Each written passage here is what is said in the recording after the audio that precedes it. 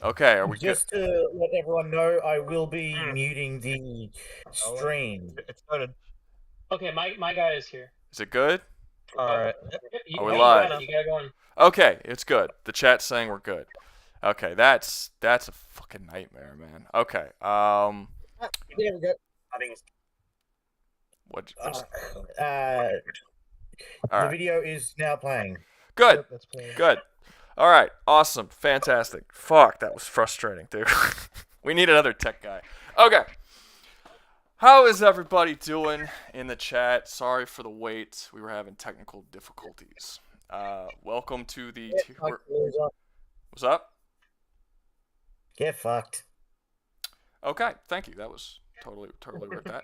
All right, now we're gonna make the gaming swordsman tier list. I got 17 people here so far. We'll add some people. If anybody's got ideas of people that we're not that aren't here, we'll do that. But before we start that, this was a particularly controversial week for my videos, and I had many people giving arguments about people like the MonsterVerse and Jesus and other characters that showed up in my videos. And every single time they had like a really long argument for me, I told them, come to the stream on Saturday and we could talk about it and we can debate it.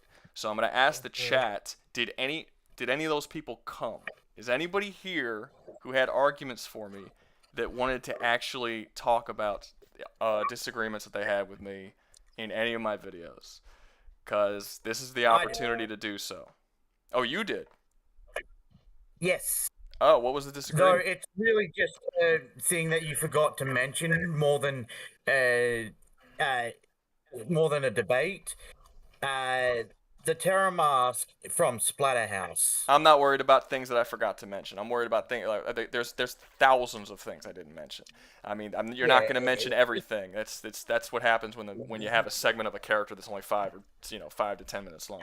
But I'm like There is something you were blatantly wrong on that I could state, but it wouldn't change anything. It would just be you said something and it's wrong. Well, all right, go ahead. All right, so you said we've never seen like Jesus fight off a bunch of people, but we actually That's not what I know said. for a fact that he. That's not what I said. Huh? That's not what I said. What did you? All right, what did you say? And I said that sure Jesus. I said well, for one, you have to remember what version of Jesus I was using. I was using Jesus before the resurrection during his life. That was the time period. That's the one I was going to talk about. And I said that Jesus was not a warrior. He was not a fighter. He was a carpenter.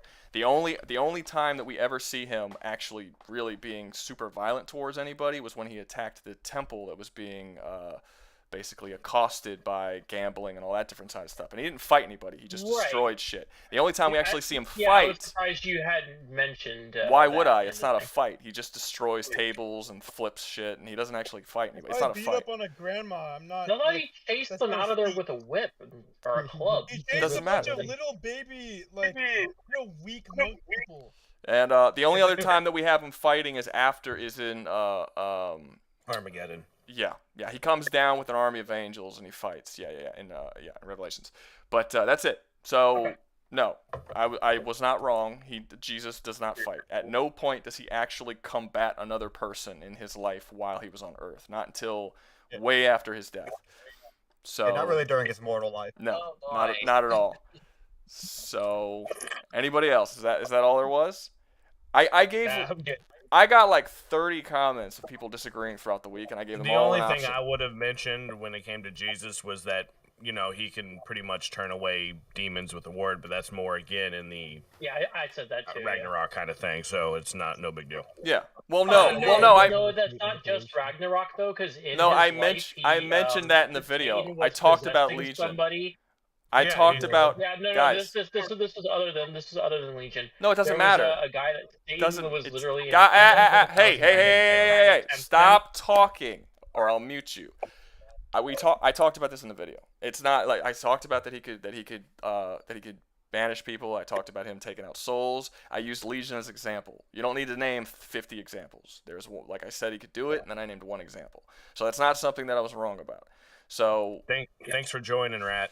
Oh, hey, man. What's up? Cool. Good to see you. So nobody else has anything that I was actually wrong about. If not, we could start the tier list. Yep. I mean, you have to be wrong about more stuff for people to say you're wrong about things. I had a ton of people who were saying I was wrong about all week. They were saying I was in the wrong. comment section. Oh yeah, dude, it was lighting up. People were quoting verses at me. It wasn't just the Jesus thing though. It was a Jesus thing. It was MonsterVerse, and it was Dante. And I had so many arguments just filling up my comment section. So I gave them all an opportunity. I started like messaging a ton of different people saying, "You want to argue with me? Come to the stream. We'll argue about it." So here's the opportunity, and it doesn't seem like anyone's taking it. And I don't see anything much in the chat either about it. So no, okay. Moving on, I guess. And nothing about Dr. Doom. You got any comments about that? I mean, only if someone has an argument for me about Dr. Doom. Nah, gotta agree with you on Dr. Doom. I don't have anything else to. I don't have anything else to. Everything I wanted to say was in my video. So I mean, if there's someone who has something to actually argue with me about on it, then that's fine. But otherwise, I've already said what I wanted to say. Rouga, how many characters did you want in this tier list? You only have 16 in here right now. I have I thought you said you had 17, I think. But yeah, I was gonna ask the chat if there's anybody else who you guys the voice not just the voice chat but also the text chat. If there's anybody else that you want me to add to the list, start putting people because one guy says Raiden from Metal Gear Rising. He's already he's in there. Someone in wants here. the purple guy. Oh, Raiden is my right bad. there. Raiden is number 6. I noticed Travis fucking Nightmare and I missed Raiden. Sorry. Sora, okay, so I'm a little iffy on Sora because I might be the only person on Earth that doesn't consider Sora a swordsman. That is a club. No, I don't really. That is a care club. about It's swordsman. not a blade. It's a club. They call it a keyblade, but he doesn't cut people. We see him smacking people with it. It doesn't cut them. It just sends them flying. It's a fucking club and a stick. It doesn't actually cut anything. So I don't consider it a sword. Someone You said use a Ezio club like a Auditore. sword and a sword like a club. Yeah, Ezio Auditore from his Ezio is someone I was gonna put too. The only reason why I didn't is because I didn't play his games, so I don't know much about him. But if other people, Oh, we got you covered on that. okay, Yeah, so like I video will game characters. I will add Ezio. Give me a second. What about Talion from the Shadow Up series? Now I think about it. There is one person that you Also, keep 2B jacking from off. Nier Automata. Guys, One person at a one time. Where the fuck is Dan? Jesus. So no Travis touchdown because it doesn't sound like you might have not played any of his games. I have not played any of his games. You said you know Maximo, so is it still a no on that? No, because I don't remember it, and I don't think anybody else would know it or care No, about it. nobody knows Maximo but us two. How No. about 2B from Nier Automata? 2B, I was 2B not on there? I thought I put 2B on there. Nah, she's You, not. you but put I don't the see her. sword blade chick, Eve. You put Eve there. Yeah, you put Eve. Yeah. Yeah, they're kind of One similar. Henry from Kingdom Come I think I did. I think I. Oh, One. A lot of them are What? on there because I'm on my phone, but would Rico be considered one? Okay, guys, I'm gonna start muting people. Y'all gotta talk one at a time. No, like. That was only one person. He just had Mad Echo. I know, but no, I'm sorry. Who did you say? Last guy who gave an opinion? Like, would Riku be considered one? Who? I don't know who that is. Riku from Kingdom Hearts. He Let actually does wield swords. He doesn't cut anybody though, because it's Disney. me see. Another thing I was going to say is that keyblades themselves have different forms that have bladed implements that aren't just Add it. clubs. Okay. Who? Okay, I got Ezio up Yeah, there. but Sora does not wield one. I got Ezio up there. Who else? Kratos. Ryu from any of the Breath of He's up Fire there. games. Look who's on the list, or try to. I guess some's not gonna be clear, but Ryu's definitely there. Let me see. He's- Hold on. I'm checking. Not I'm from checking. Breath of Fire. I'm checking the text chat and seeing. Oh, what? From Ryu Breath from of what? Fire. He wasn't talking Hayabusa. He was talking. Yeah, my bad. from I got it. Okay, I got- once he said something else. that just- Okay, I'm not putting on Dante because I already have Vergil, and I'm trying to keep it one to a series, and Vergil's the more pure says- swordsman. Yeah, Vergil only Ang- wields swords, Angus whereas from the other guy Azura's wields Wrath. everything. I don't know if that guy's a swordsman, but he keeps saying it. He is. the guy that has the extending blade. I've never played Asura's Wrath, so I wouldn't know that one. Tier Flare. We already have a Golden Soul Calibur Axe. character. We already have a with Soul Nightmare. Calibur character. Yeah. Yeah. I'm trying to get him Also out. for the- Help you out. Also, a for little the bit. guy who put Cloud, we actually put Sephiroth instead. Yeah, I'm also trying to do people who are. I'm trying to avoid putting characters that have a ton of different weapons, not just a sword. I'm trying to do pure swordsmen. So like characters like Kratos, who has a sword but also has like 50 other weapons and stuff. I'm more or less avoiding. That's also the reason I went with Vergil, not Dante, because Dante has like a bunch of different weapons. Well, Samurai Jack does have a game It's not a video Xbox. game I character. don't think we're going to It's been in count video him games. as a game swordsman. No, I was just asking like on the off chance because I feel like someone would have asked the chat. Melania I Blade of wouldn't Mikla has been thrown out as an option by 3 people now. Lost Soul. We've already got Raiden. No need for Sam. Okay, so Yeah. Fire Emblem. I already have a Fire Emblem character. I put Lucina on here. Samurai Jack is not a video game character. He is he has video games, but we're doing He video does have games. video games, but they didn't Origins, come their before. origins have to be. We did mention Kenshin from Mortal Kombat to him a couple times. I He's don't on know. here. Kenshin's right there. Kenshin's He's right there. He's Third. third one on there. He's already there. Third on the list. Who's He's Meta? third. Yeah, Meta Knight technically. Meta Knight is a Yeah. swordsman. He's I mean I could add. Yeah, He he's a is, Meta Knight. He's a swordsman. I can add him. Counts. Hold up. And I He's can. fucking powerful too. Shit. I can also Wait, do we're gonna Melania, add Ezreal, but we the don't problem have is Fire. I don't know anything about Meta Knight, and I don't know anything about Melania. So I can be your I can Melania work around person. those. Yeah. I mean, yeah. Who's Melania? she's in Elden Ring. Blade of Mikla, Yeah. and she's never known defeat except for The 150 bitch that million Draw. slaps times. the shit It's not- out of you. She's not been defeated, but she had a draw, and what she drawed against was holy cow, yeah. It's not a, it's no shade on her for not being able to outright beat that guy. You talking about You you talking about Radon? Yeah. The That was brick shit bullshit. That house. was not a draw. Let's be honest. A genius brick shithouse who's a master of gravity magic. And Somebody with does I that, just like the Thing- fact that he exists just to spite Melania at this point. That's what the internet uses him for. Okay, so Spite her. now we're up to 19. Genji from Overwatch. Starkiller uses a lightsaber, not a sword. Ghost of Tsushima. Genji could work. Ghost of Tsushima. Guys, before you gotta look at the list. Jin's right Jin's there. right here. Like, you look at who's here right there, dude. before y'all just start like naming What random about people. Sekiro? Why am Someone I- Yeah, Sekiro- Sekiro's on there. suggested Sekiro. Wolf is already on here. You're in the stream. Number 2, Who's a dude. little- Okay, I've been looking. I didn't directly see him. Some He's of them number- aren't. he's clear to right see. here. Y'all, He's people literally in number Add 2. Orvo Oh, he's Atano. the second one. Okay, people I'm in sorry. voice chat should definitely look. Okay. Start. Can we add Orvo Atano Jin's with him? City, Genji. I could add Genji. I think Zero from Mega Man would kind of fall into the Star Killer category because this is a laser sword. Yeah, It's not laser. quite a sword. I don't know. I'm not necessarily against using Jedis and shit. Not really, but I feel like they could have their own list though. So Zero from Mega Man. I feel yeah, like but I'm it's not good gonna pick do then. just a purely Star Wars list. Hold up. I mean, You can make the But argument that I Zero mean, has a I multitude wouldn't Who was I suggest. doing? who was I You doing? could do Darth Raven. You could do Star Killer. You could do Someone Swordsman has Jedis. pointed it out. I don't think I see. I'm looking intensely Kenshi. right now, and I don't think Geralt's on there, dude. He's on the thumbnail, but he's not on the What? list. I imported him. He just didn't Wait. pop up. Okay, fair enough. I'll import him Like again. last week, we had the same issue with Yeah, one just of our sometimes they just villains. don't come up. But I definitely have him. Thank you for pointing that out, man. Yeah, no, he was definitely Yeah, on yeah, the list. Okay, You could I throw guess it Monster just there. didn't. For whatever reason, it just didn't import. For Oh, me. you didn't put Talion in as well. Talion didn't show up either. No, Damn. no, he's not on the list. Okay, hold up. Oh shit. Hold up. No, Oh, because there I we had them. I had them both on there. They just didn't import from my phone. It's fine. I don't know why, but like when I import a lot of shit at the same time, my phone just decides to not send a couple of them. So Silent Dog, thank you very much for pointing those out for us. yeah, give me a second. I had Talion and I had Geralt. So let me. Well, do I mean, that. okay, And I that did hits us suggest. our 20, so.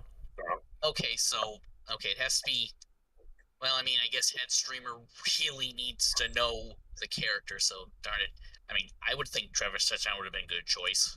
Yeah, but he uses again. He katana. It's literally called a katana, and he basically based his techniques off of a swordsman. Okay. Keyblades Yes, are called but he blades. also has to but back they don't off to count. touch Yeah, anything. Lost Soul. He's being argued for right now, actually. All right. Let's Lost see. Soul's like, what about Travis Touchdown? Anyone? Two. Yeah, but I don't but think adding in a doesn't know character him who that well. jacks off to be But he doesn't- powerful should be considered. All right. Rouga, did you want to add QB? Because he's not on there. It's one at a time.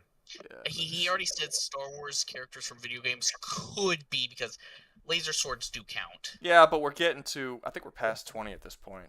Yeah, I think that's okay. 21 now. Yeah, we're past. Last time the stream was 6.5 hours and we had 21 people. So I think we're probably good for now. Like I said, we can always do like I said for previous streams, we can always do a part two where we add on to it. I saved them from last time we did them, so it's cool. It's cool. We can always add on. So right now we got over 20 characters. That should be fine for now. And when the fuck is Why did it blur? Blade? Wait, what? Someone in chat was asking for Zelda. There. When we got Link. Well, it's fine. Look, you're gonna see constant comments of things that we've already said, of things that are on here that just people didn't see. It's fine. It is what it is. But yeah, Link's here. We're not using Zelda because Link's right there. It's not a big deal. Okay, so yeah, I guess. What's up? He chose the one picture of Link with the bow. That was okay. I was trying to avoid using pictures like Lucia, where it was just a character on a white background, because this just would have looked very boring. And that was like a nice artistic picture. So I got that. It gives more color to the fucking pictures. Everything looks nice. Actually, Talion's head is cut off. That's probably the one that bothers me the most. And Melena's face is cut off. Yeah, so this one and this one annoy me. That annoy me more than the bow does. Whatever. It is what it is. Good thing you have multiple people who have an idea about Melania. Yeah, I mean, I imagine so. Elden Ring was like the biggest game the year it came out, so it doesn't surprise me that people were there. Oh, she is, of course. We'll get to it. Hey, lose your boner real quick. We got to start with Vergil. Oh shit! I didn't realize Vergil was number one. I probably would have put him. I probably would have put him later on the list. Okay, so Vergil, who knows DMC? As well as you do, apparently, but I know it enough. Okay. Dante's brother, so. I'm gonna shock the shit out of people. Cut off his own child's arm to get more power. It wasn't a child. I mean, he was a grown man. But yeah, it was his kid, and he didn't know it was his kid. But either way, he probably still would have done it anyway. But no, the thing that's probably gonna shock the shit out of people is I actually don't think that Vergil should be that high. Well, let's go over the actual thing. We're not going over like power levels or not. The past couple ones we've gone over overall character and story. This is just pure swordsman skill. Just how good are they at sword fighting? We're not involving all of their extra powers and benefits, and if they had it doesn't matter if they could slice a planet in half. That's not relevant. It's just like how skilled are they? If they have powers and they use their powers in tangent with their skills, that will obviously be a factor. But generally speaking, we're not using just like straight up power. You know what I mean? It's mostly just skill. And as far as that goes, I don't think Vergil's actually going to be S, like I feel like a lot of people are going to argue, because in terms of sword skill, he does some impressive stuff. Like at one point, a dude shoots a bunch of bullets at him, and not only does he pick up all the bullets with his sword, but he lines them up in front of him perfectly, and then he fucking swats them at his enemy. What's up? Isn't that Dante that did that? Yeah, no, Dante. No, that was did Vergil. It against Dante on the roof fight. No, Dante blocked it, but Vergil used it. Vergil blocked all of the. He caught all of the bullets with his sword, lined them up in front of him, and then swatted them at Dante, and then Dante deflected them. But it was which is a lot. It's a lot of speed, and it's a lot of balance, and it's a lot of skill. The reason why I don't think the Vergil should be all that high is because he's only had sword fights with 2 characters across the entire franchise, and he's lost to both of them. Nero beat him in their only fight, and Dante has beaten him a lot more than Vergil has beaten Dante. In terms of general sword skill, he's about equal with Dante currently, but he still has way more losses. And like I said, he's never beaten Nero. They've only fought once. You got Eternal Rival saying Vergil's more flashy than skill, and S4 Minor saying he's got skill issues. Yeah, it's no. I mean, he's not unskilled. It's just that a lot of his skill comes from his general power level, which other characters demon-born. Yeah, which other characters overcome by also being demon-born. Like his actual skill, like his speed is impressive, but it comes from his demon power. It's not skill based, and other than that, there's really not all that much he does. Like, the thing that makes him impressive is his speed, not necessarily his skill. So, and his power, obviously. And anybody who gains more power than him can beat him in a fight. Nero is able to beat him because Nero just gets more demonic power in that instance than he has and overcomes him. So, I don't know if we could put him that high in terms of sword skill. Like, a guy who basically never wins in his fights against other swordsmen, I don't know if you could put him that high in a swordsman tier list. And So, plus, wasn't he the mind-controlled demon guy in the first game? Or did that's they Nello retcon that? Angelo. I'm not actually counting that. But yes. Well, no, I was saying, like, in one of the games, he's mind-controlled and already taken over, and not even himself, because he's already lost. Yeah, but I'm not, yeah, he lost against Mundus. But I'm not necessarily counting that because he was out of his mind. But if I did, that would be 3 more wins for Dante, because Dante beats him 3 times while he's sounds Nello like Angelo. at least. Sorry, How I would come say the first guy on every list we always put like roughly in the B tier as like I don't know. It's the just working guy- out. It's just working out that way. I don't order these. I just import them and they just come in as they're imported. But like I said, we can always if we don't like the placement later on, we can always move characters up or down if it starts to look like characters are above them that shouldn't be above them. But right now, I say high B, low A because I still think he has skill. Yeah, I feel like low A is more fair. Yeah, I'd say B or low B or high C. Okay. Does the Say at least Oh, B. you I think mean, lo- that- you that think has high more C? precision. You think Hold high on. C? That's precision, Guys, one at a time. Yeah. Y'all think high C? That was I think B. I think I B at think least. low. I would say low A. Okay, so if he was on B, do you guys think he would be closer to C or A? I think C. he's closer to A. I'm seeing some people in Closer chat. to A. I'm seeing people see chat high C too. Okay, we're gonna make a poll. First poll of the night. Woo woo. How do I do this? That was fast. Start a poll. Let's do it. Well, that's interesting. First poll of the night. Let's go, boys. All right. But So I mean, add an option. We're gonna do 3 options in this one: A, B, or C. Start poll. But I mean, to hit a target as small as a bullet, you need some precision, and well, he's got precision at least. Yeah, there's a matter of speed. Yeah. but- Also, there's that down to his scene power where he level. and Dante are fighting so fast. One at a time. If someone else is talking, stop talking. Whoever was talking over All right. So that guy. Go ahead. yeah, they're talking over me. Yeah, Yeah. go. So to continue, there is that whole scene of like him and Dante fighting so fast that the raindrops can't touch the ground. Like that's most. You gotta count that as like a high tier sword speed. Even if that's somebody else, even if you're only doing half the work, that's impressive. Well, yeah, no, he's fast. Like at one point, more than anything else. him and Dante are sword fighting, and they move their swords around so fast they cut every single raindrop as it's falling, and that's super impressive. But it's less impressive when you realize that the dude has insane super speed and basically sees those raindrops in slow motion. Like it's cool, but it's a speed thing, not necessarily a skill thing. The part that I like the bullet thing as being his best because he actually has to balance the bullets on his blade while moving his blade around and then line the bullets up in front of him perfectly. That's not speed based. That's like an insane balance and skill feat. I just wish that it translated really well into his wins over other swordsmen in the series. It doesn't. So that's why I can't put him too low. Like if he didn't have all of the cool crazy feats with like the tricks that he pulls, he'd probably be at C.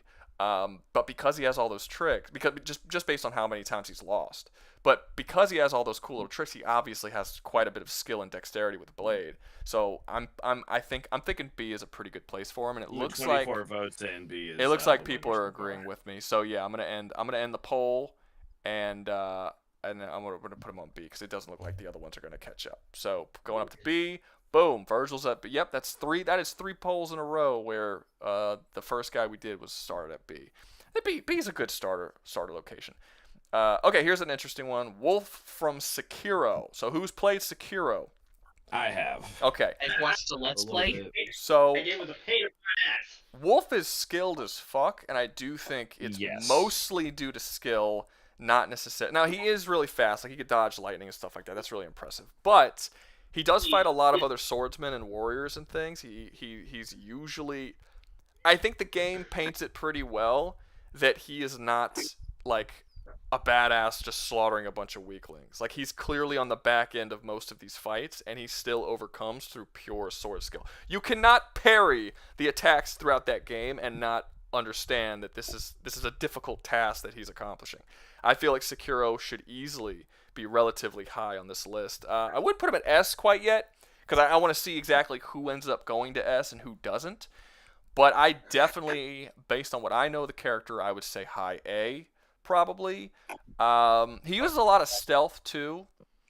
And it's not all sword skill. Yeah, but I think he has enough fights with just straight up, just 1v1s, and fights against, smaller groups of people, multiple at a time that he has to overcome, that I think it's pretty safe to say that he's got solid sword skill. So, I think A is a comfortable place for him. Definitely no lower than A. Oh, I see some people saying S. I would almost argue S. Because, okay, what would your argument be too. for S? What would your argument be for S? So not only is... Yeah, I'll go ahead and go first, Swamp Puppy. Thanks, man. All right. Not only is you were saying he can dodge lightning, but it's not so much dodge lightning as it is the fact that he literally takes it on his sword and is able to redirect the blast straight at whoever casts it at him. True, but that's like, it's magic and it's speed, but it's not necessarily. This is gonna be an outside part for the argument on that one, because it's like it's a skill that gets learned. Let's even go like Avatar: Last Airbender kind of thing. You know, it's a sword skill that you have to learn. Where you have to be able to redirect it. So that's more skill. You don't have to play the game stealth at all. You can literally run in. I've seen people. I know you can. I know you can. You can do anything. I mean, you can go through any game. Do it. You can play. The example that I like to use is that, like, there's a challenge that people like to do who play Ratchet and Clank, where they try to play through the whole game only using the wrench. That doesn't mean that Ratchet went through the whole game only using the wrench. That's fair. Like, that's just because you decide to play a game in a certain way doesn't mean that that's how the character would go. We know the character uses stealth when it's at his advantage, and we're gonna count it that way. And he's only got one technical canonical loss, and it's at the very beginning of the game. That doesn't really count, because obviously he becomes more powerful after that point. We're gonna run into the same thing with Jin Sakai, where Jin Sakai gets beat at the very beginning of his game as well. But by the way, Jin Sakai, he's there. Okay, I just wanted to make sure that wasn't another character that we missed. But I guess another argument for it, by chance. Go for it. Yes. So the old guy that you have to fight towards the end of the game, right? The guy who was, not Owl, not sure. Inshin. Yeah. That guy was so powerful. They had to wait till he was old as all hell, and I'm talking several armies, before they even considered fighting their army back, and him specifically. Sure, but was it solely due to skill, or was it because he has massive amounts of power? A lot of times that's massive amounts of power. The issue I have with putting him at S is that S's are characters who are like like nobody in their universe can beat them with a sword, even if they have equal stats or even higher than theirs. They're so skilled they can overcome stronger characters who also wield swords and stuff like they can overcome great odds. I'd say by the end of the game, Sekiro falls into that one, but no, I can see what you're saying about power versus not power. So yeah, I would say high A, and we might move them up to S later. Okay, I'm gonna put. I see a lot of A's and I see a lot of S's in the chat, so I'm like fucking let a poll decide, man.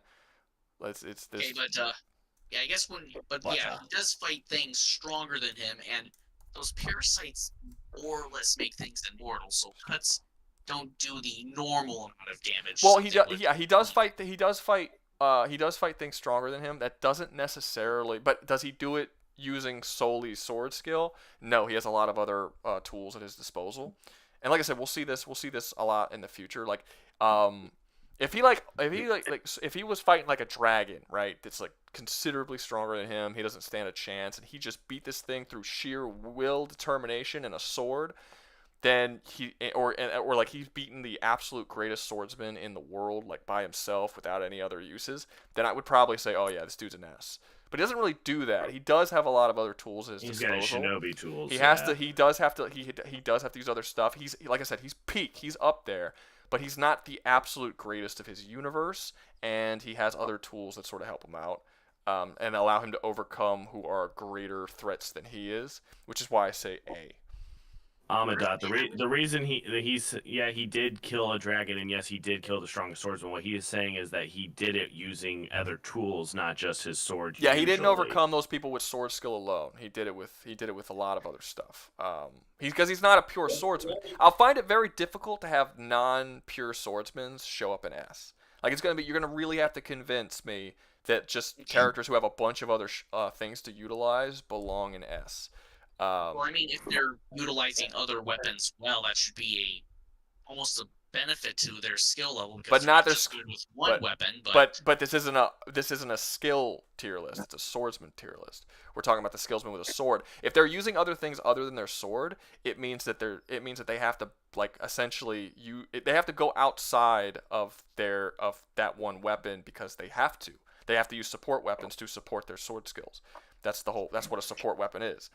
You know, if he could to give an example, you have like Mitsurugi from Soul Calibur, who's literally hit a roadblock because these amateurs with rifles can actually give him a hard time, but you still see cutscenes of him slicing bullets out of the air. Slicing the wick off of dynamite. Well, that's because he never uses anything. Well, that's because the power levels of Soul Calibur have increased dramatically since the first game. But yeah, that was his story in the first game, that he wanted to improve his skills because he couldn't go through rifles. But that story was basically gone by the time Soul Calibur 3 rolled around, and you had characters who were like destroying towns in a single slice and shit. Thank you, Nate. Thank you for the money. I always like money. Let me see. Everyone should shut their mouth and bow down to Rouga. I agree with that entirely. Okay, so it looks like A is winning. So let's end that poll. That was up long enough. We'll put them in A. All right, I'm feeling pretty comfortable with that. I would say if these two characters had the exact same stats, I think Sekiro would probably win. So. 100%. Now, next up, we have Kenshi. Now, Kenshi is a trash ass fucking swordsman. Okay, so here's the thing. It's not just Kenshi. It's Mortal Kombat characters as a whole, and it's because of the way the story is written. Ooh, every single character in Mortal Kombat has essentially the same amount of losses as they do wins. Whoever wins or loses is entirely depending on who the writer wants to. There's no clear power level or skill level. Kenshi loses, like Kenshi will get into a fight with somebody like Johnny Cage and lose, and then later in the game he'll get in a fight with Johnny Cage and win, and there will be no plot reason as to why he was able to overcome him the second time, and this constantly happens. And I think overall Kenshi has lost way more than he's won, pretty badly. And this is particularly bad considering he's the only character, not only, but he is one of the only characters in the series who uses a sword, who actually has a weapon to fight with, and he still loses against people in hand-to-hand who are using hand-to-hand combat, like constantly. So he lost to Goro, and Goro was armless at the time too. He loses to everyone. Yeah. I honestly think Kenshi should be in D. He should. You got a $20. Oh, he relies more. I say he relies more on his abilities than his sword, personally. Okay. Let me respond to Philip. So Philip, yes, I want to do the martial arts. I still plan on doing it. I don't know if you were here last week, but we were gonna do it last week, and I talked to a lot of the other people in the stream, and I realized that they did not tell me that none of them watch martial arts movies like that. So I was the only person who knew anything about the characters. So I need to get some people to join the stream who also watch just as many martial arts movies as I do, so I have people to play off of, because I just feel like it would have been a shitty stream. But I have a list of Mortal Kombat characters. I'm not Mortal Kombat. I have a list of martial arts characters I was planning on using. I'm probably going to add to it at some point. And once I get some people who actually can like have seen these films, or maybe some of the guys who are currently in the stream go out and watch some of these films, we can do it. But I don't want to be here by myself just educating people on martial arts shit. I want to actually have a conversation with people. So Soul says he's blind. Let's give him a pity tier. Yeah, a pity tier. We could do that. But that's the only blind swordsman here, and the other one doesn't even have magic sight. If we give him pity tier, it's gonna go below D. Does anyone think he should be above D? Does anyone? Just one person? Dude, he gets the whole game. Like Mortal Kombat 11, He's No. literally like an objective. You see his ass like displayed. Like he is fucking toast, dude. Yeah, Like, he's trash. Okay, so no one. I don't see a single person disagreeing in the comments either. Yeah, I think you're a little hard on Mortal Kombat characters, but I get what you're saying about the skill issue. Bro, I'll debate against Mortal Kombat anytime. I think that is a shitty written story. I think the guy just good characters, bad story. Bad. Oh, God. Yeah, it's impossible to talk about who would win in any fight because it's all random. I like the That's my concept all-time of that favorite character, fighting game but, like, franchise for the characters alone, not because I like the story. I just fuck with characters like that. I like some characters. Like I think Johnny Cage is accidentally a very good character. Like, but not if you look at his story from game to game. His story from game to game is terrible. But if you look at his whole character arc, you have a solid character there that is put in a story that doesn't deserve him. But I think that's rare in Mortal Kombat. I think most of their characters are either severely underutilized, just really bad, just have really bad stories. I mean, I went in detail about how bad I think that the whole Katana becoming queen of Outworld was. Oh, that is a trash ass fucking storyline. It was so bad. You should have made that that should have been a whole game in of itself, and you should have seen factions warring, and instead it's like Katana just goes and asks everyone to stop fighting, and they all say okay. And it's like, you just ended several thousand years of wars, they were just warring because there's no reason for it. Like, you can just ask them to stop, and they fucking stopped. I'm done. I'm done with Mortal Kombat. Dude, be nice.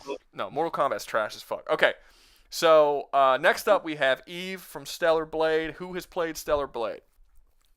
I don't have a PS. I've seen a decent amount of lore videos on her. I know a lot about her. Okay, so this is another one that people are probably going to be surprised by what I say. Eve belongs in S. I don't think there's a whole lot of arguments that Eve doesn't belong in S. Why would we be surprised by that? Because one was, he said ooh, so he's surprised. Yeah, that's me. So Eve, okay. So the reason why I think Eve belongs in S, when she gets there, well, for one, she's a machine, she's a robot, and her skill is based on a machine-like mind, which automatically is a pretty decent skill to have when it comes to fighting. But also, basically, the way her abilities work is that when she gets there, she's just like every other Eve unit, which are just like very skilled, like sword fighters who fight against the Natibas. But as she goes there, they have the ability to absorb the cores of other Eves, as well as the memory sticks of other Eves. And when she does that, she acquires all of the knowledge, skills, and memories of all the people that she absorbs it from. By the end of the game, she has absorbed, 100 of these cores and taken multiple memory sticks, including memory sticks from the best Eve unit that has ever existed. She fought her before she had her memory stick and core, beat her, took her memory stick, and then became even more skilled after that. And then by the end of the game, spoilers for anyone who hasn't played the game, but basically she gets a massive power up by the end of the game where she becomes so strong and so unbelievably skilled that she takes on the entire army of Eve's soldiers, like all of them. Every Eve that exists comes down to Earth to kill her. She takes them all out single-handedly by herself. Through a power up, but also through, there's no evidence that she's just blitzing them all and wiping them out with speed enhancements. She's just better than they are. She's just far better than they are. She literally beats all of the most skilled characters in her universe. She fights beings who are massively more powerful than her through just sheer skill, and also, unlike a lot of the characters on this list, she is a pure swordsman. The only weapon she has is a sword, and she also has this little robot. The robot that turns into that drone. Yeah, it turns into a cannon that she. Yeah. Yes, it turns into a cannon that she could fire at people, but it's really a support weapon. It does no damage, and it's not. She barely uses it. It's literally just a support weapon. So I would say she belongs in S simply because of all of that stuff that I just said. Yeah, no, I can see it with all that stuff because I thought the memory sticks and shit was just giving her power boosts on occasion, like a new skill, a new sword strike. No, when there's a character that she fights, her mentor, I'm forgetting her name, Taki. There's a character called Taki. So Taki is stated to be the fastest of the Eve defense units. She's the fastest one. She's also said to be the most skilled one who is currently alive. And after she beats Tacky, she takes her memory stick, puts it in herself, and then you can actually play the game in Tacky mode, where Eve's sword actually transforms into Tacky's sword, and she can use all of Tacky's same abilities and skills that Tacky used during the boss fight. So it's confirmation that she's actually acquiring all of the skills and knowledge that Tacky has when she puts it in. And like I said, she does this throughout the entire game to like well over 100 Eves. And then by the end of the game, she fights another one called Raven, and Raven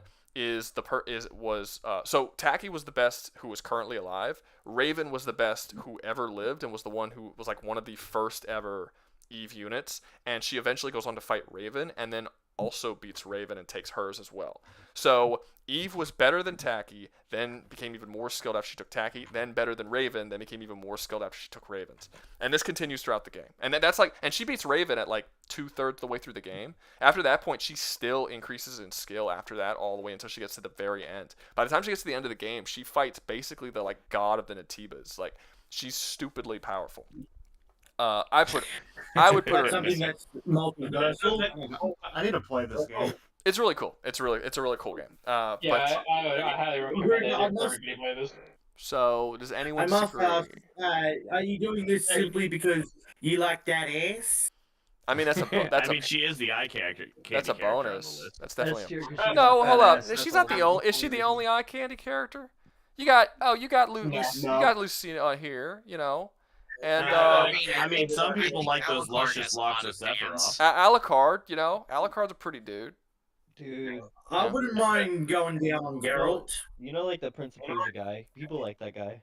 Yeah, he's shirtless and everything in the picture. He's so Persian. Who doesn't want to fuck a Persian? That's Okay, I'll put him in S unless anyone has. No, S is good.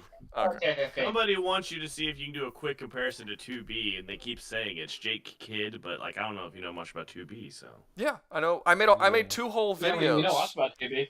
Everyone asked me that okay, so I made 2 videos. I think it was 3 videos. No, it was 2 videos. I made 2 videos comparing 2B to Eve. It was a whole video that was just a comparison between the 2 games, and then I made another video that was with these ripoffs survive the originals, where I had 2B versus Eve, and I compared them in detail. Not Rouga? just what's up. We someone is watching your stream with the volume on. We're getting an echo according to some people in chat.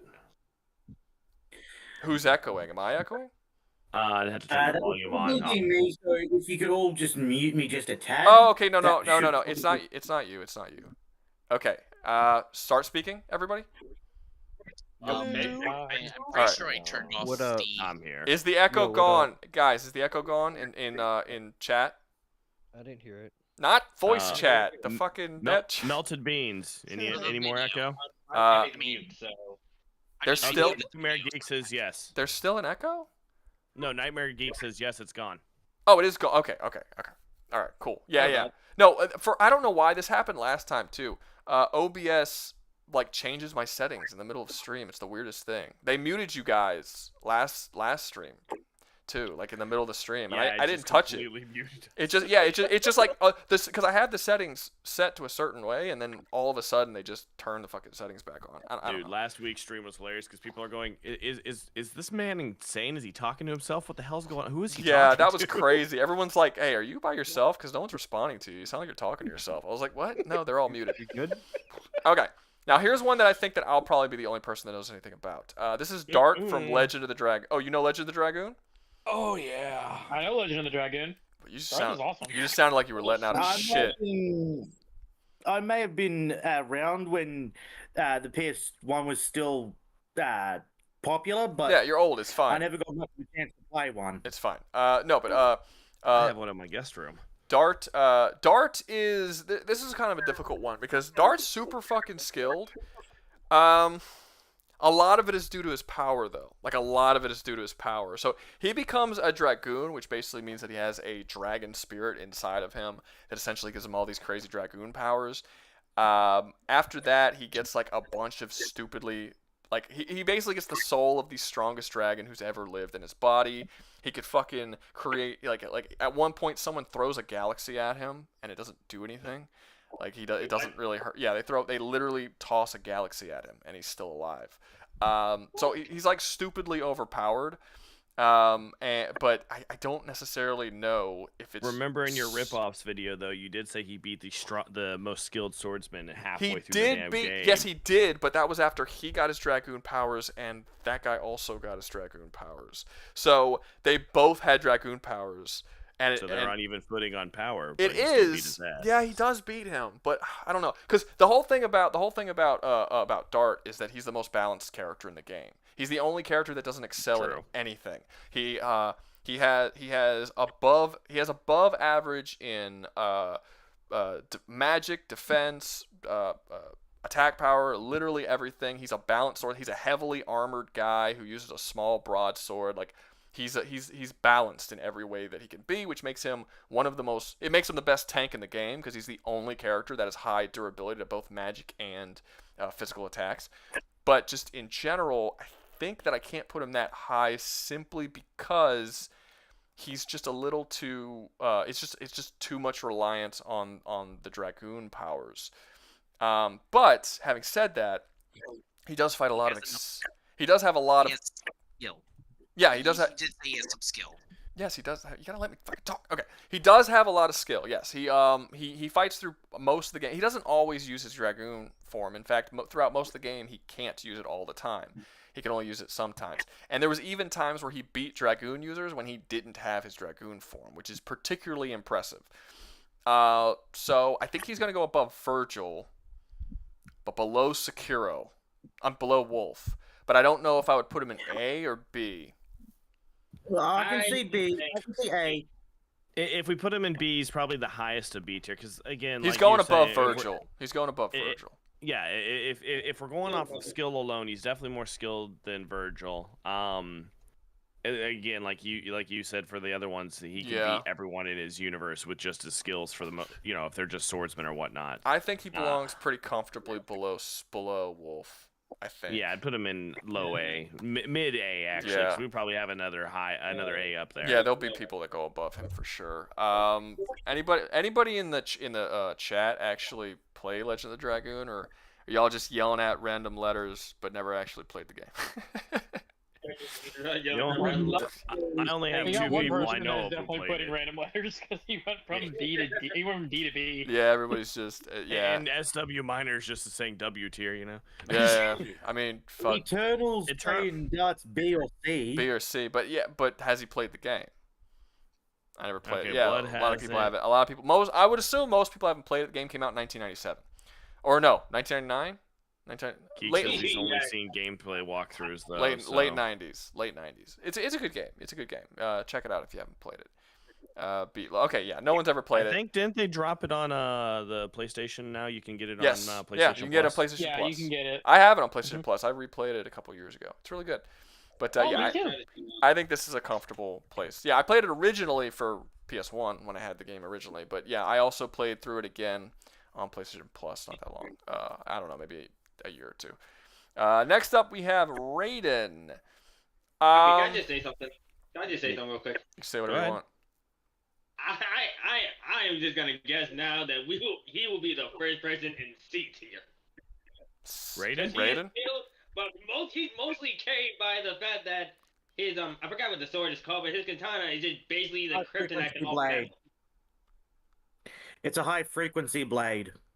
Yeah, it cuts through. It cuts. Like he still kind of carries him a lot of way through. Yeah, but that doesn't mean he's going to be high on the list, because that's not skill based. He just has. No, he was saying he was going to be C because his. He's saying he's going to be lower. Oh, okay, my bad. I was he's half paying attention apparently. He's heavily augmented in his universe. I'm not worried about the augmentations necessarily if it still means that he uses a lot of sword skill. He does have sword skill. I mean, it doesn't he have that, like, okay, so just to be fair, I haven't played Metal Gear Solid Rising, so you guys are basically going to be picking the tier of this character. But doesn't he have the ability to absorb, like, nanites of other people that gives him, like, more... Like, he can adapt and increase his skill further? That's due to his cyborg enhancement nature. But it doesn't... It's not his... It doesn't increase his skill. It's... No. Okay, because the only thing I've ever seen with him is I played Metal Gear Solid 4, and I saw, like, his fight with Vampire, and I saw a couple of fights he had in Metal Gear Solid 4. He seemed skilled, but I don't know like where his skill is in terms of fighting other he can beat up characters. Wolverine. No, we're not talking death battle here, man. I'm just fucking. So okay, so given that I don't know anything about this character, where would you guys put him? So I got one person who's saying he should be in C. I would say he's lower than Vergil on I think he's above Vergil personally. I'm seeing Yeah, B's. he's definitely above Vergil. Okay, so he's Yeah, so above Vergil. Yeah, I agree with that. Above Vergil. Yeah, I think. That's Well, weird. like so like Vergil likes to rely on his demon, form. Freaking his demonic power. Raiden likes to rely on his Jack the Ripper mode too sometimes, and that's not so much skill as it is brute force. Yeah. Well, no, doesn't the Jack the Ripper thing just make him a berserker? Yeah, it just turns him into a brute force. Well, it makes him faster. It gives him a speed boost. It turns his pain inhibitors off so that he feels everything. His perception is increased as well. I got you. So I'm brutalizing your name, I know. If you think he's an S, you gotta give me a reason as to why you think he's an S. If everybody else is saying B or C, and you're the only one saying S, you gotta say, like, why is he an S? I'm gonna need the biggest reason why he needs. Yeah, like I need to. Yeah, like if I'm not opposed to him being an S, but you need to give a very good, valid reason.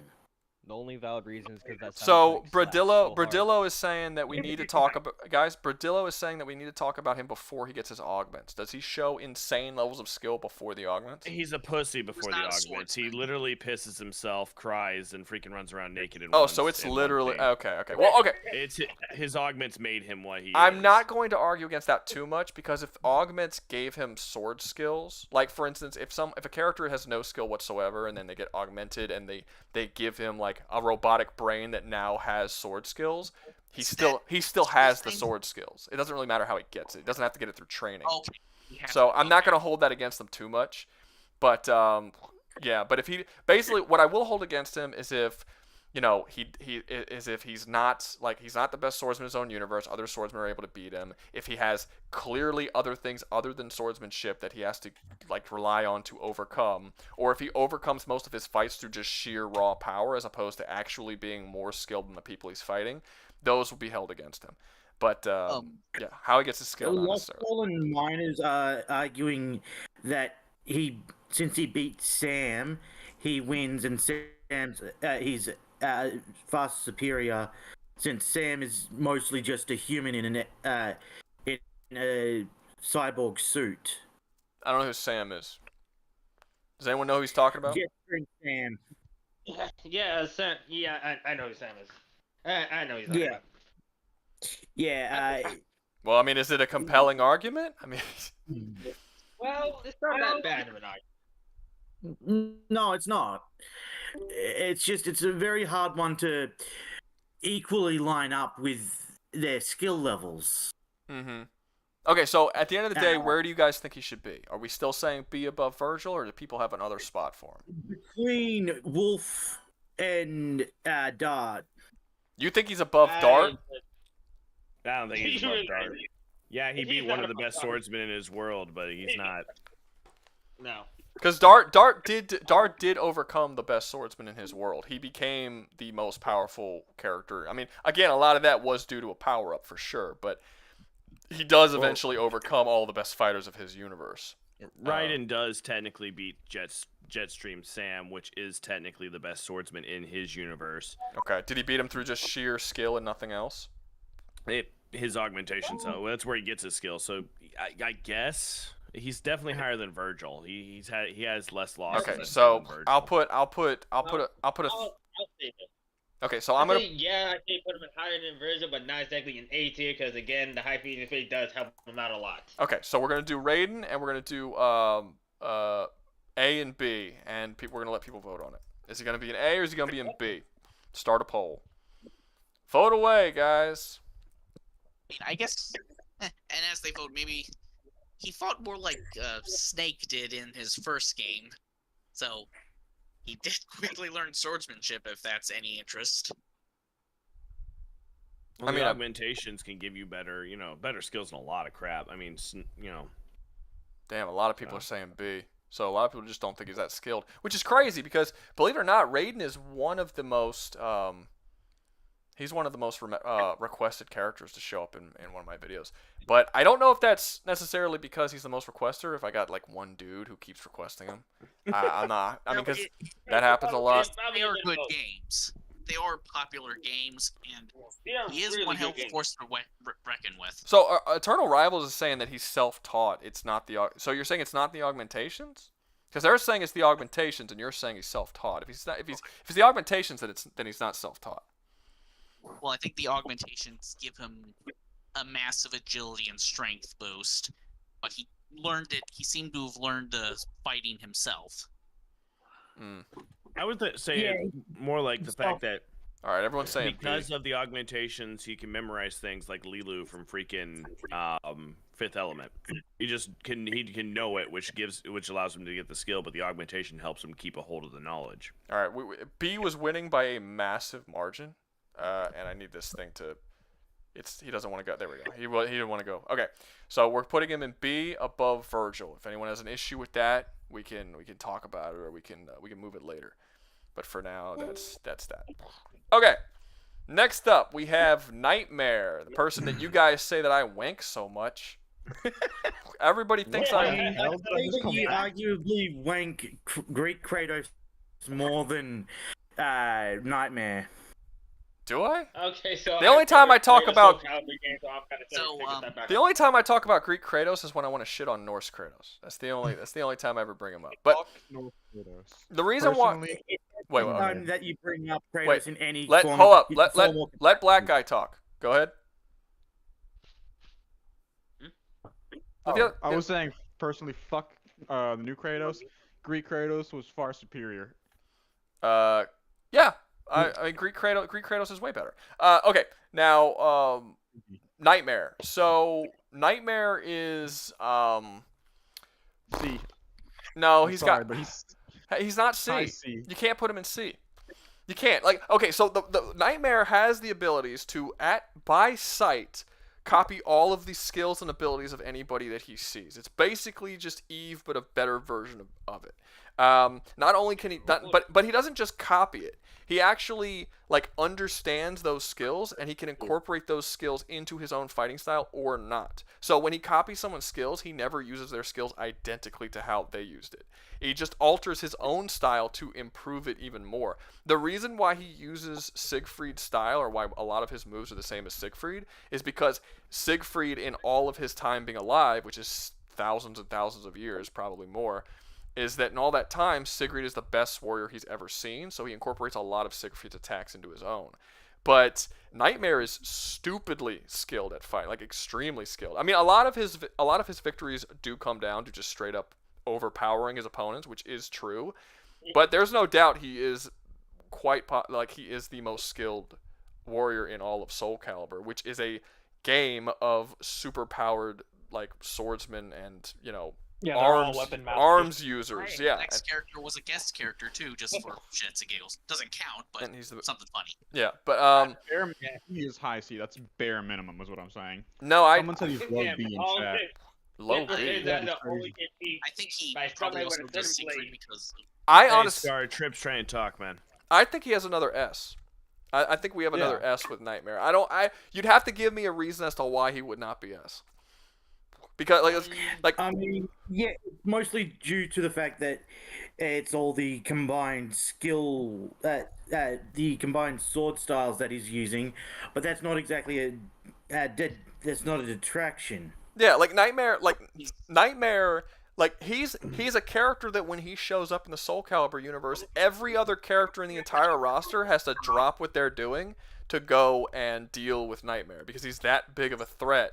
Just in terms of raw power and skill. But the thing is, he falls into the fighting character problem, whereas he does get defeated quite often because but I think people only when you have sword against him that's specifically made from him. But that's the only time he's doing but I think people misunderstand that because people say, oh, well, he loses a lot. He actually doesn't lose that much. I think he's only lost twice. There might be more, but I think only twice. And both times there were some plot details that made his opponent past him. Sigrid Sigurd was able to, from him. like Sigurd was able to defeat him because he had the other half of, like, he had Soul Calibur and then he had Soul Edge, and if Nightmare only has Soul Edge, he's like at half power and shit. Basically, he was able. Also, a lot of his enemies are blessed by God. Like Sophia and her brother took him on, and they were both blessed by God to defeat him. So that happens a lot too. There's always a plot reason as to why somebody can overcome Nightmare. It's never just they just overcome him. Not like a Mortal Kombat situation. No, it's not. Plot demands. No, a Mortal Kombat. Plot demands it. No, because there's plot. No, because it's not that the plot demand. No, because Mortal Kombat is like this character wins just because we want him to, and then this character loses just because we want him to. In Soul Calibur, it's slightly better, not great written, but it's slightly better written because there's usually a actual reason written into the story as to why this character wins or loses. Nobody in the roster other than Siegfried can defeat Nightmare usually. And if they do, it's generally always because they have some sort of God's blessing or some ultimate weapon that helps them out, or they've weakened Nightmare in some way. It's never because they just overcome him with sure fighting skill. Like that's never the case. So what's the deal with Darth Vader taking on Nightmare? What do you mean? What? Guest characters, man. It's a non-canon character and a guest fighter in a game. I mean. It's like Yoda doing it too in Xbox. Yeah, right? Yoda. Yeah, and the arcade modes in most of the arcade modes, no, not most, pretty much all of the arcade modes in Soul Calibur games aren't canon, because at the end of the game, whoever you beat the arcade with gets Soul Calibur, Soul Edge, and then they get to do whatever it is they want, and that never happens. That's none of that's actually like a canon thing. It's just like cool little what if scenarios. But yeah, I think Nightmare is easily an S. I may even put him. The only reason I would kind of, yeah. Well, okay, so it's sort of bullshit because he does copy their skills, but he also copies like their powers as well. So he has like a large list of fucking powers, and he can like instantly soul suck people and shit. So like if he fought Eve, he would instantly become more powerful than Eve the second he saw her. So. Like, just in general, he should overcome Eve. It's cheating, and it's a cheap sort of... It's cheating to a large margin. What? It's cheating to a large goddamn margin. Are you yelling at your mic from across the other side of the room? Sounds like it. Yeah, it super sounds like it. So you got a guy here saying if he still has his copy ability, he's an S, but apparently a lot of people are saying if he doesn't have the copy ability, he would be worse than Eve at least. So they're saying if he doesn't have the copy ability, but he does have the copy ability. And I told him that was part of his skill. Yeah, and the thing is that yes, it's true. Eve does have the fighting skill and knowledge of over 100 other Eve units, but Nightmare has been copying powers and abilities and skills for thousands of years from all of the greatest warriors of all of time. So I just don't see Eve comparing that just because she has like a couple of hundred Eve units in her head. He's basically Super Eve. Like he's basically a better version of Eve. So it's a magic version of Eve's sci-fi-ness. Yeah, kind of. Yeah, sort of. So I crazy though is that if someone touches him, they become the new Nightmare, which further increases his swordsmanship too, which falls in the copy. But imagine if Eve. Like if someone else grabbed his sword and tried to use it, they would instantly get possessed by Nightmare, and then whatever skills they have would get automatically added into the pool of other skills that the person has. He doesn't even look at you at that point. Yeah. Can Nightmare possess machines, though? Wait, what's up? Can Nightmare possess androids and such? Well, no, I mean, it doesn't matter. Probably not, but it doesn't matter. That's not the... Well, actually... He doesn't have to possess... Yes. He doesn't have to possess... Because there are...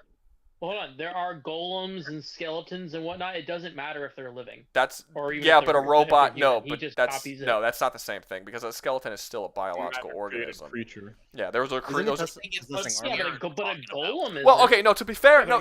I think golem he actually has a point because the Nightmare that we all know, the armored version, that's not a person. That's just a suit of armor that he's possessed. So I think he's right. I think he can possess pretty much anything he wants to. Wait. Okay, so. Actually, real quick, are we talking about just Nightmare or the demon that actually lives within the sword? Well, Nightmare is the demon that lives within. They're not two different characters. Nightmare's real name is Inferno, and that's the name of the demon that lives Yeah. inside the sword. Nightmare is just what they call it when it's possessed that suit of armor. But it's actually Inferno is actually a Nightmare. But they're the same person. But yeah, so I would say he goes in F.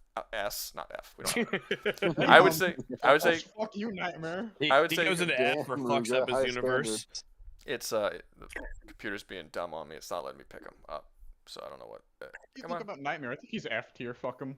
He ain't worth it. No, it's not letting me pick his. Lost Soul. That made me cringe a little bit when you put that though, man. What?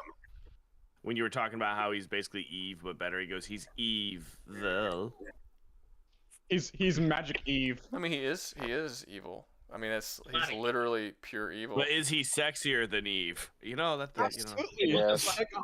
Look, when he comes out of that sword, oh, he looks beautiful. Okay, so we got some issues here. It is not letting me move this picture. And you're not able to do a reset, are you? If I reset, all the photos go away, and then we have to start from scratch. Come on, dude. Seriously? Can you move any of the pictures or just? No, it's not letting me move anything. It's not letting me affect anything. It's like it's completely fucked. Hold up. You might as well. Oh my gosh. I might have Have to you saved the tier maker thing then? Can I do that? Hey Rouga, I've Yeah, been if you meaning to save the offer format, this you since should be able to last. go back Oh to my it. gosh, people Alright, still talking. He's telling Rouga what to do, man.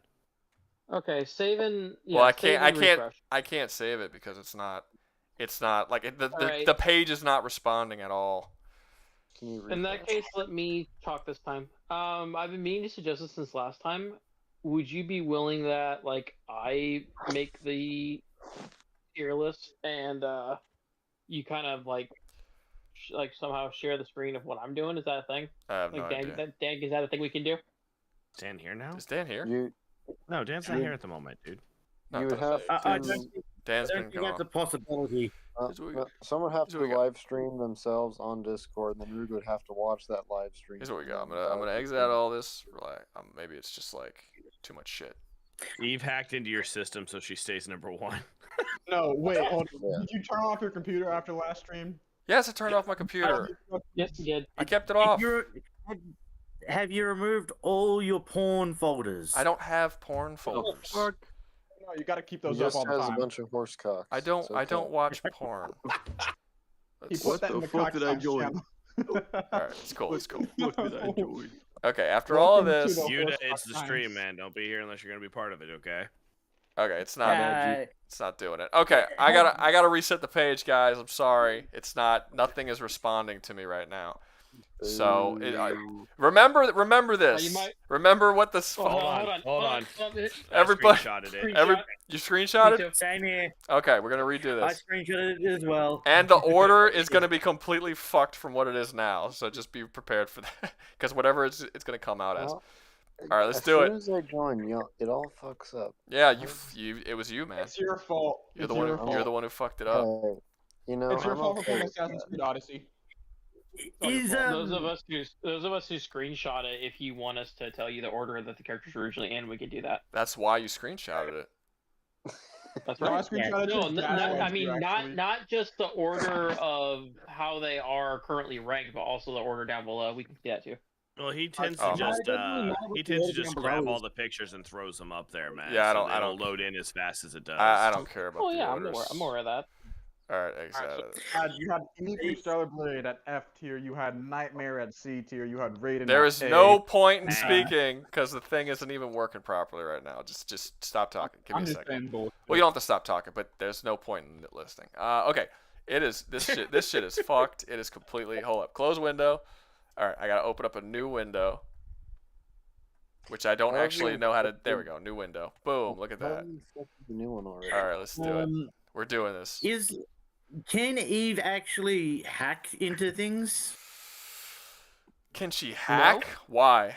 That's not really relevant to the to the swordsman thing. Somebody said that she hacked into your computer to make sure she stayed at the top of the list. Oh. Okay. Oh. What the fuck does hacking have to do with swordsman skills? She absorbed all of Rouga's computer knowledge. Maybe. I'm having, this is a brand new computer too. There's no reason for this, man. It's you mean that negative 500 stat that he has on computer knowledge? Yeah. We're gonna get everybody out here. Let's do it. She opened enough secret tabs of just straight up porn of her to make Rouga's computer crash. That's not good. I don't have any, and if I did have porn, it wouldn't be of a fucking fictional character. Jesus Christ. Okay. Fictional characters. Yeah, fictional characters. I don't do that. That's not my bag. Okay, let's do this again. I'm sorry. I'm quoting a movie. Man. Vergil was B. I remember that. Sekiro was A. Eve was S. Nightmare was above her. That's what you're about to put her. Yeah. I'm missing somebody. Dart was below Sekiro. Darth was second A. And then Kenshi was D. And Raiden was above Vergil. Oh, okay, so I did forget one. Where's Raiden? Here we go. Raiden was just above. Going by if they could beat the one below. No. Well, just no sword skill. It's specifically sword skill. Oh, okay. Dang it! I was hoping to talk about Link next. Dang, I have to wait now. Well, now it's. I got a question about that. Geralt. Well, I could. How does that sound? I could swap it up a little bit. Like we'll put Geralt over here, and we'll put. Let's put some more good people in the back that everyone wants to talk about. Look, see, boom. Give people a reason to stick around. Any chance we can move Melania closer in case I have to leave halfway through? Okay, yeah. Here you go. You really want your wife to be up next, huh, buddy? I have no thought about her being my thought at all. What are you talking about? No, it's fine. I'll put him. She'll be right behind Jin. How's that? Just right works. There. I should be able to last that long. There you go. Bayonetta. No, I'm not using any character that has like a bunch of different weapons. We were trying to use pure sword skills. Now we do as have close everyone back, right? As close as possible to pure sword skill. Anyway. Okay. So. Let's continue. I don't even remember who was supposed to be next on the last one. Next was supposed to be Link. It was Link. Whatever. He's back here. Okay, so now we have Talion. Talion? Talion is A tier automatically. He's real good. He's got good skills, but he's not the best in his verse by no means. As you know, as Rouga even in his video was pointing out that there's orcs that are just better than him, and they can't even. That's true. There's like weapon masters, orc weapon masters. You're literally not. It's a gameplay mechanic. You're literally not capable of even swinging your sword against them without them completely trashing you. He's really good at the very beginning of the game before he gets any of his powers. Him and his son are able to single-handedly defend. I think it was the wall of Gondor. What I forgot what it was. They're on this wall, and a bunch of orcs are coming over, and he's taking out like 30, 40 of these dudes with nothing but just him and his son. And then later on in the game, like he ends up going on like an actual hunting spree. But the issue I have is one, yes, the weapon master thing. He literally can't fight against people who have that weapon master perk. He can't even fight. He can't fight against them at all. He uses a lot of stealth and a lot of outside. He'll poison grog barrels to kill people. He'll use explosions. He's more so of a would that be considered like guerrilla tactics? Like guerrilla tactics? Absolutely, yeah. Kind of expert? Absolutely. More so than he's just straight up, I'm going to stand here, you're going to stand here, and we're going to fight you. I mean, even in the towards the end of the first game, when he like has to fight the hand and other people, he has to one of the bosses, I'm forgetting, he's not the hand, but he's like the second to the hand. I don't know. It's the guy who uses the big mace, and he has all this spiked armor. You actually can't stand against him at all, and the only way to fight against him is that you have to constantly like get away, sneak behind him, and like stealth assassin. You stealth assassin like 10 times, and he eventually goes down. But you can't actually fight him face to face. Super skilled swordsman, not the top tier in his world, not even fucking close. I'd argue for swordsmanship, he relies on like a lot of, I don't know, weird shit. An elven bow, the shattered dagger. Yeah, he has a lot of stuff. Like I said, he has so, especially by the time Shadow War rolls around, he has so many options for combat in that game. It's really becomes a lot of people. One of the complaints people had for Shadow War is that all of his abilities and powers become overwhelming, and you forget like what you can do because there's just so much shit that you can against your enemies, which I actually think is cool. I don't know why people thought that was a negative, but I'd put him that sounds like a skill issue. Yeah, like What's up? Okay, but does that mean that we have two versions of Talion then? Like No, we just have the before one. Celebrimbor No. and after? No, No. because his sword, because his skill, one. because his sword skill. I would actually argue his sword skill is probably better after he gets with Celebrimbor, because he just gets more skill as the games go on. But no, I don't think there's no reason to have two versions. He has a lot of powers, and yeah, it's mainly my reason is that it's not so unlike Sekiro, who at least Sekiro gives you the options of whether or not you want to stealth or go straight in. Talion is actually not capable of just straight up fighting everybody in the game. Like, you are forced to use other methods because he's not skilled enough to overcome them with a blade. So I would not put him in A. I might put him in B, maybe. I can't. I'm gonna give Vergil a win on this. Another win. I don't see him beating Vergil. With sheer sword skill, probably not. To be honest, he might be C. He might be C, which sucks because I really like Talion, but he might be C. I mean, he's still Royal Guard. Oh, everyone loves Talion. Yeah, Who doesn't fucking love Talion? If we're talking about if we're talking about making Vergil and Talion like equal stats across the board and they get into a fight, I think Talion would win. But I think Talion would win because of all of his versatility, not because he's a better swordsman than Vergil. Yeah, fair. So I think C is a comfortable spot for him. I was gonna say behind Vergil in B tier, but I'm fine with C. Yeah, C works for me too. Does anyone in the chat think he should be somewhere else, not in C? I say like lowest B. Like that's your standard for who gets into C. You think at lowest B or at highest B? Lowest B. Like he will be beat. Oh, you think he should be the lowest spot in B? Oh, okay. I thought you meant. I thought you were saying at the very lowest he should be in B. No, because I do think that Vergil's probably a decent amount more skilled than him, that he should probably still be in C. I don't think that he's comparable to Vergil necessarily just in pure swords. Like I said, there's nobody that just completely outmatches Vergil in a sword fight to where he can't even fight back. That doesn't exist. But that does exist with Talion. So I kind of think he should be in C. You know, yeah. Does anybody... I think C is comfortable. Against him being in C. And it looks like everyone in chat is also saying C. Soul thinks A, and production thinks B. I'm gonna need a solid argument for A if you think Talion should be an A. But I think that's probably he's definitely an A with all of his skills combined. Well, yeah, you can like tell. Well, yeah, I mean, if we're just talking, if we're talking about like he has a ridiculous number of powers and abilities and stats. So, yeah, we're not talking about any of that. In sword skills, I think C is pretty good. If anybody wants me to put a poll or something, then y'all let me know. But it doesn't look like that many people are really arguing with me. I would say low B, but you gotta fill that slot. Prime Excalibur. What's up? No, I mean. I don't know. Fuck, what's it called? Devil May Cry, Alden, why do you keep messaging? Alden, why do you keep messaging in the chat? You're here. You're in the voice. But when you guys are talking, I'm keeping the chat entertained, and letting them know what's going on. Okay, thank you. That's appreciated. Never mind. Sorry. I'm curious about if we put Vergil's sword skill in, say, Shadow of War, how that would go down. It would probably not change that much. I think he's fucking everything. Well, okay, just his sword skills, and we remove everything else. Like, would Vergil be able to overcome the orcs in that world who are weapon masters and who like Talion can't even fight against? Probably not, but I think he would at least be able to face them. Like, I don't think he would instantly be like he couldn't even touch them, because the Talion can't even touch them. Like, he's not actually physically capable of fighting against them at all. There's no point of even trying. It's not even so much that the game just gets super hard if you try. It's literally programmed in the game that you can't harm them in that way.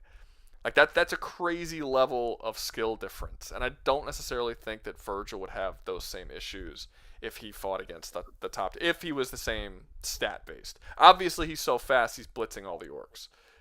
If we just put him in there. But, yeah, I would say so. Okay, what about the small amount of orcs who actually also have the ability to adapt mid-combat. What about him?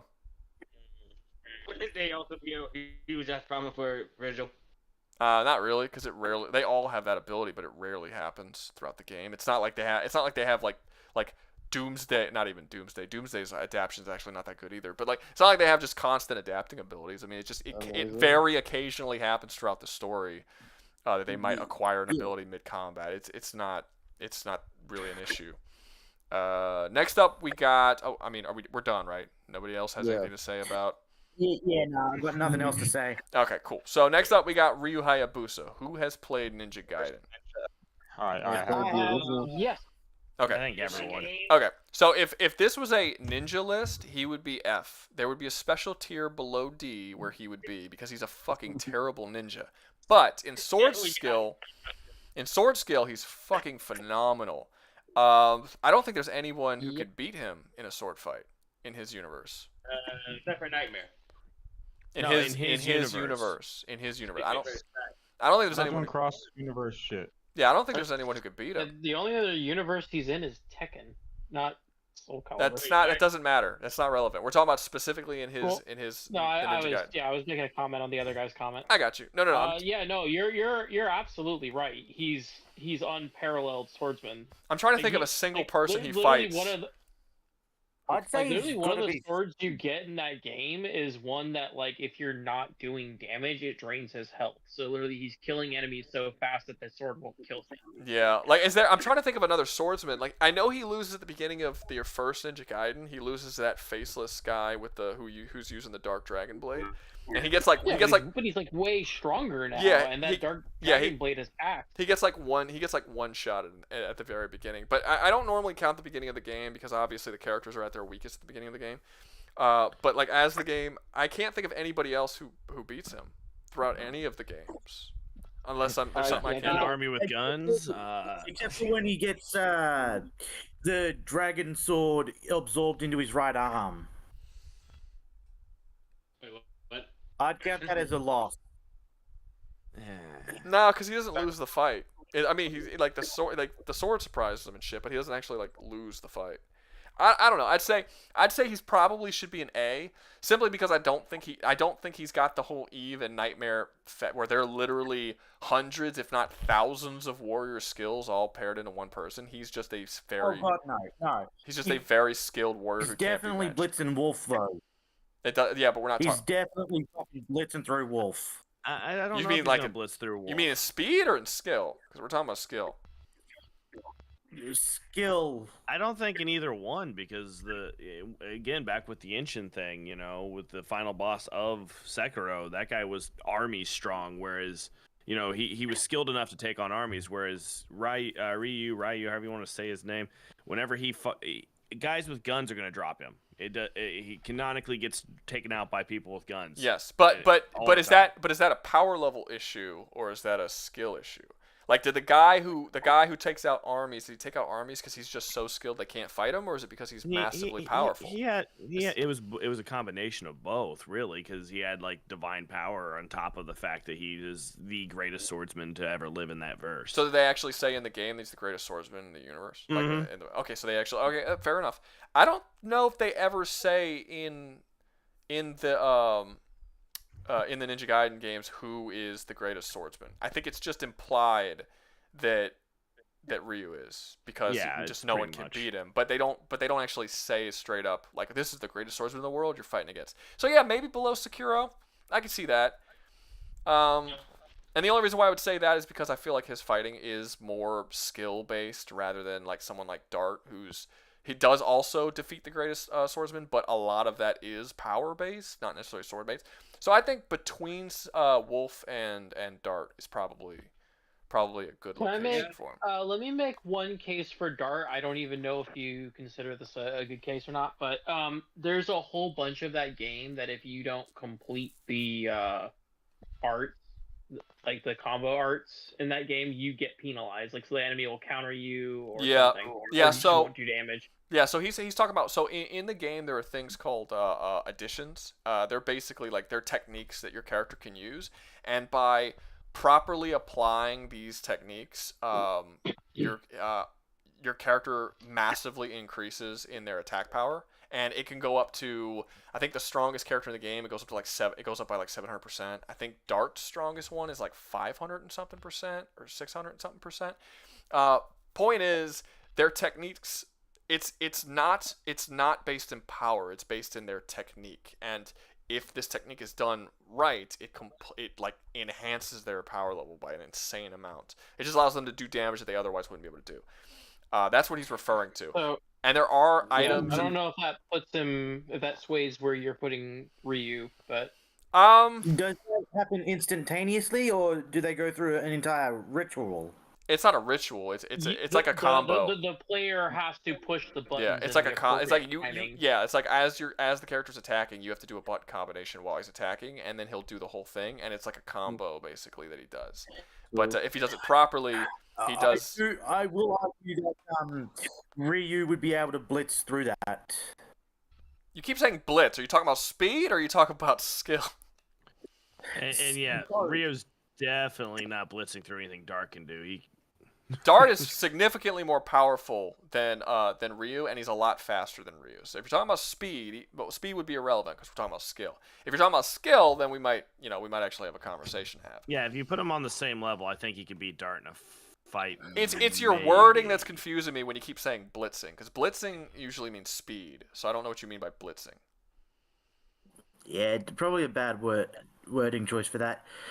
But I do think, due to Ryu's better perception, he'd be able to take it. He'd be able to counteract that.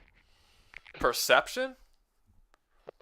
Why reflexes and whatnot? Why would that matter? I mean, if they're fighting and they're face to face, what the hell does perception matter? You see him. You don't have to perceive him. Like he's there. He's right in front of you. I think he's trying to. Are you trying to claim that because Ryu's stealth tactics are so good, he would just assassinate Darth? Is that what you're saying? No, I'm not saying that he'd be assassinating him or anything. I'm just saying that he'd be able to notice far more things than Dart. He'd notice far more things about Dart than Dart would about him. Oh, you're talking about like being able to see openings and attack patterns and stuff. Okay. Yeah. Well, again, Dart is canonically he is a master swordsman. He's beaten the strongest swordsman in his verse. He's the best. He is the best swordsman in his universe. Now, somebody did put a good argument into the chat. They said if you're going off of them being the greatest swordsman in their verse, Ryu would have to be S rank because he is the greatest swordsman in his verse. Is that stated or implied? Here, let me look it up real quick. Like, is it ever stated in the game? I know that I assume he's the greatest because no one in his game faces off and can overcome him. But is it actually stated in the game like you are the greatest, most skilled swordsman in your game? And that doesn't mean that he's S just because he's the greatest. Because, like I said, Dart's technically the greatest, and I guess Wolf defeats the greatest as well. It depends a lot on how he overcomes it and like what the deal is. But yeah, if he is the absolute greatest, even if we did put him in S, I don't think we could put him in S above Eve or Nightmare, because both of them have literally just wanking. What's wanking? I was typing in as if he's the strongest, if he's the best swordsman in his game, and someone straight up goes, he's probably the strongest main character in any video game ever. Fucking Reddit. Why are you looking on Reddit? It's just the first thing that popped up when I googled it, because I'm trying to look up anything that says if he is or not. Fuck man, Reddit is so shit. Oh yeah, I know. I wasn't saying I was looking at it. It just made me cringe when I read it. I love how we're all talking about Ryu in the chats, just talking about the knight from fucking Hollow Knight. Yeah, I've seen that. Just not giving a shit. Bringing him up. Not giving a shit. They're talking about Zoro from One Piece and all these other characters. The reason why we don't have a lot of these characters, not the knight, but the other ones, is because it's a video game tier list. It's specifically video games. I keep seeing characters like Samurai Jack and shit being brought up, but yeah. But no, we there was a lot of other characters we could have put. Like always, we only did about 20 something because last time we did 20. Last time we did 23, and the stream took 6.5 hours to finish. The time before that, we did 20, and it took 5.5 hours to finish. So I didn't want to put too many. We already have 21 on here. If I keep going, this stream's gonna be like 7-8 hours long, and I don't think anybody wants that. So That's why we stopped. But we can always do a part 2 to the Swordsman tournament. We can do part 2 to any tournament you want to do, or not tournament, tier list. But also, hashtag. Put it up for a vote because we got a lot of people that are actually throwing out. I'm seeing people saying B though. Oh no, wait, they're talking about Hollow Knight. Yeah, they're talking. Oh, okay.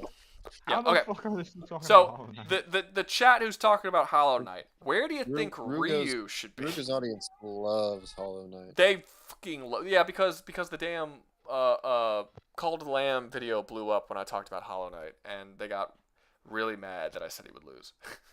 They got really mad. What? They got so mad when I said he would lose. Okay, low B. I'm seeing A. I'm seeing B. Damn, people are saying fucking low, dude. Okay, because everybody in the hold up. Everybody in the voice chat is saying stop talking. Everyone in the voice chat is saying high A, low S. So if you want to say B, which is like completely outside of what everyone else is saying, you got to give me a reason why. You can't just say B. You got to tell me why it's B. Or you got to tell me if you're not even talking about Ryu and you're talking about Hollow Knight, because that would be that's also a possibility. Apparently now, Actually, looking at this Hollow chat. Knight can beat all of them in a sword fight. You just prick their toe really hard.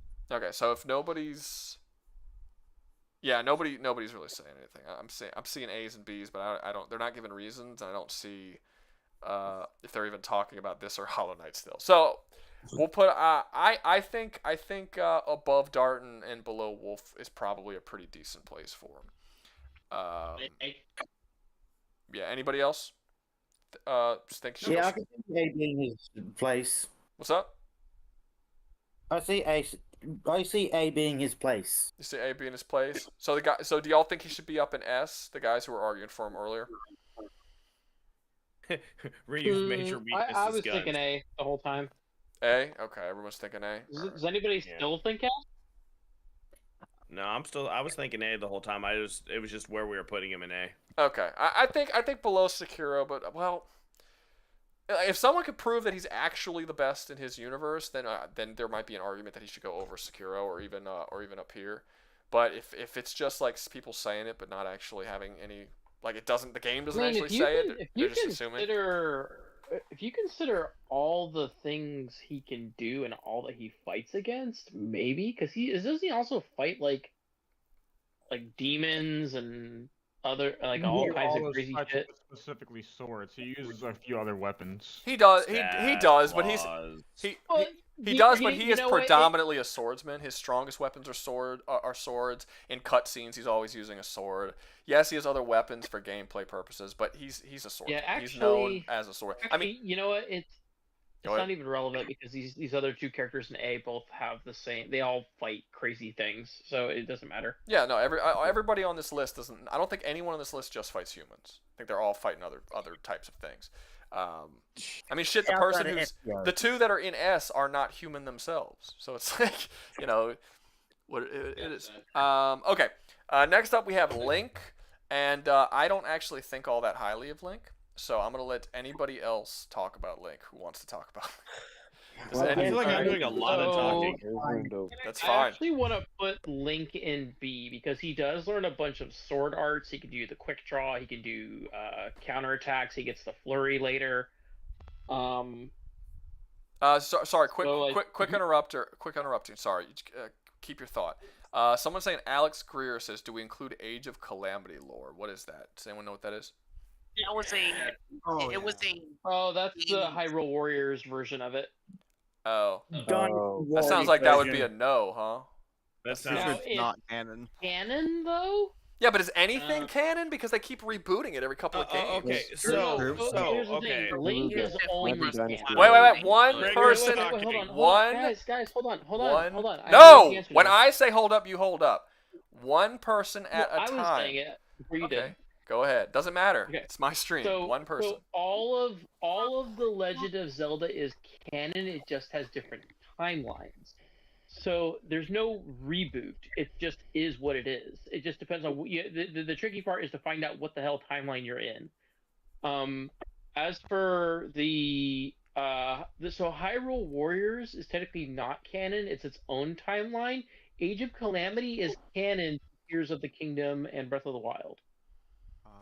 I call bullshit on the whole timeline thing. I call bullshit because That's just not canon. Like, okay, I can explain it to you if you want me to. Well, you can explain it all you want, but no, you can can explain it all you want. If the characters never interact, if none of their decisions affect anyone else in any of the other timelines, it's just they're just not. You're just altering the word canon to timelines to make it kind of feel like they're connected. But if Twilight Princess never has any effect on anything else, on any of the other, on the Breath of the Wild, then it's not canon. It doesn't matter. Like, you could just call it timelines. But you can find out in in-game lore what happened, and it's Trigger. different. I got this, man. So Okay, essentially, with Ocarina of Time, you had what was considered the 3 timelines. This is where it's split. With one of the timelines, you go back as a kid. That goes down Majora's Mask timeline. You've got the timeline where you won. You stated as an adult. That's the Hero of Time timeline. And then you've got the canonical Link dies and the Hero of Time is defeated forever. That is the Undead timeline, which I believe is where Twilight Princess is. Now, with the introduction of Breath of the Wild and Tears of the Kingdom, apparently what is going on is they are, at some point before those 2 games came out, the 3 timelines have reconnected somewhere. So technically there was a split, and then eventually they all reconnect, because in Tears of the Kingdom you've got like archaeological findings that are from each of the 3 timelines that couldn't be in one unless they all refused. Now, are these actually timelines refusing, or are these just references based on like pickups? The only way that these particular things could be in, like there's architecture that was only in the adult timeline. Yeah, but we gotta make sure it's not a Easter egg, like, because no, it's supposed to be from what I've seen on a couple interviews, it's supposed to be the 3 timelines refused at some point. Okay, in the past. fair enough. But yeah, because no, a lot of people, continuous timeline. a lot of people like to argue with me that the Alien vs Predator movies are canon to Predator but not Aliens, because there was a fucking Easter egg in Predator 2 where you got to see a xenomorph skull. That existed before the concept of Alien vs Predator even existed. That was just a fun Easter egg. They were poking fun at a rival movie franchise. It's not, but people look at that Easter, like, people, probably the past 10, 15 years, people have just forgotten what Easter eggs are. And everything that you see any sort of reference anywhere in any movie, and you automatically assume they're part of the same universe. I hate this mindset. There's a difference between Easter eggs and an actual legitimate continuity connection. But I'll believe what you're saying if you tell me there's an actual continuity connection. However, I find this odd, though. So you're gonna just explain this to me. So, okay, it was 3 different timelines, and they eventually converged into one timeline. Does that mean that the Breath of the Wild is technically a sequel to all 3, and that he remembers things that happened in all 3 timelines? Like, it's not so much. He doesn't remember them because he's not that kind of a reincarnation. So usually all links throughout all time, and that's why they get supposedly stronger with each one, especially when you're going down the Hero of Time timeline primarily. Each one is a reincarnation of the previous link, and they all have all the skills and powers of the previous link, and that's how they're supposed to go. And that's why, like, you know, supposedly down certain timelines, he's just way more powerful. He's actually the Hero of Time. He's actually got all these power-ups and all that stuff. So it just depends on which link we're using. You've got, it looks like the Breath of the Wild one on there, so we'll just say he's, you know, composite link. He's got them all. Well, no. I mean, we'll use Breath of the Wild because he is the current Link that everyone... He's also arguably in the best Zelda games, but he's also... Like, he's the current one. So we'll just, if they're not all, if they don't all have the same skills and all the same stuff, and like everyone has different shit, then you can't. We're not using composite. Just use the Breath of the Wild version. I think that's what makes Breath of the Wild interesting. Is I think he does have a lot of the things that all of them, like that all the best ones had. So the only games that I played, I played Ocarina of Time. I played Twilight Princess. I haven't even played Breath of the Wild in them. Like, I haven't played those at all. Do you jack Ocarina of Time off like everyone else does, though? Do I love it? No. What? No. I don't hate it. I've never thought that Ocarina of Time was like the greatest shit. I played it when it came out, and everybody was loving on it, and I never thought it was like just this shit. I thought it was fine. I thought there were other RPGs that were out around the same time that I thought I enjoyed more, and I thought were better. I thought the game was painfully repetitive. I didn't think the combat was fun at all. I thought the combat was very dull, and it was a lot. It was a lot of standing around and waiting for people to like give you openings so that you can then go in and hit them a couple of times, and you'd only fight like 1 or 2 people at a time, and fighting the little fucking bugs. Anything you fought, any flying enemy, it was a frustrating mess to try and actually fight them. You couldn't hit them with anything. I don't know. I thought it was fine. I think that people were such huge fans of Zelda that were like the 2D Zeldas that when the 3D Zelda came out, everyone lost their fucking shit. I never played the 2D Zeldas. So I did, but not like I wasn't like a huge fan. I never like beat it or anything. And then when the 3D Zelda came out, I didn't have that nostalgia attachment to it. So when I played it, I was just like, yeah, this is okay. It's fine. It's not my favorite game or anything. But yeah, when people, everyone I fucking see on YouTube these days jacks the fucking shit out of it. Yeah, everyone loves it. I never understood it. But you see, I'm not a big Nintendo guy. Period. I mean, a lot of those people probably played it when it first came out, like I did. I played it when it first. That was one of the best games. That was like one of the best games on N64. I played it when it came. I played it when it came out. I do not think it was one of the best games on N64. I think there were several games. I think Mario 64 was one of the best games on Nintendo 64. I think I think that deserves it, but I don't necessarily think that Zelda deserved it. I played a lot of games that were better on Nintendo 64. Well, okay, here's the thing. I like Zelda better than Mario, but that's just me. I should like Zelda better than Mario. I mean, I like the concept better. I'm not a huge fan of Mario either. Like, I'm not a massive Mario fan. I like Donkey Kong more than Mario. But Mario 64, just as a game, I thought was a better designed and funner game to play than Ocarina of Time. I just found it more fun. That's my only reasoning. Like, I don't have a. That's what I'm saying. Like, when I'm talking about Ocarina of Time and Mario 64, I'm literally just talking about those two games. I'm not talking about how much I like Mario or Zelda or whatever, because I don't give a shit about either of them, to be honest with you. It's just literally the two standalone games. I think Mario 64 is better. Like, no, considerably. Hey, well, here's a few feats that has been known. He's pretty much definitely in Breath of the Wild. He is considered the greatest champion, and these other champions are also legendary warriors in their own right, and oh yeah, they don't even compare. Yeah.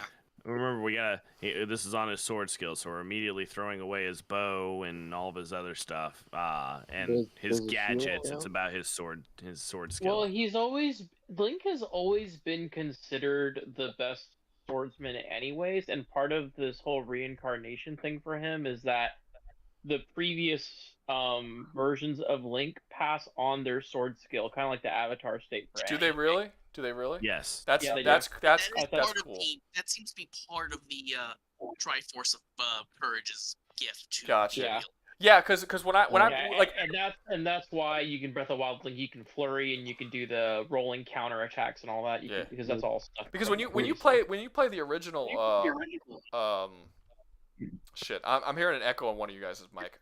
When you play the original Zelda games and you play as Link is like just a kid, and he doesn't really have much skill, and he fights like little shitty things for a while, and then you kind of slowly become a hero over the course of the game. So it's kind of cool to see that he's evolved to the point where it's like now he's just born fucking hero because of all the shit just builds into one.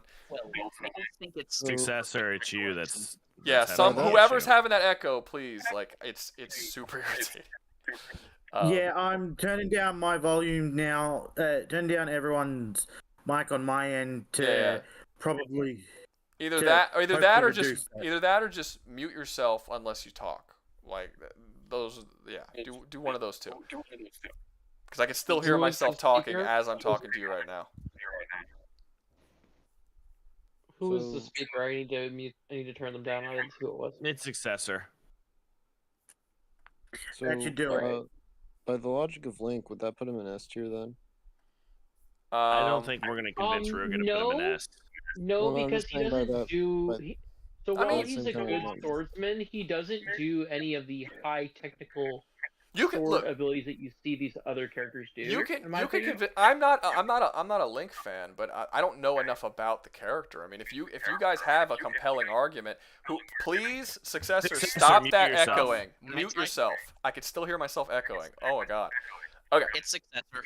Sorry, successor. You might. Please mute yourself, or I will mute you. Please. He did. Thank you. Okay, because it's Jesus. Okay. All right. Yeah. So like, no, you could convince. I mean, I don't. Yeah, just like if you give it a good argument, I don't know enough about Link to argue against it. I'm just going with whatever you guys tell me. I am more thinking he should go in B.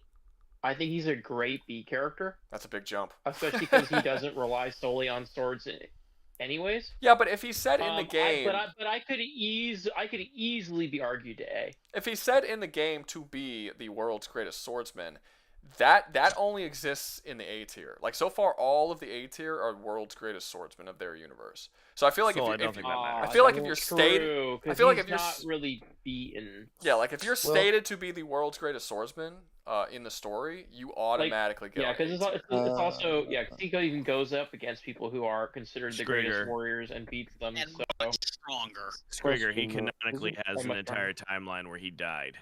Isn't Link more of a Yeah, but that's a. Hey, Squigger, Noder's talking. Yeah, one at a time, please. Go ahead, Noder. Yeah.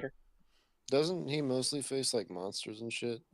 Yes, that's but he does face people like Ganon in sword fights specifically. Yeah, and the Gerudo and the those weird. Well, okay, so someone told me that Link, one of y'all said that Link is stated to be the best swordsman of his universe. Is that true? Is that actually stated? He's stated to be a great champion. Okay, not swordsman, but best champion. See, Trip, you're talking just you are talking Breath of the Wild only on that one too. But yeah, no, he's considered to be, especially considering he passes down his skills just because it's inherent through his as I mean, I imagine if you're passing on the sword skills and you're a fucking hero in every single lifetime and you have 30 lives, you're probably going to be the best swordsman by the time you hit life 30 or 40. That would be my assumption. And if we're using Breath of the Wild version, then it would definitely have calculated it up a bit. So basically, every single time they reboot the franchise, okay, yeah, Link gets stronger. Okay, I think you could put him in A comfortably. Do you think that he would be above? He'd be under Dart. You think he'd be under Dart? Yeah. Really? Yeah, for sure. Okay. It's not even a question. Okay, why is it not even a question? Because you guys are saying that he's apparently has all these lifetimes of skills. Dart displays the kind of precision with swords that Link never has. Okay. I would also like to mention that all of Link's skills against his more powerful enemies, including Ganon, was with the Master Sword, which is stated to be Evil's bane. That's another thing I was going to bring up. Mm-hmm. Yeah. Okay. Yeah, basically, there's a lot of what Link has going for him is because of hacks against some of the stronger enemies, especially. I mean, like everyone in S tier.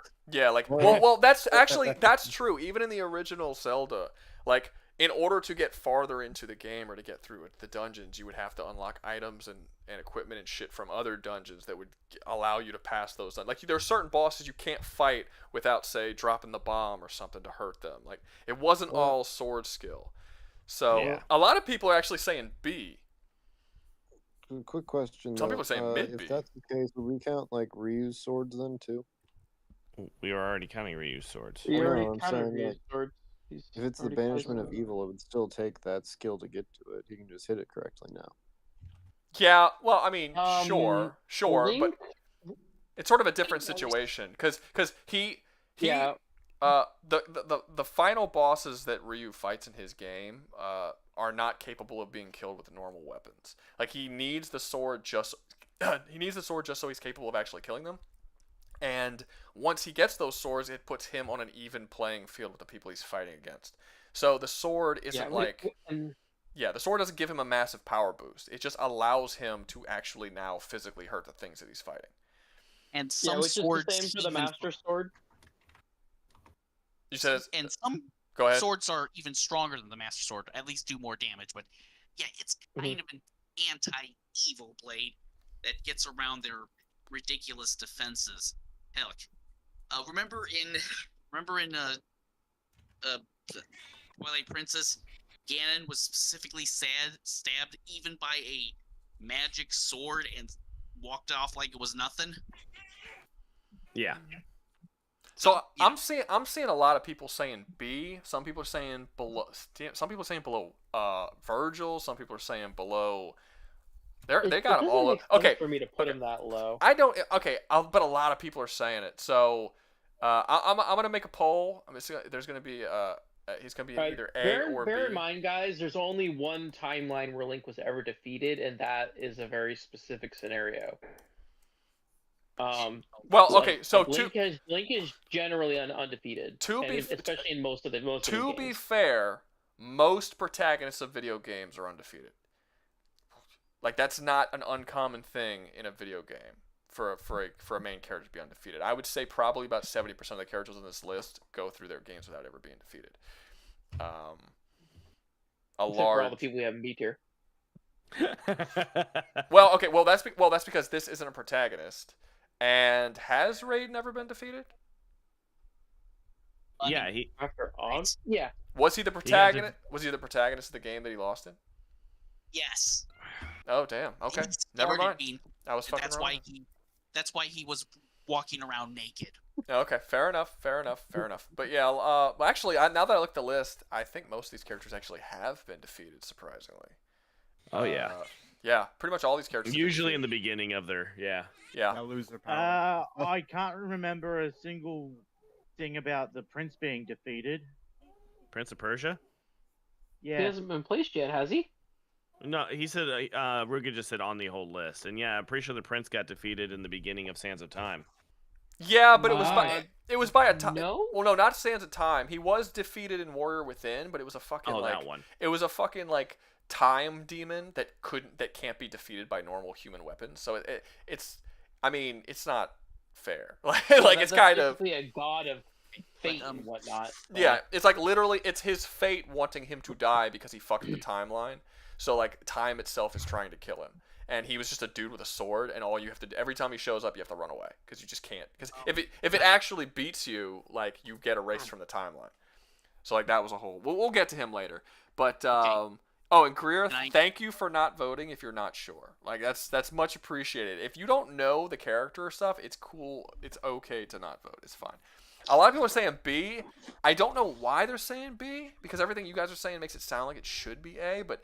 People are saying B. They're saying below Vergil, below. I would Raiden. say the reason that most people are saying B, and I can see why, is because Link, his feats, like everyone else on this list, has been flashy as shit. Link's flashiest thing is spinning around with a blue orb around him, essentially. That's true. Both Raiden and Vergil are insanely flashy characters.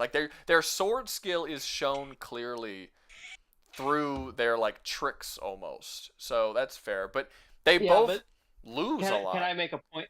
Of course. I think the point there, though, is that those characters are from slash 'em up games, and Link is from an adventure game where while you can rapidly hit the slash button, that's not what it's designed around. It's an RPG.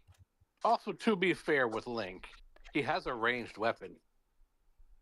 Like the sword. So does Ninja Gaiden. He's got a bow. We did take that into account already.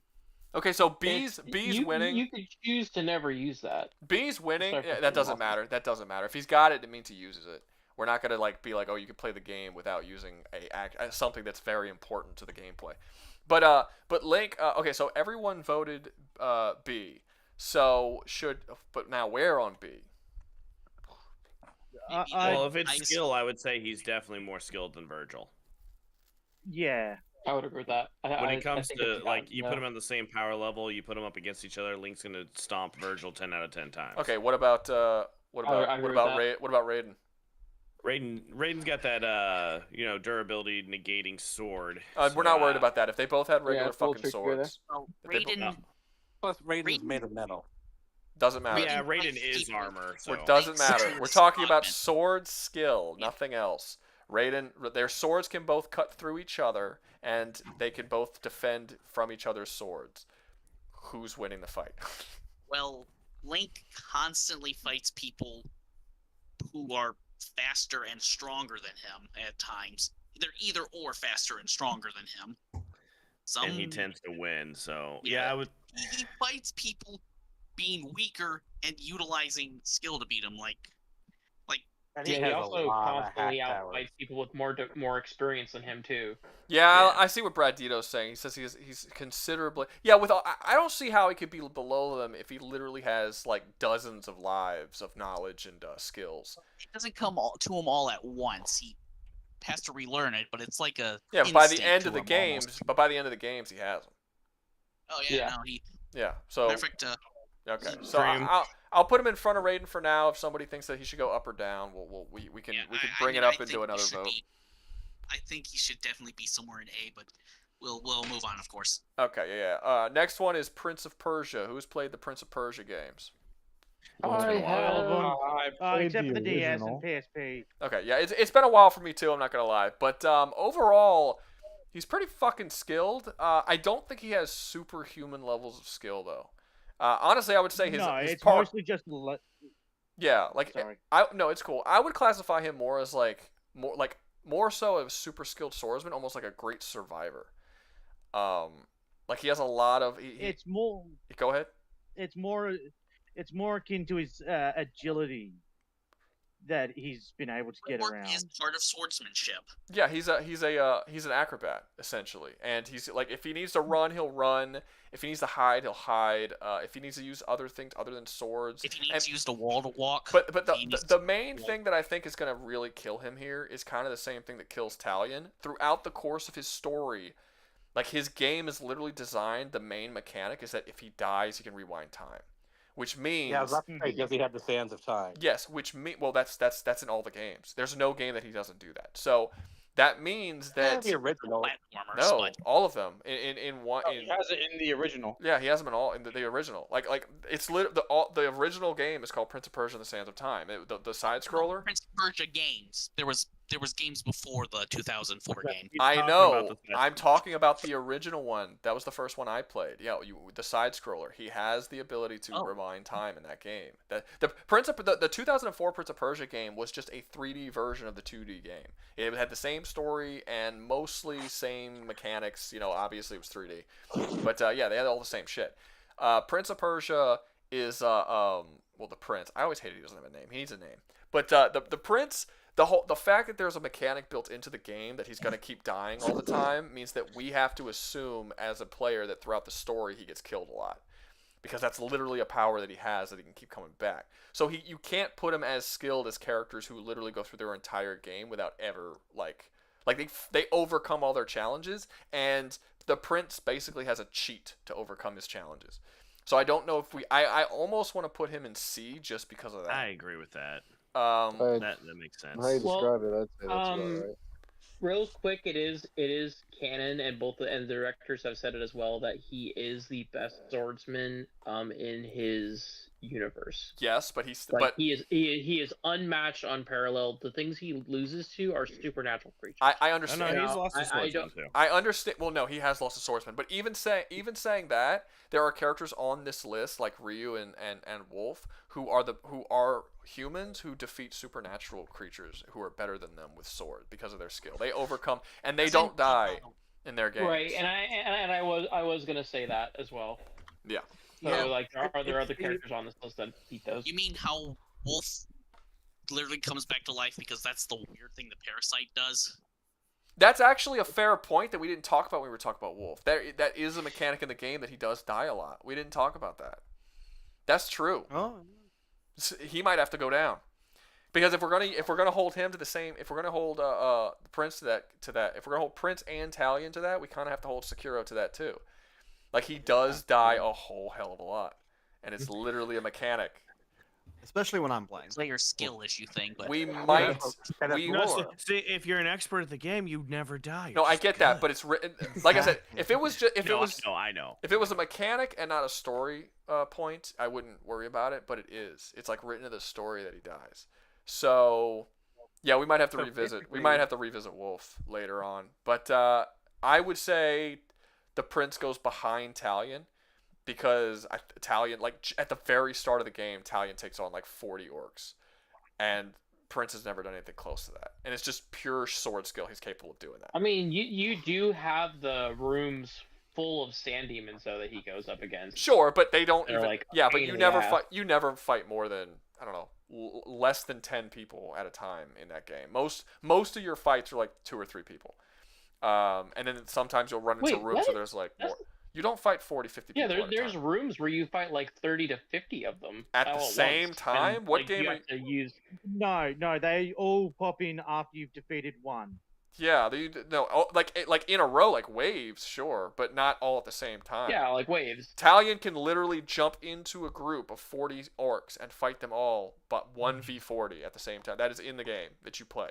Like, he literally assaults fortresses that have armies in them by himself and takes them all on. So I believe it's either the second or third game. You go in the baths and you end up fighting. First, you end up fighting this new girl enemy, and all of these big dudes with the hammers show up, and you're literally fending off attacks from like 8 different directions.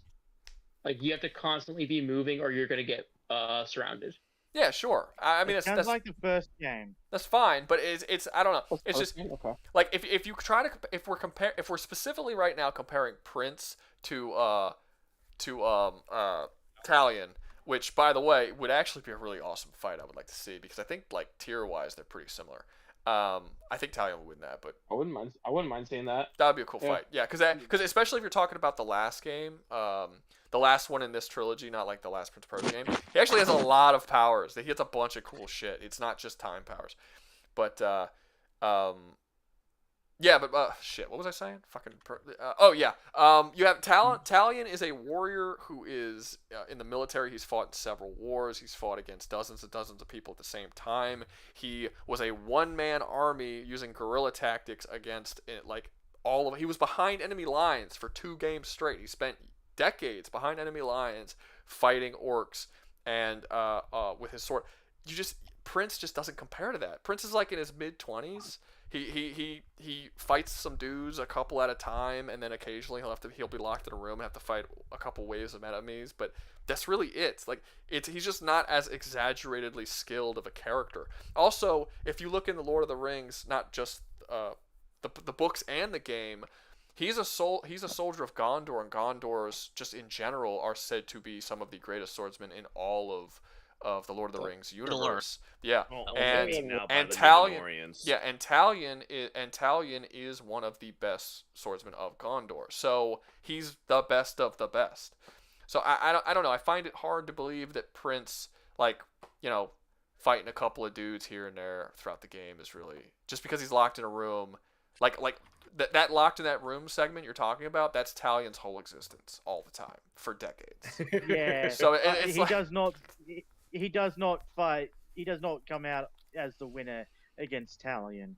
I don't think even in just pure sword skill, I don't think he's beating him. And yeah, some people in the chat were saying he did lose to the fucking goth bitch in Warrior Within at the very beginning of 2, and this was after 1.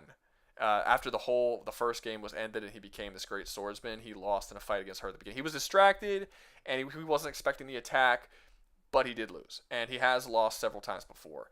I think he should go behind Talion. Does anyone think he should go somewhere else? You got one guy in chat saying D tier, but no, I could see him being. I wouldn't put him near Kenshin. Kenshi sucks. He can outright take on Kenshin. Yeah, I think he should have no problem beating Kenshi. Prince of Persia would probably take out the entire Mortal Kombat cast, and not even with his time powers. Yeah. That's just where Mortal Kombat. I'm saying that's just where Mortal Kombat that's a bit of a stretch. Honestly, that's a bit more of a stretch. Well, the funny thing is that I'm inclined to agree with him because of how inconsistent the universe as a whole is. You have characters like what's her name, Cetra, who's shown to be able to grow to the size of the planet, but then can be beaten by literally anyone on the roster without any issues. It's so anyone can beat anyone at any given time. So if you throw Prince of Persia in there, yeah, he should be able to overcome anyone at any time because everybody else can throughout the entire course of the game. So I'm actually inclined to agree with him on that. I mean, it's all over the fucking place. Like you have Johnny Cage beating Shinnok, and then who's a god, an elder god, and then you have him and the entire cast of the good guys running away from a tank. But then you have characters that aren't gods who are growing to the size of a planet. And then people are like, oh, well, Johnny's ability allows him to fight against gods. Okay, but then how did Liu Kang beat a god? Because he doesn't have Johnny Cage's abilities. So how the fuck did Liu Kang overcome Shinnok as well? So it's just random. I've always hated the Mortal Kombat story. Even people say it used to be better before NetherRealm. It was a little bit. It wasn't great. it was okay. Like, it was a basic fighting game. At that like it was point, fine. I mean, I think NetherRealm made it a lot worse, but I don't necessarily think the Mortal Kombat story was ever like this amazing thing. I think it's dog shit now though. It's I'd say I agree with you though. He's definitely under Talion and CST. Yeah. Let's see. Now, real quick, just so we can put it, shoot it in the ass for resurrection abilities being the reason we move people around. Link has fairies. Dart has resurrection spells built into the game. No. Like, Everybody has the ability. Not everybody, but a lot of characters do have resurrection. But that doesn't mean that they've died over the course of their story just because they have an item or something like that they can use. That's a gameplay mechanic.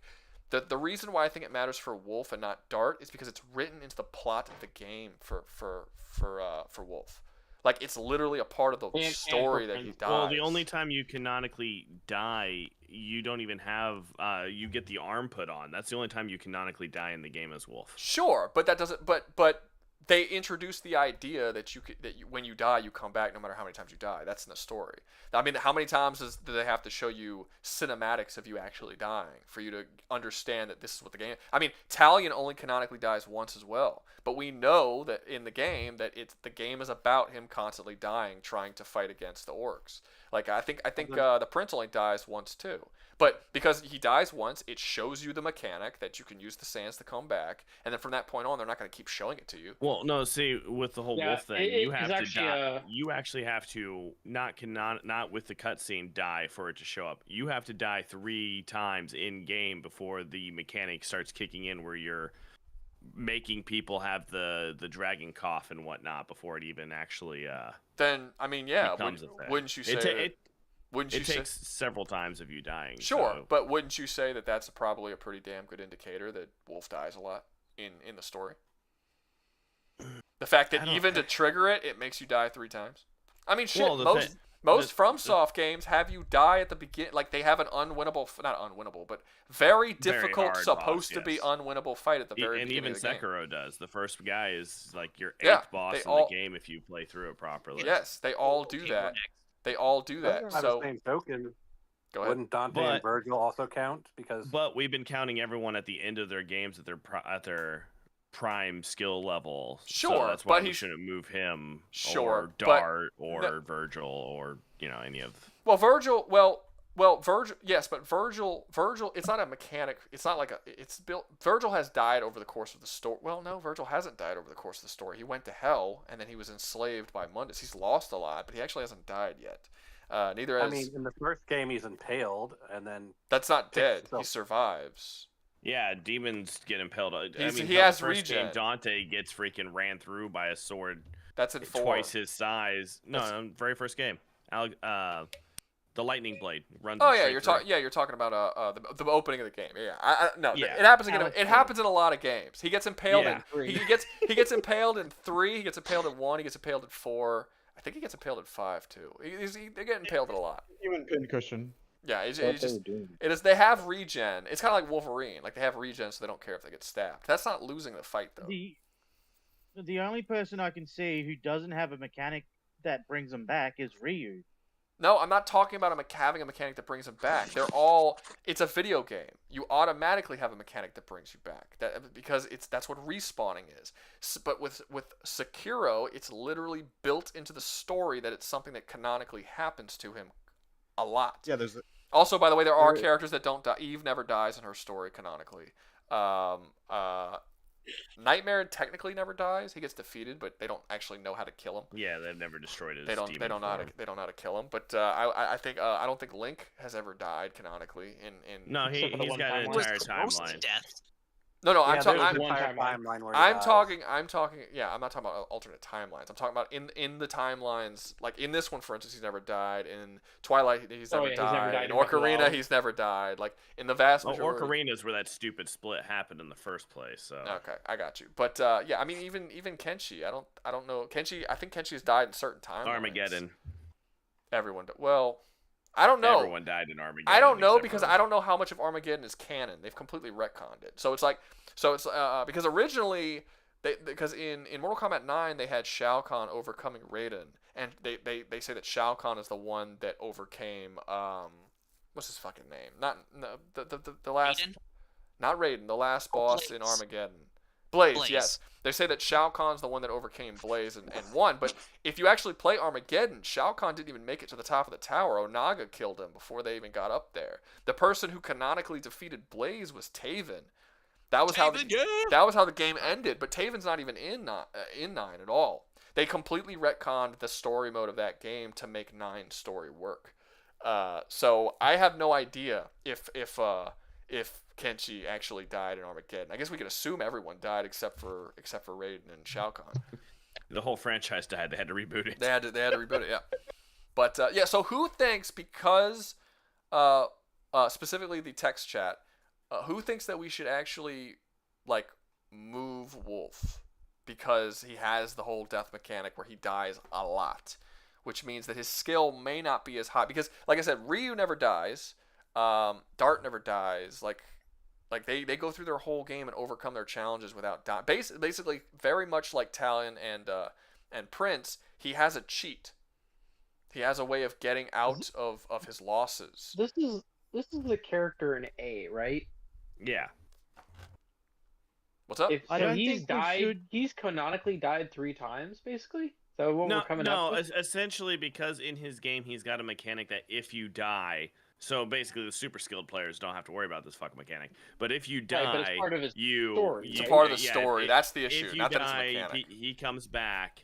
People develop dragon rock cough, and then you have to use a dragon crystal to cure them of that. So it's part of his game that if he dies, people get this, and he comes back because he's immortal. Okay, I think I've got it. Let me make a differentiation here. All right. In the Sands of Time, there is only one time that he's supposed to die, and any other time when you go to the game over screen, he's telling the story. He goes, "No, that didn't happen." No. That's if you died twice. So no. Well, no. It's actually if you died. Except for where it's supposed to happen. No, that's not true. That's not true. So he dies once that we see canonically in the game, and then he uses the Sands of Times to come back. What you're talking about is when he gets a game over screen, not when he dies. Because when he dies, he uses the sands and he comes back. But if you get a game over screen, that means you used up your Sands of Time. Yes, it didn't happen. Correct. He never uses up his Sands of Time, but he can keep replenishing them throughout the game.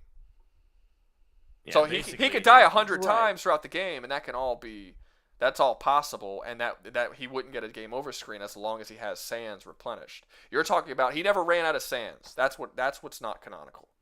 Oh, okay. I see. He always had sands to come back. Yeah. And everyone thinks that he's only died once. He's died twice. Well, he died once in the first game. He died again in Warrior Within. I don't remember if he died in the third. He killed himself in Warrior Within. He ambushed himself because he saw himself not prevail the first time. It's very twisted. Sure. So but are we gonna just put up a poll to see if people? Yeah, I'm about to put up a poll. Him fighting the goth chick, I think all that happened was she managed to kick him off the arena. She failed to actually outfight him, and then he comes and outfights her later. Yeah, he beats her. Hold up. It's not like he's just magically stronger. It's still him. Oh. Yeah, the only game that I'd say that he gets actually magically stronger in is an argument can be made for 3. And I agree with Lost Crown. No, he absolutely gets magically stronger. Well, first off, the idea that him being able to go back in time and redo events doesn't make him stronger is a little ridiculous. I mean, yeah, maybe not physically, but he knows what's going to happen in the future and he can overcome it. That's a big yeah. like, he's also smart enough and reflex enough to actually deal with that. So like War of Tomorrow. Oh, you killed me this time. Now I'm going to parry you. But in 3, he does legitimately get power ups. He literally has a Super Saiyan mode. He has he has magical powers over the elements. Like he gets a lot of powers in 3. Like he's barely. You could barely. I mean, I'm not gonna say I'm not gonna say you can't consider. Well, you kind of can't consider him a swordsman because he even gets like the chain blades. He starts using these whip chains. He's not even using swords anymore. By that, like that game, he gets like swords. Isn't that an alter ego of him? That's the Shadow Demon version of him. That's like saying anti-sword is the same. Sure, but it's his Super Saiyan mode. It's like he uses it throughout the game. He gets very angry. It's not by choice. It's a different personality. Okay, so controlling his it body looks at that like point. we did not convince the chat to move him. Most people think he should not be moved. Fair enough. I still think he probably should, since it's a mechanic that he keeps dying over and over again, and nobody else up here has died once. But if I'm purposely not voting on that guy because I don't know. nobody in the voice chat should be voting. Can I put? I don't know why y'all are voting. It's it's the text chat. Okay. Because it's 50-50 now, dude. Oh shit. Damn. All right, I'll give it another. I don't know. I give another 10 14 seconds. out of 40 votes, so. I give another 10 seconds. Wait a minute. Why? Are you just saying we shouldn't vote because none of us have played the game? No, I'm what? saying we shouldn't vote because we already have so much say being in the chat. And we technically put him where he was. Like so I don't vote. I don't choice. vote. It's the chats. It's the people who are watching the stream who are I'm giving the opportunity to vote. Like I don't vote in the stream. That would make if all of us agreed that he should get moved. There's like 8 or 9 of us. That would like automatically. It would like we never find out what the chat wants. The reason why I know what you guys want. The reason why I put that is so the chat can decide. If you guys have been voting the whole time, stop doing that. Like that's for the chat to just. I know what you guys want. Leave and vote and we come back real quick. Well, actually, you know what? While they're voting, since it's like super like whatever, I'll do an ad. I haven't done an ad so far. Let's do an ad. My phone just fucking died. There we go. Quick ad. You guys vote and shit while the ad's running. I don't even know if y'all could see the ad. Can y'all see the ad? I don't know how that works. I can't because I've got. No, we can't see the ad. Special powers. I haven't watched it. No one sees the ads. Might have. Okay. No, Alright. the only ads I see are the ones at the top of your screen. Okay. Well, that's fine. Okay, so when the chat comes back, Oh, you saw it? Okay, so y'all did see. Okay, cool. So everyone's back. Cool. So it looks like no, he should not be moved. It was close, but people think he should be moved. Close, yeah. I think he should be moved, but I will go with what you guys say. He is not going to be moved. I actually regret mentioning it. Despite the fact that he is a cheater, he will stay in his same spot. Okay. Cheater. Next up, we have Jin Sakai. So, who has played Ghost of Tsushima? I imagine pretty much everybody. Platinumed it. Everyone. I've not gotten through it entirely. I'm shutting the fuck up for this one. Okay, so I prefer more fantasy. Yeah, so I thought most people played. Okay, so Jin Sakai, he loses at the very beginning of his game against the Hun, the leader of the Huns. I'm forgetting his name, not Attila, somebody else. And he eventually goes on. He essentially creates the concept of the ninja, because like it's only samurai, and he creates guerrilla warfare in Japan. It's a very dishonorable way of fighting, and he goes after the Huns, basically a one-man guerrilla war against all the Huns. By the end of the game, it is directly stated that he is the best swordsman on his island, which I was corrected, because they told me that he was the best swordsman on the island, and I assumed Japan when they told me that, because Japan's an island. But I was corrected, and people told me no, they're talking about specifically Tsushima, since no one has actually gotten to the whole Japan part. Tsushima is essentially stopping the hunt. Like, as if the whole thing about the game is that they take over Tsushima, they then have access to Japan, so they have to stop them from taking over Tsushima. So when they say he's the greatest swordsman on the island, they're talking about Tsushima. Okay, fair enough, not the island. So I don't know how many people live on Tsushima. I feel like it's probably not that many people, especially back then. So while he's a very skilled swordsman, most of his skill and most of his success in fighting comes from his guerrilla tactics and the fact that he's actually on an island that doesn't have that many people on it. However, it should... 1 point for skill is when he does the call out, he can take up to four people at once with his call outs. Sure. Yeah, no. Well, there's a lot of stuff. Like, he fights a lot of people 1v1 in duels, and he fights all the best swordsmen on the island.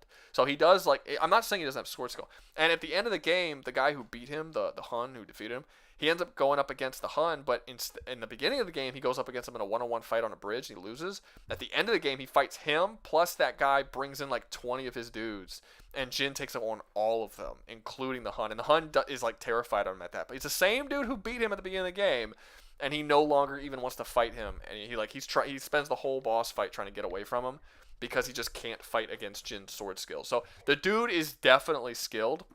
Well,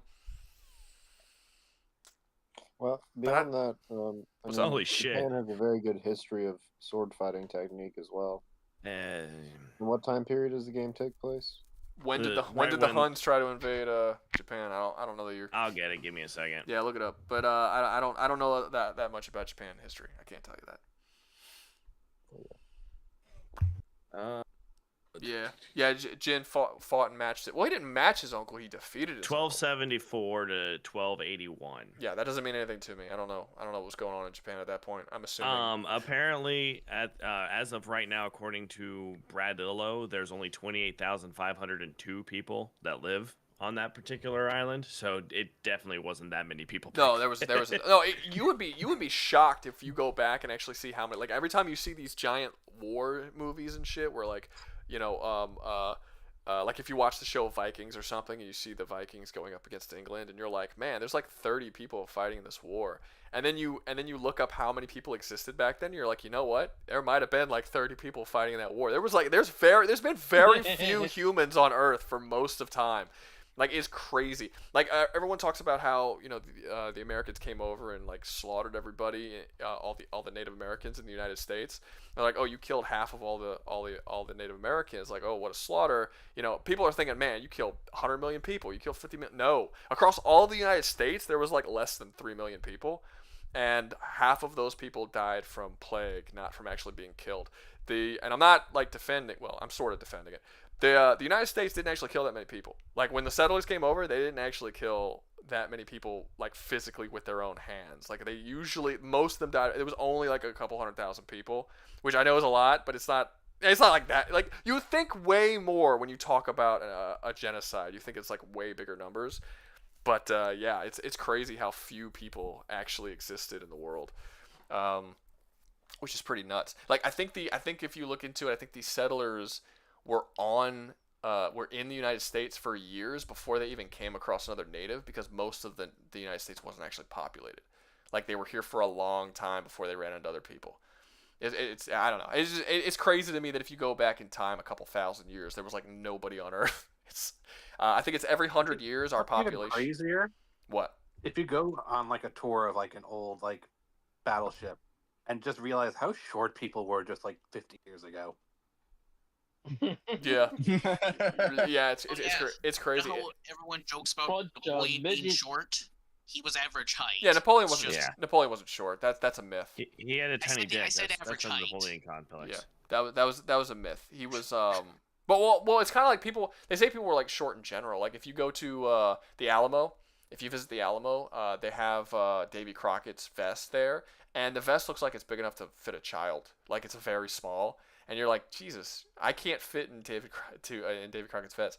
And like, I don't know any grown man that can. Like, I think they were just smaller back then. Like, they're just small dudes. They were. We're a bunch of fat asses now. No, I'm not fat. I know. I think I know you're not. It probably has more to do with the fact that we have steroids in all of our food. Maybe. I don't know. That's my guess. I don't know. Like, I don't know if it's necessarily I think evolution. It's more so cross. I don't want to say cross-breeding. It's us just doing all this different thing with all people around the world. It's like Steroids in our food. Better nutrition, better health, better medicine. All that factors together. Yeah. Okay. So yeah, that's interesting. So Bradillo, I don't know if this is true, but he says humanity reached its first billion in 1804, which is crazy. Like now that was 200 years ago. Now we have 8 billion.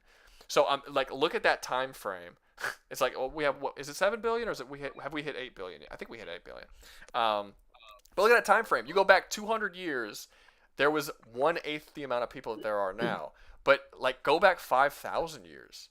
Like, how many people existed on Earth? The only reason it's even slowed down is because of abortion and contraceptives. Otherwise, it would be even higher. Well, abortion, 8.2 billion people. Abortion, contraceptives. Most people don't want to be married right now. We're having a marriage issue at the moment. People don't want to start families. I think they're saying by, I think it was like 2040, we were gonna have like 60 or 70% of women over the age of 30 will not have kids or something like that. It's crazy. I think honestly, with how technology has been and how society and culture has changed, I'm not surprised. Maybe we should get neither am I. What character are we on again? We're on just Sky. Japan and not modern America. We're just Sky. But someone brought up the ghost mode. Yeah, let me see. Ghost mode is what he uses that can one-shot all of his enemies and flee. Yeah, the whole point of ghost mode is that it's a fear tactic. It's not necessarily a skill tactic. I mean, it is, obviously, he kills them very quickly, but the idea is that he brutally slaughters them, and it's like, because that's the thing, that's one of the reasons why his uncle finds his form of fighting so dishonorable, because he uses things like fear, he poisons people, he uses a lot of psychological warfare before psychological warfare existed in Japan. And there's a lot of like ulterior stuff, which I feel like in ways will take away from his skill level and ways will add to his skill level. Because if he's capable of using psychological warfare during a sword fight, that's skill. That's horrifying. Like that's skill. I mean, he's basically Rambo. That's something that a lot of people can't do. And if you're Japanese Rambo. But at the same time, if you're talking about second Rambo. But at the same time, if you're talking about him like poisoning people and like using fear tactics in that way, then that's not really the same thing. I think he's really skilled. I don't think you put him in C. I think B maybe. No. I think B. Somewhere in B would probably fit him pretty well. I don't know if he'd be above or below Vergil though. Vergil? I think below Vergil. I think below Vergil. No. I think below Vergil. Vergil. I'll give Vergil that Vergil loses more than he wins. But it's not he's like still skilled. It's not like he fights unskilled people. I mean, yeah. Jin fights skilled people. And powerful people. It's just very limited by his location. So it's like he's not like there are likely better warriors in Japan. There are likely better warriors on the planet Earth. It just happens to be that he's locked in this little island and he just happens to be the best there. It's kind of like when you're like the best fighter in a small town and then you join the UFC and get your fucking ass handed to you. You know what I mean? It's kind of like that. He's just fish, tiny pond. Yeah, he's a big fish in a small pond, and he doesn't really have any sharks where he lives. So I would say he's probably below Vergil and B. Does anyone disagree with that? I can see it after that. Disagree. You would disagree or agree? I would agree that he should be lower than Vergil. I'm gonna be honest with you. B. All right. Anybody in the text chat think that he should be anywhere other than below Vergil? All right, I just joined the stream, so is that Nightmare on S tier? That is Nightmare on S tier. Is there a problem? Not really. I'm surprised. I don't see any. Have you seen his other videos? Have I seen Nightmare's other videos and Rouga's other videos? No. All right, you're up, Alden. Milena. It was me and Skriger, right? You were the other one, or was it Swamp? Me too. Oh, Trip. Okay. So, dude, look, Melania. Now, a bitch. I'll say that right now to get that out of the way. Trip, I think I might upset you with this one, Trip. I might upset you with this one a little bit, Trip. I think Melania can't be higher than A tier. She might even be in B tier because she's not even better than her own master who trained her on the sword. The reason I'm saying this is her master, water swordsman style. Yeah, the blind water swordsman style, if you will, was able to defeat the goddess of rot, which is inhabiting Melania, which obviously means she has not defeated the goddess of rot. And he basically got it buried in the realm that scary place in Illinois. I forgot the place. Yeah, the lake of rot. Now, Rouga, when it comes to Melania, she is very skilled. She's very fast. I know speed doesn't matter. Her alone, though, with the whole speed feat, her alone does what Vergil and Dante do together when it comes to her attack. She does I think it was calculated at 52 attacks in 3 seconds when they did the waterfall dance in full. Mm-hmm. So she is a very quick attacker. She is very fast when she attacks. However, her never knowing defeat is a twist, a big twist. It's not a bullshit lie, because technically she didn't know she was defeated by Raiden. She thinks she beat Raiden and was just dragged off after she went unconscious. So she is technically, in her own mind, never known defeat. But from her point of view or from our point of view? And let's from her point of view, General Raiden, he was basically considered the most powerful of the family. No, Mikla has always been considered the most fearsome of all the Imperiums. Like, I'm getting tired of everyone saying control thing, but yeah. Yeah, but no, I mean, quite literally, as freaking old man Margit's walking down the damn stairs, he says, "And Mikla, the most fearsome of the Imperiums." Like, he's known as the most fearsome. Radon is powerful, but does fearsome does fearsome mean more skilled though? No, it had nothing to do with skill. Yeah, it's just his intellect and everything. His ability to lead and to control others was so fearsome that everyone else feared him due to it. And he actually brain controls. It's in the DLC. You find out he's been brain controlling freaking Mog, Melania. Yeah, he mind control. Like, he brain controls them, not mind. He control. mind fucks them all. Mind controls? Yeah. He mind fucks them all. Motion control, but yes, pretty much. So someone in the chat is saying, wasn't the fight with Radon a draw? Are you saying it wasn't a draw? That she actually lost? They both weren't in good places. So this is one of the biggest argued things amongst most people in the Elden Ring community. Technically, she lost an arm, jumped on Radon's back, did her bloom thing, which Scarlet rotted his entire kingdom and drove him mad. And she got knocked unconscious and dragged off the field. So most people, another problem, some people will call it a draw. Other people say, well, she's still alive and sane, so she won. Both combatants were basically no longer able to fight. If you want to say it's a victory, I would call it a Pyrrhic victory at best. That sounds like that sounds like more or less a draw. Both enemies are alive. Both enemies can't fight anymore. That's they can both still whoop your ass. If she passed out, then she can't fight anymore. Yeah, at that exact moment. That's what I'm talking about. I don't care if she's a cripple. I'm talking about at that moment. Well, she was already a cripple at the beginning of the fight. Yeah, Scarlet Rot has been rotting. Like, the reason she's got a fake arm that she fights with is because Scarlet Rot rotted that shit off. You know, she's got a fake leg because Scarlet Rot rotted that shit off. She has two fake legs. And she still won. She's got leprosy. She no longer has her eyes, too. Yeah, pretty much. It's leprosy stage 2. And she's pretty much still considered one of the most skilled. Like, when it comes to skill, most powerful, most skilled swordsman that's on the roster in Elden Ring. It's crazy how a rotting cripple can also whoop your ass in the most egregious ways. 195 times, some people. Yeah. The most bullshit thing she has is auto heal per hit. Okay. Motherfucker, stop. Okay. Yeah, she heals you when she hits you too. So That's a mechanic where, based on what you know of the tier list so far, where do you think that she should go? Honestly, I think the wolf would beat her. In just a skill fight, I would say she's higher than Link, but she's B tier. You think she's B? That's you think she's opinion. The top of B tier? Top of B. Nothing goes past. And if they can't beat her, they don't go to A tier, in my opinion. You're saying Vergil cannot beat her?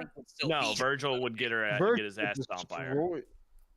Oh yeah, Vergil has no fucking chance against Vergil, as Rouga put, Vergil is primarily speed. He's got skill, but he's primarily speed. Melania's speed is Vergil and Dante's speed together.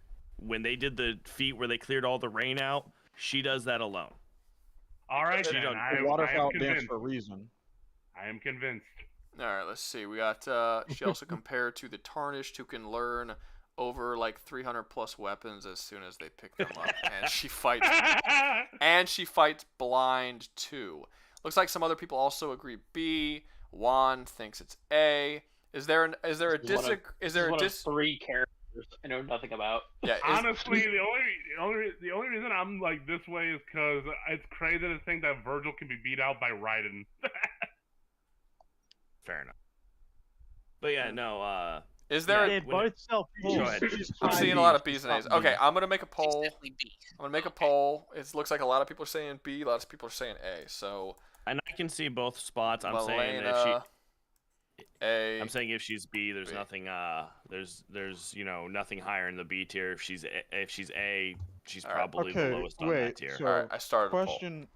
How long had it been since her and Radon fought and she was taken to the tree?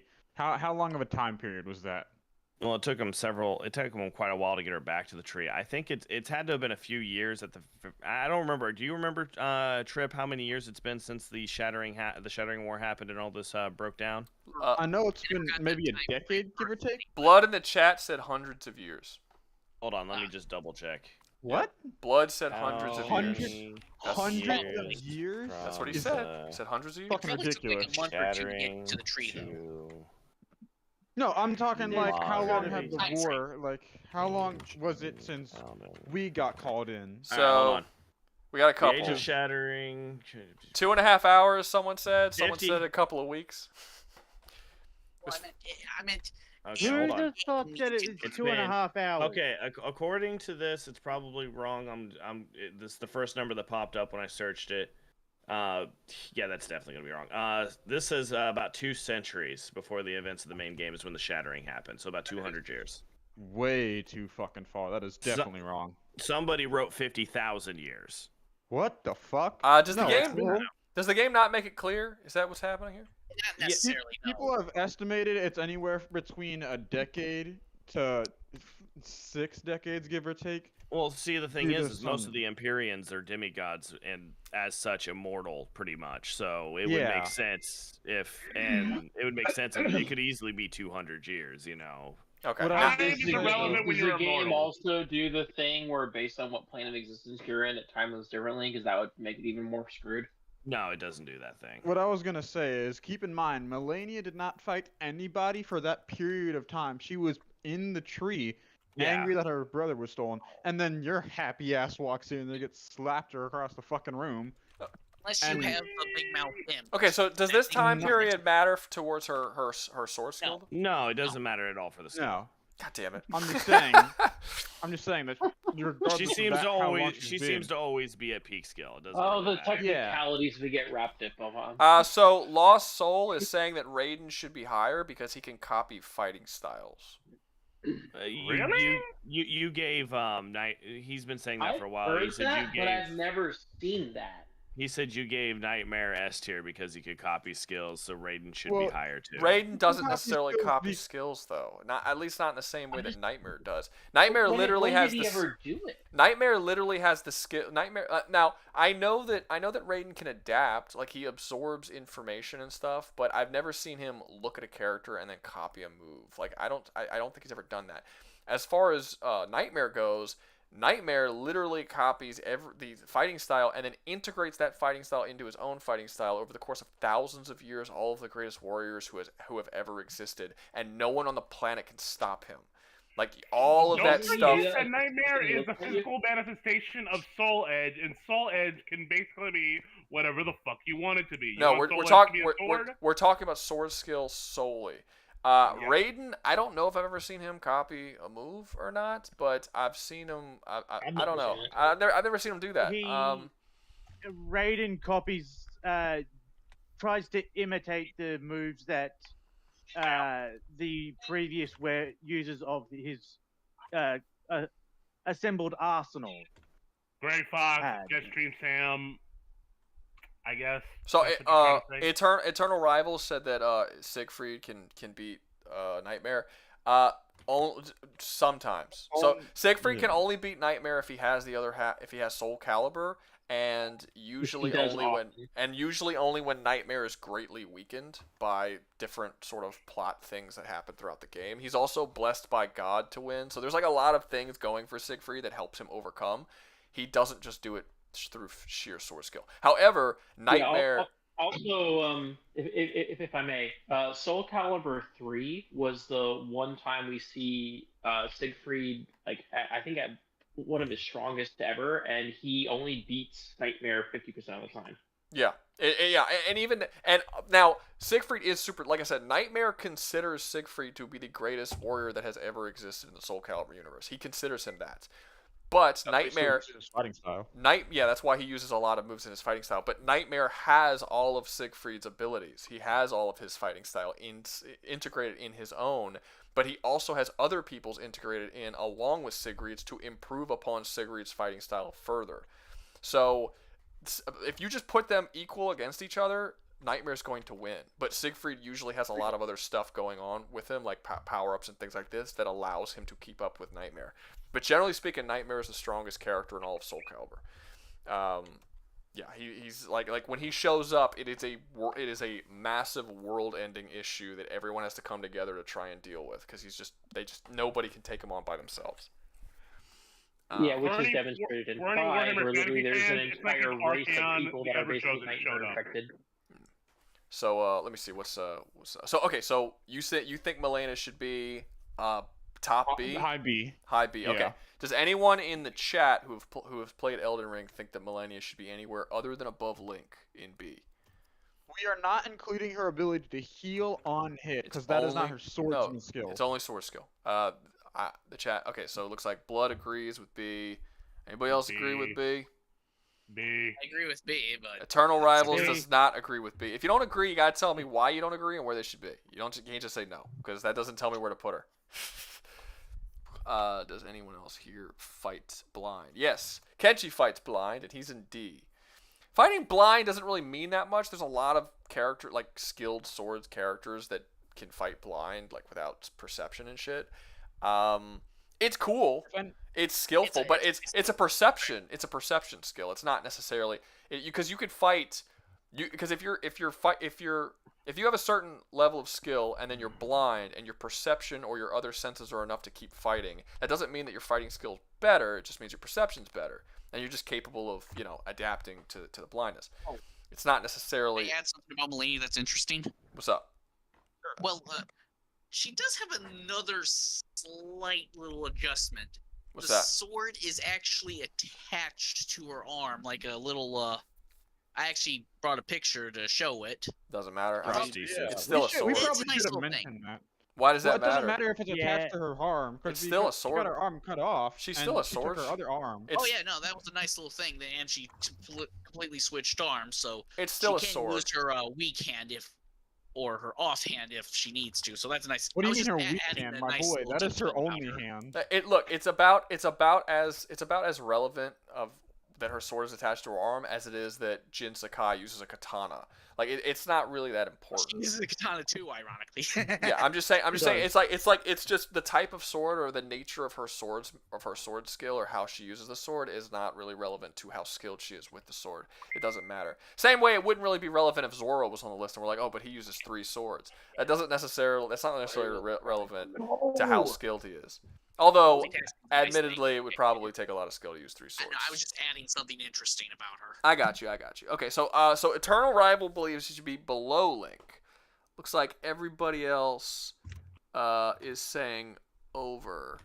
I think it should be I super agree low with A. below Link, because it's kind of hard for me. Okay, just purely on sword skill, I feel like Link would be able to deal with Melina.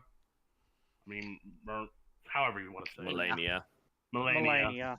Thank you. Melina.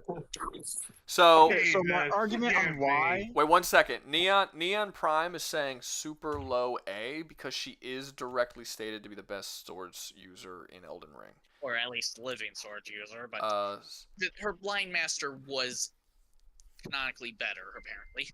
Okay, so she's not. That I wouldn't say that's canonically. That is me putting inference into it because her master did beat the goddess of Rot, whereas Melania didn't beat Rot because she's literally being destroyed by it. He barely subdued it. Yeah, there's a few weird things. Okay, so here's my question: do you guys think she should be lower because she's suffering from the Rot?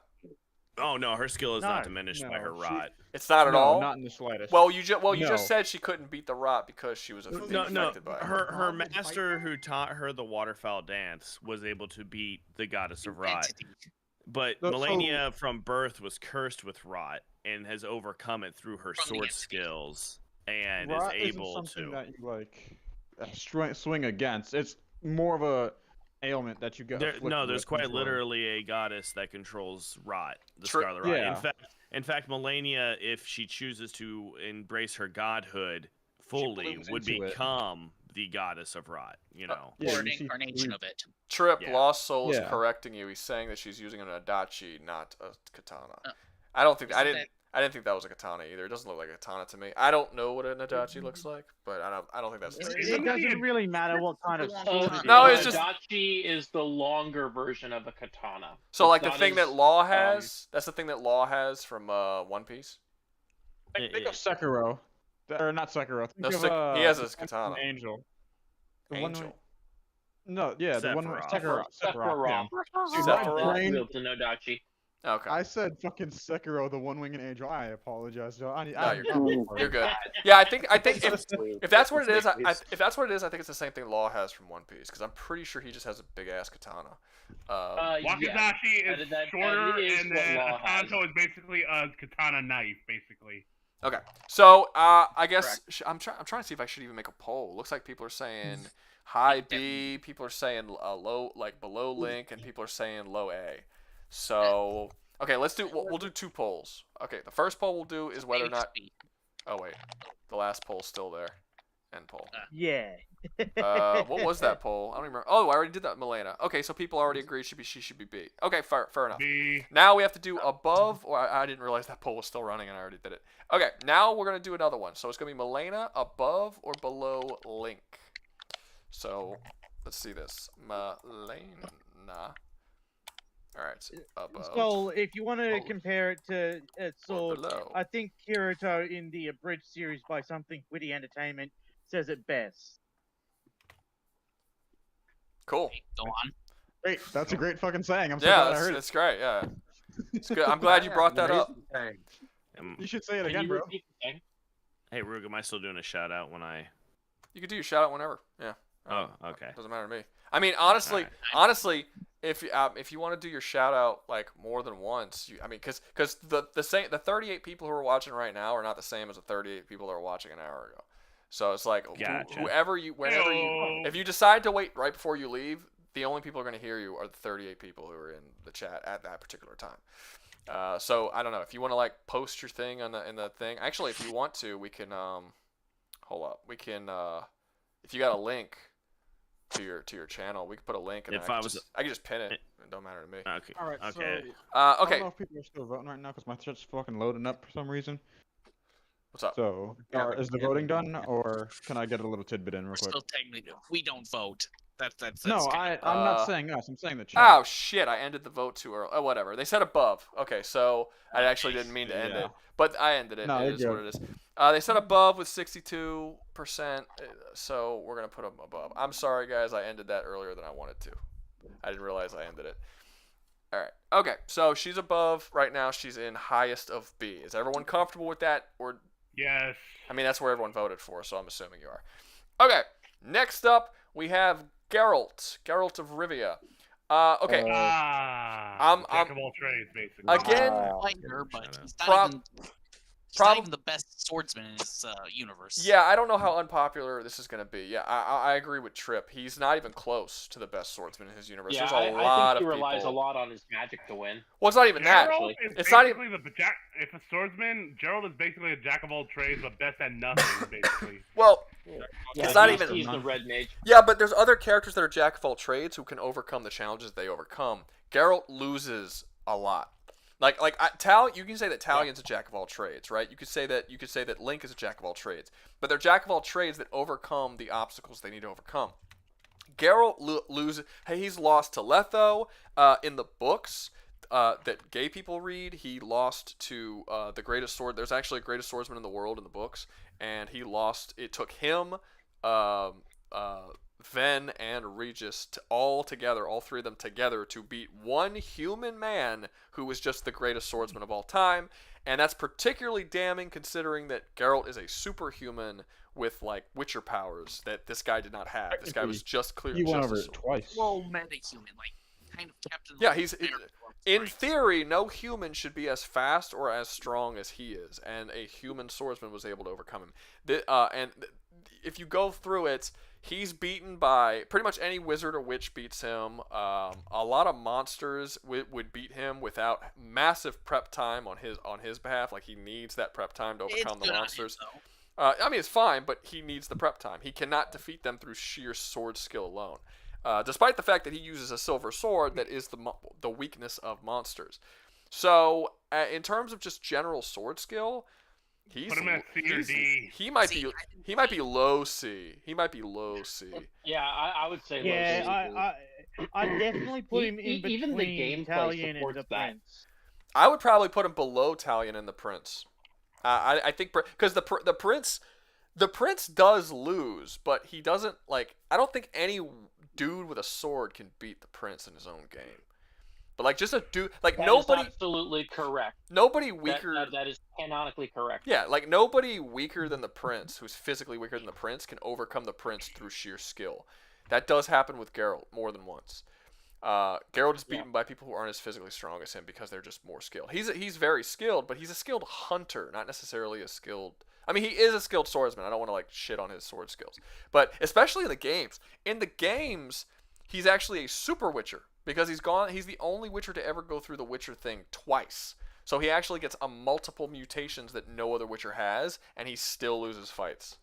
So it's like it's kind of crazy. Yeah, I would put him below Prince. I can't put him as low as Kenshi because Kenshi like sucks. It's garbage. Like Kenshi can't. He dominates Kenshi. Kenshi can't beat dudes who don't use swords. Like he can't beat unarmed men. Like he struggles against them. So I can't. Like Kenshi's got to be D. They shoot fireballs and stuff.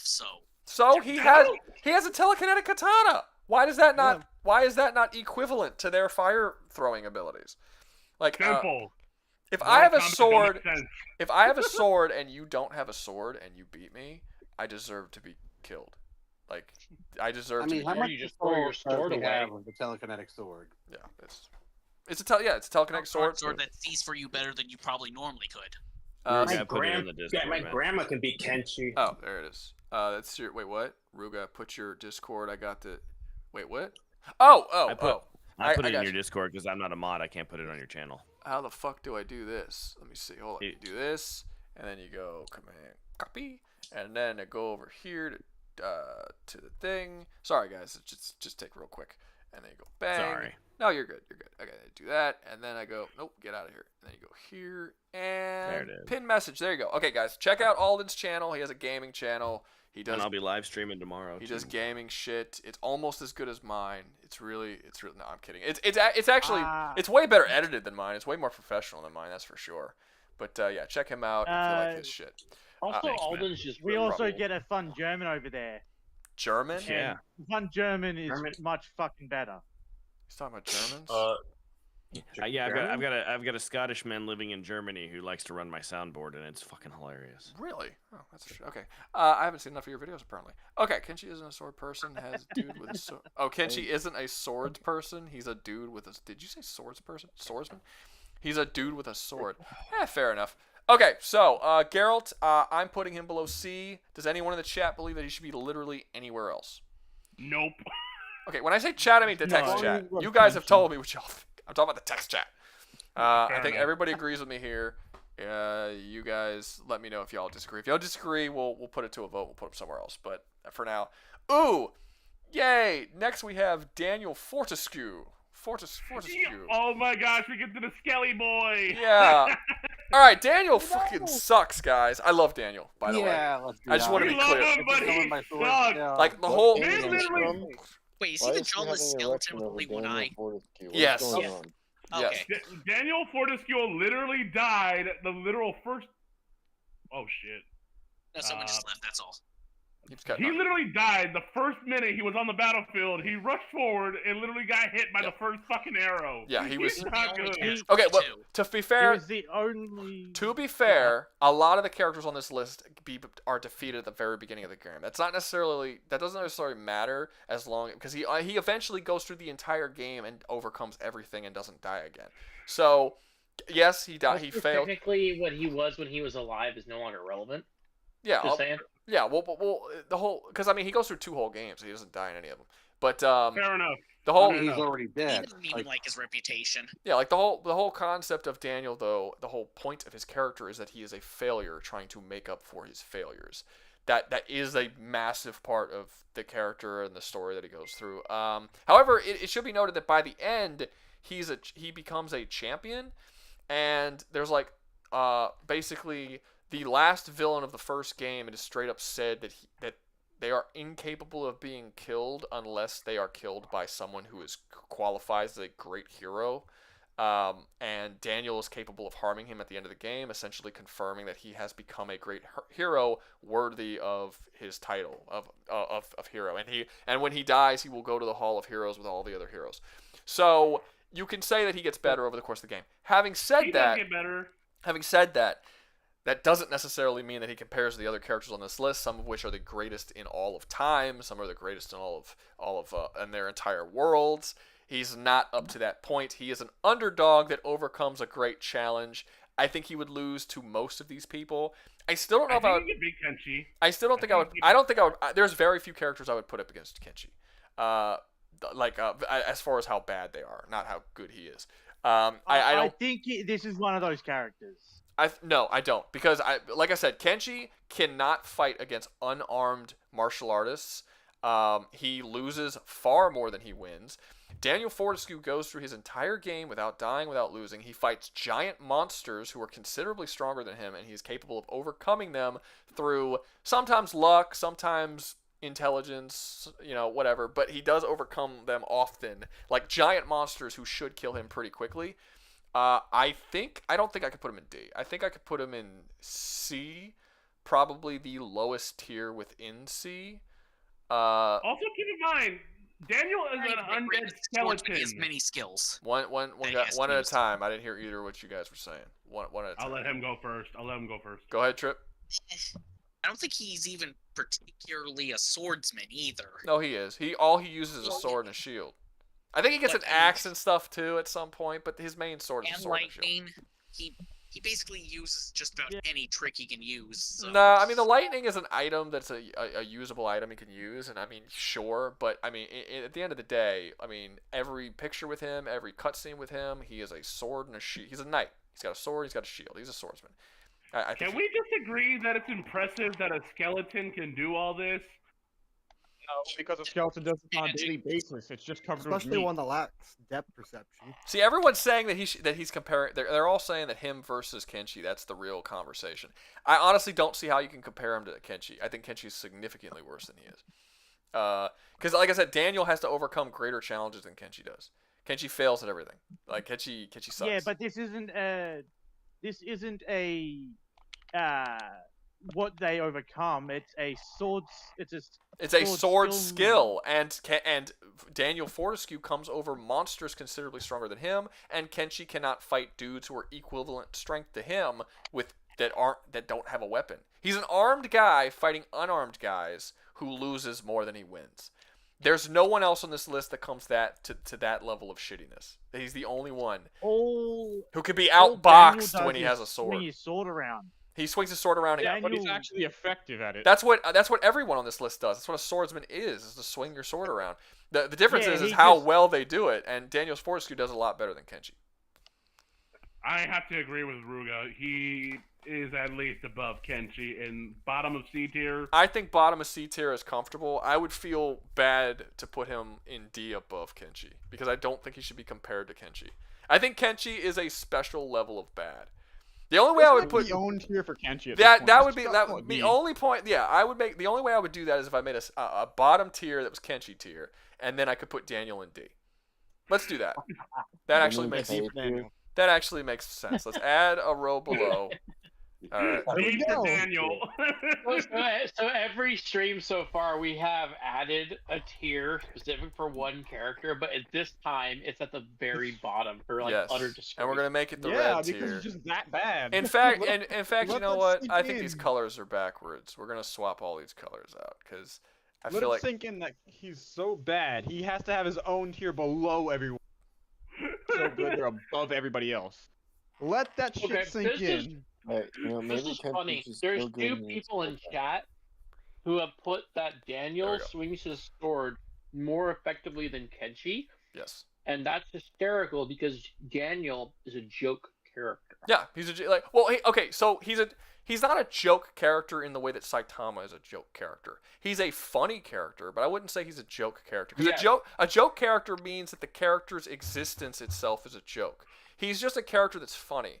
His story is relatively, I mean, it's not, I'm not going to say it's serious, but it's his story itself isn't a joke. He's a failure that's trying to overcome his failure. He's an underdog that's trying to become a hero.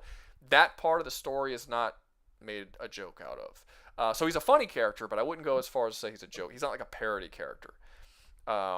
He's a failure, and they do take that part of him overcoming that relatively seriously.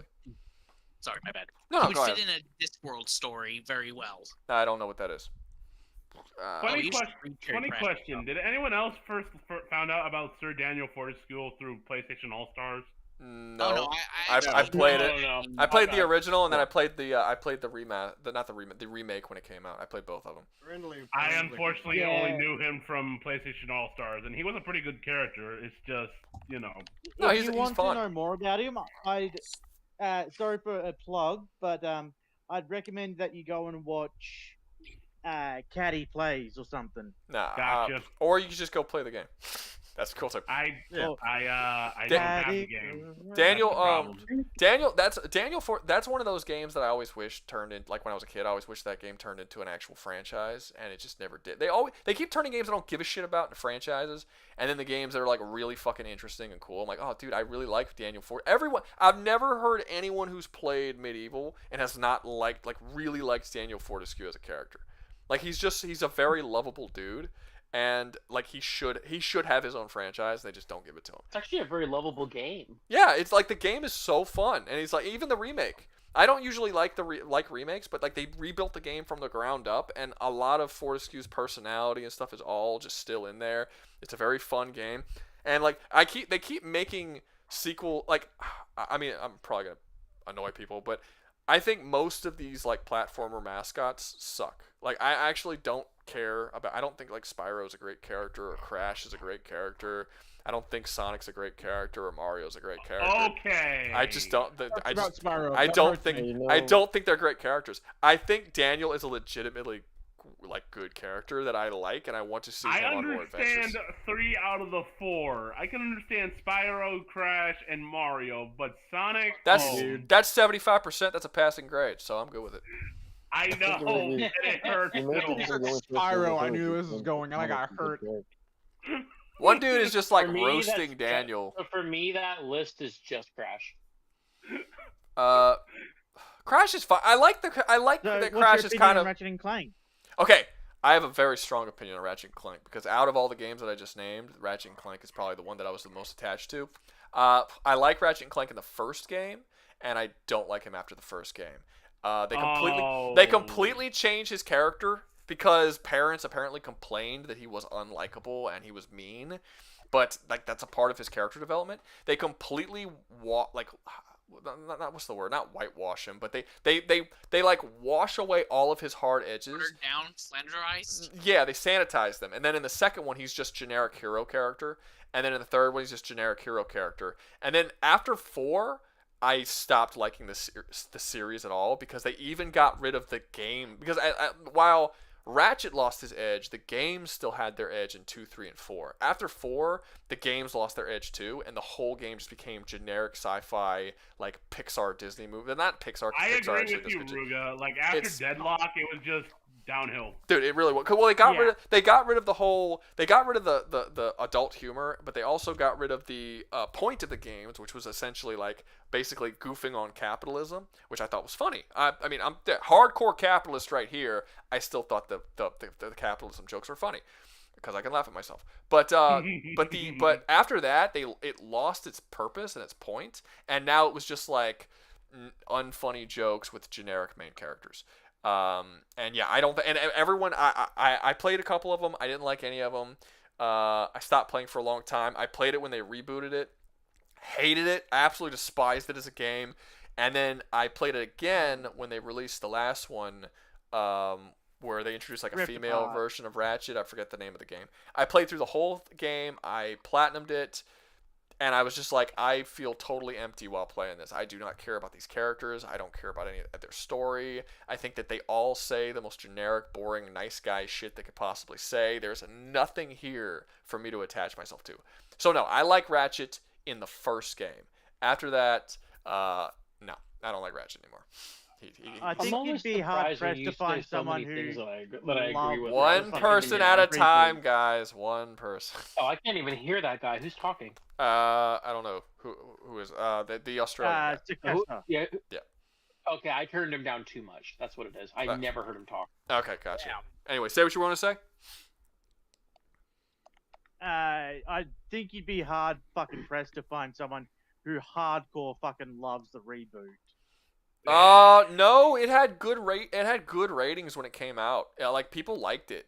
I don't know why, So, but they liked I've it. actually But only that's played the purely reboot. based off of the fucking sales, not anything else. I don't know. I have no idea. I didn't read. There aren't that many. I know one person who bought it and he liked it.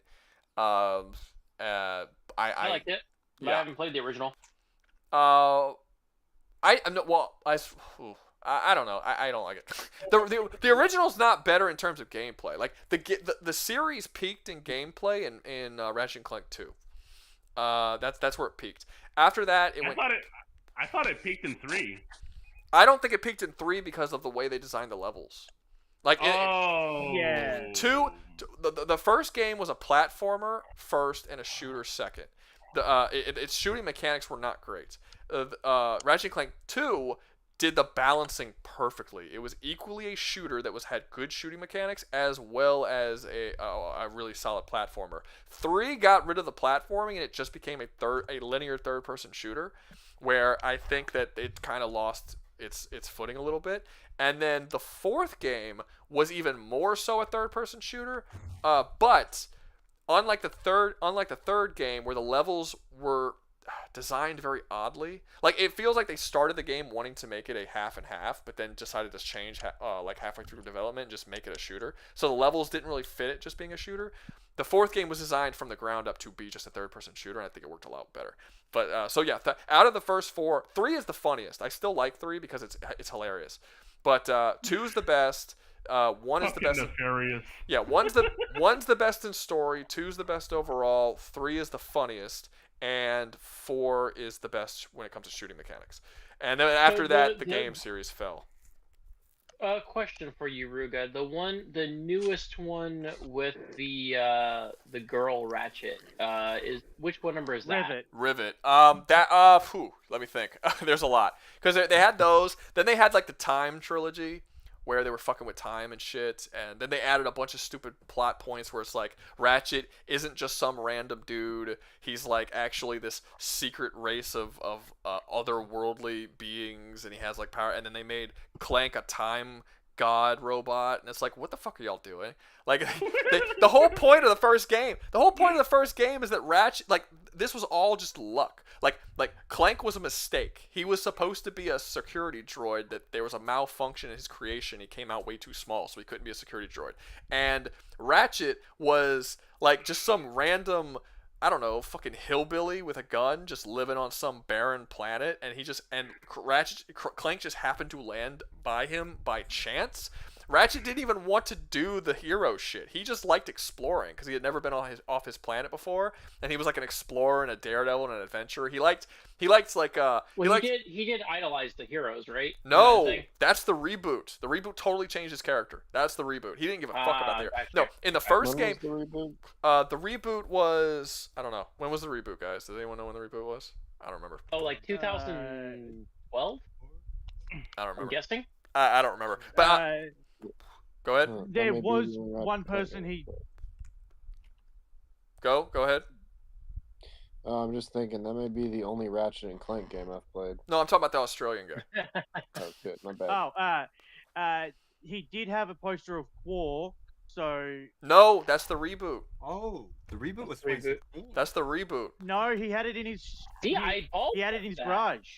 I mean, okay, let's say he did have. I don't actually remember what was in his fucking garage as a thing, but I remember through the game. I can boot up Ratchet and Clank right now and look at it real quick. I mean, if you want, doesn't matter. I could do the exact same. But either way, it doesn't matter because Ratchet in the game does not care about Quark. Because Clank keeps saying, let's go see Quark, Ratchet couldn't care less. That's a part. Like, Clank starts getting very frustrated with Ratchet because he wants to save the world, and Ratchet just wants to go and like he wants to like do hoverboard races and fucking fight monsters, and he's basically a daredevil.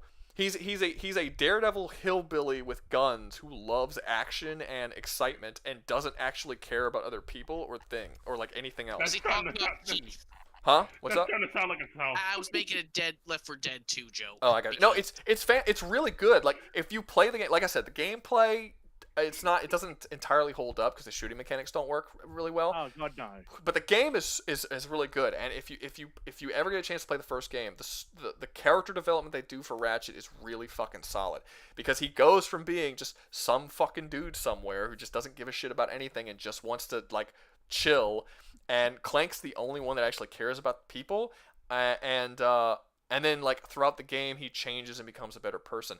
After Clank and Ratchet and Clank finally meet Quark and Quark betrays them and turns out that Quark's evil, Ratchet Ratchet finally goes on mission, but not because he cares about people, because he is furious and he wants to kill Quark. He goes on a fucking like a literal like revenge spree going after Quark, and he doesn't even want to speak to Clank. He's like, Clank, once this is over, you can get the fuck away from me, because you're the one who like wanted to go meet Quark and he betrayed me and all this kind of stuff. Like Ratchet is an asshole throughout most of that game, but it's good character development. Like he's a well-written character. They decided, because parents complained, even though it was a T for T fucking game, they shouldn't have been buying it for their shitty kids anyway.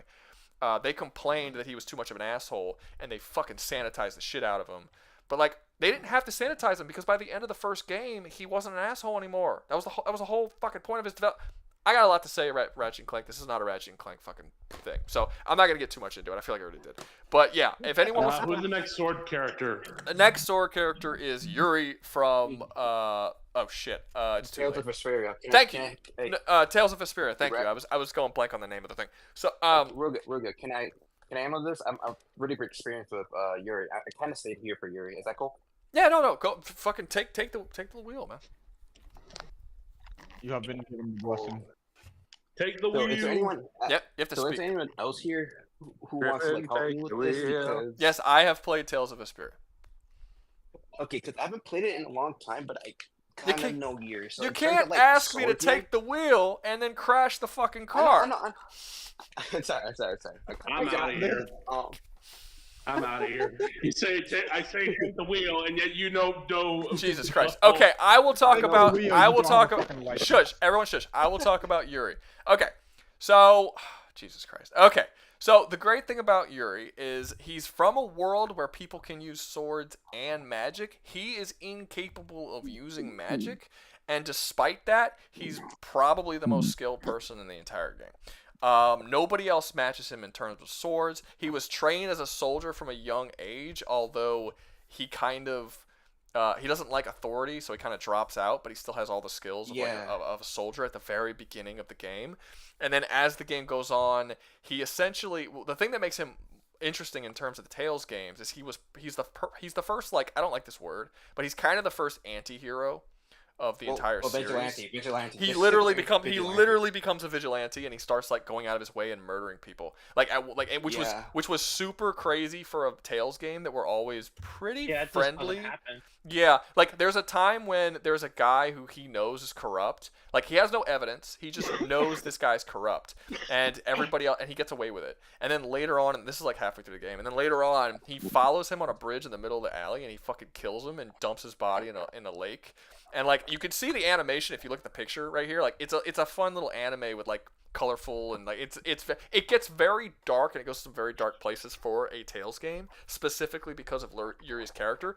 And I don't think it would be hard to argue that at the time Tales of Vesperia came out, Yuri was the most interesting Tales protagonist at that time. Yeah, and that's why he's so popular, because I don't want to mention this, but he's so popular they banned him from popularity polls because he kept winning #1. Yeah, because Yuri's so interesting. I would like. I mean, every time they make a new I know they won't do this because they just don't do it. But every time they make a Tales game, I'm like, can you make a Tales of Vesperia 2 so I could play with Yuri again? I still think to this day Yuri's the best protagonist. Having said that, I've heard in Tales of Berseria, the chick from that's really good. I haven't played it because I played the demo. I would agree with that. I played the demo and I hated the combat, so I just didn't get the game. I found the combat very strange when I tried to play it in the demo. But the combat gets better as you continue the game, so it's kind of odd that they made a demo where they didn't showcase that. Yeah, but I wasn't. Or maybe they made it better because enough people said that. I don't know. Yeah, I mean maybe, but but Yuri is like, it's not easy to play. That's for sure. Yeah, but like they've always. I'm not Yuri. The Tales games have always been pretty simple to pick up and play. They've never been like super like complicated. And then I started playing Berseria, and I'm like, this doesn't even feel like a Tales game. It was very strange. Yeah. But no, Yuri. So the thing is, I think Yuri should be relatively high on the list, specifically because that's the thing I've been concerned about, because compared to these other people, I've been looking at like the wiki and the people he's fought, but he fights some of like other people, but he also defeats them, but he also loses to this guy like Duke. He does lose, but I don't necessarily hold that against him too much, because his game is about becoming better as the skill like at the beginning of the game he's above average for sure. He beats out most soldiers. He was hot. In terms of skills, he was top in his class when he was becoming a soldier. And at the start of the game, he's more skilled than most soldiers. But by the end of the game, there's very few people that can actually beat him. And this is particularly impressive because Yuri is not capable of using magic, and every other character in the franchise, maybe franchise, but specifically Tales of Vesperia, are capable of using magic. He's literally the only one that can't. And the funny thing is, they actually talk about why he can't use magic. Like they've asked him, like, why can't you use magic? Is it like you're not capable of it? And he's like, I don't like to read.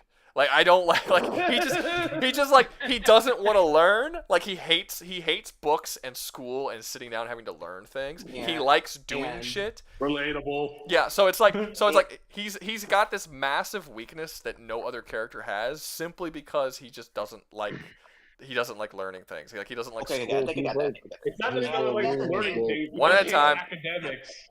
And he has a thing on his left arm called like a blaster, which lets him use his arts, which are basically just sword skills. They're all sword skills. The thing I really like about it is with certain weapons, like axes and stuff, because he doesn't just use swords. No, but he's that's true, but he's predominantly a swordsman. In all of the art for the game, he's a swordsman.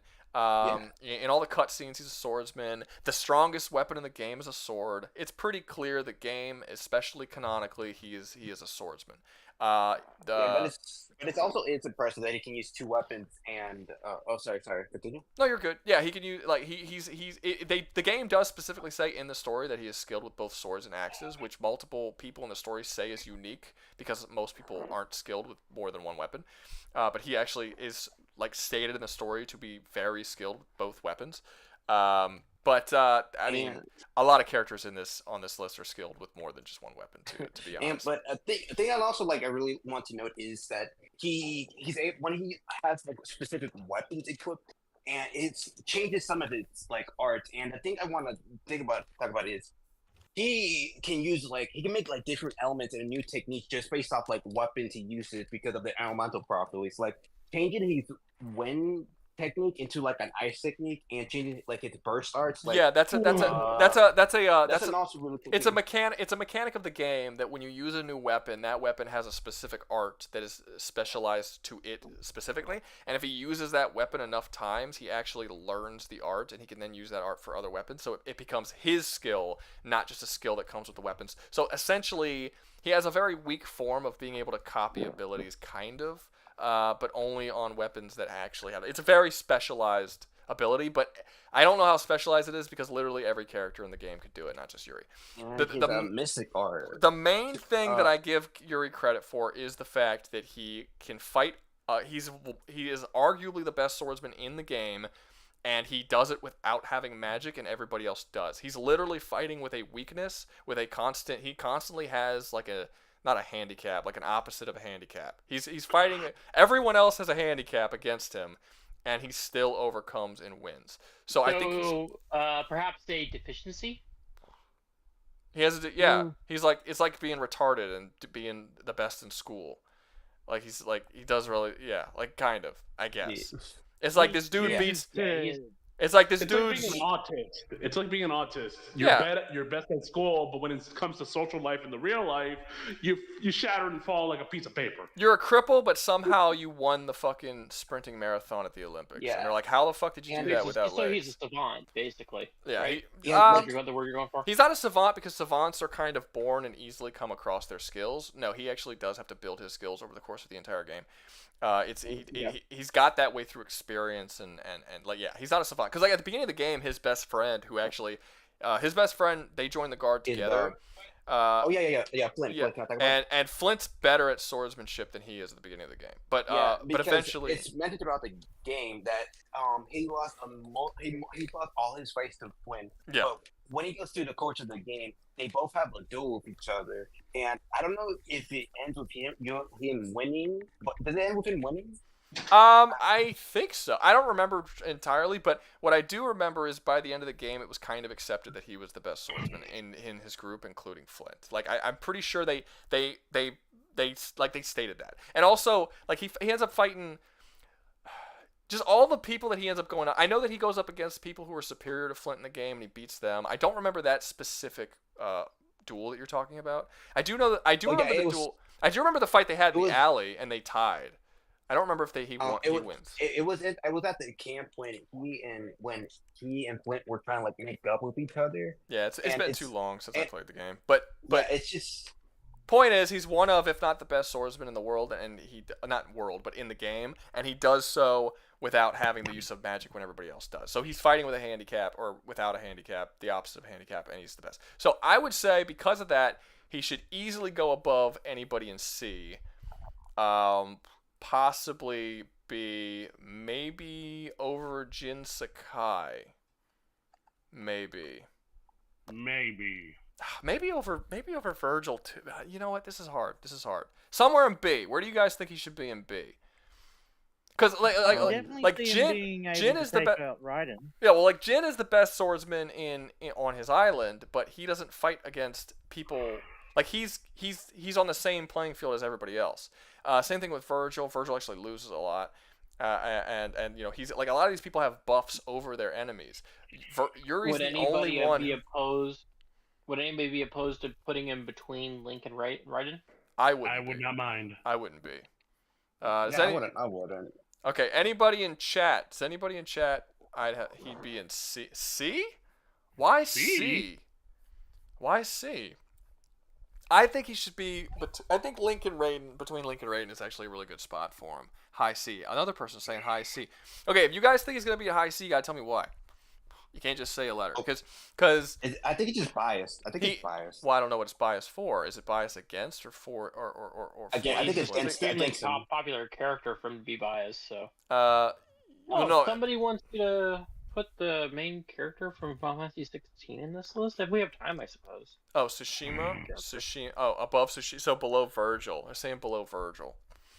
I don't know, because Vergil when Vergil is up against characters who are the same skill as him, or not the same skill, but the same strength level as him, same power level, he loses more than he wins. He's lost against Dante. He also loses to characters who are weaker than him, doesn't he? That's arguable. I mean, no, because he lost to Nero after Nero got a power up, and then he lost, and he's lost to Dante more than he's won, despite the fact that they're equivalent in power. Hasn't he also kind of not necessarily defeated, but kind of got his like face smacked by like some of the Dante's entourage? No, not really. Okay. No, Lady hasn't. I mean, you could argue a Lady, but nah. Did Lady even? When did Lady even meet him? During the events of DMC3, they all had like a big old thing. No. Before they fought like Arc. Oh wait, Lady. I'm sorry, I was thinking Trish. Lady. I'm sorry, I was thinking Trish. Christ, man. Lady, yes, no, you're right. No, but Lady never stood a chance against Vergil. That not even close. Like, no, you can't say that. No. Lady did more damage to Dante than she did to Vergil. Like, which is funny. Yeah, it was made very clear that Vergil could have killed her anytime he wanted to and just didn't. So I think I'm saying that Yuri goes behind Link, and I think that would probably be a good spot for him. If anybody else could give me a legitimate reason as to why he wouldn't. I'm seeing a couple of C's, but you got to tell me why. Let me see. High C. I was talking about someone else at least. This is not like versus tier list, right? No, it is not a versus tier list. We're talking about skill. His sword skill. Would these characters beat each other's? Okay, that's just all right. Nobody's saying anything. I'm gonna put him below Link. If anybody can tell me, if anybody disagrees with that or thinks he should be somewhere else, let me know. But I think that's actually probably a good spot for him. And now we're getting on to my favorite. Yeah, and as for the chat talking about somebody else, if you're saying that protagonist from Final Fantasy 16 would be C, I don't know what you're smoking. Which one's 16? Is that Noctis? It's the newest one. No, that's 15. 16 is what the hell's that guy's name? It's the one who is Ifrit. I'll look it up for y'all. I never played. He he outfights the avatar of Odin. And then fights the avatar of Odin while he's partially transformed. Rosefield. Okay, to be fair, I don't think that's really. Clive. To be fair, I don't think that's all that impressive because Cloud has beaten pretty much every summon. Zack beat Ifrit by himself. And This is different. This is a whole new thing. Like the lore of 16 does not follow the lore of anywhere. Okay, fair enough. I'll take your word for it, but I mean, show. I mean, there are characters like Ifrit and shit are shown being able to blow up planets and shit. So I don't know how strong this new Ifrit is, but I'm not. I mean, you'd have to tell. The new Ifrit defeats Bahamut when Bahamut's about to blow up the planet.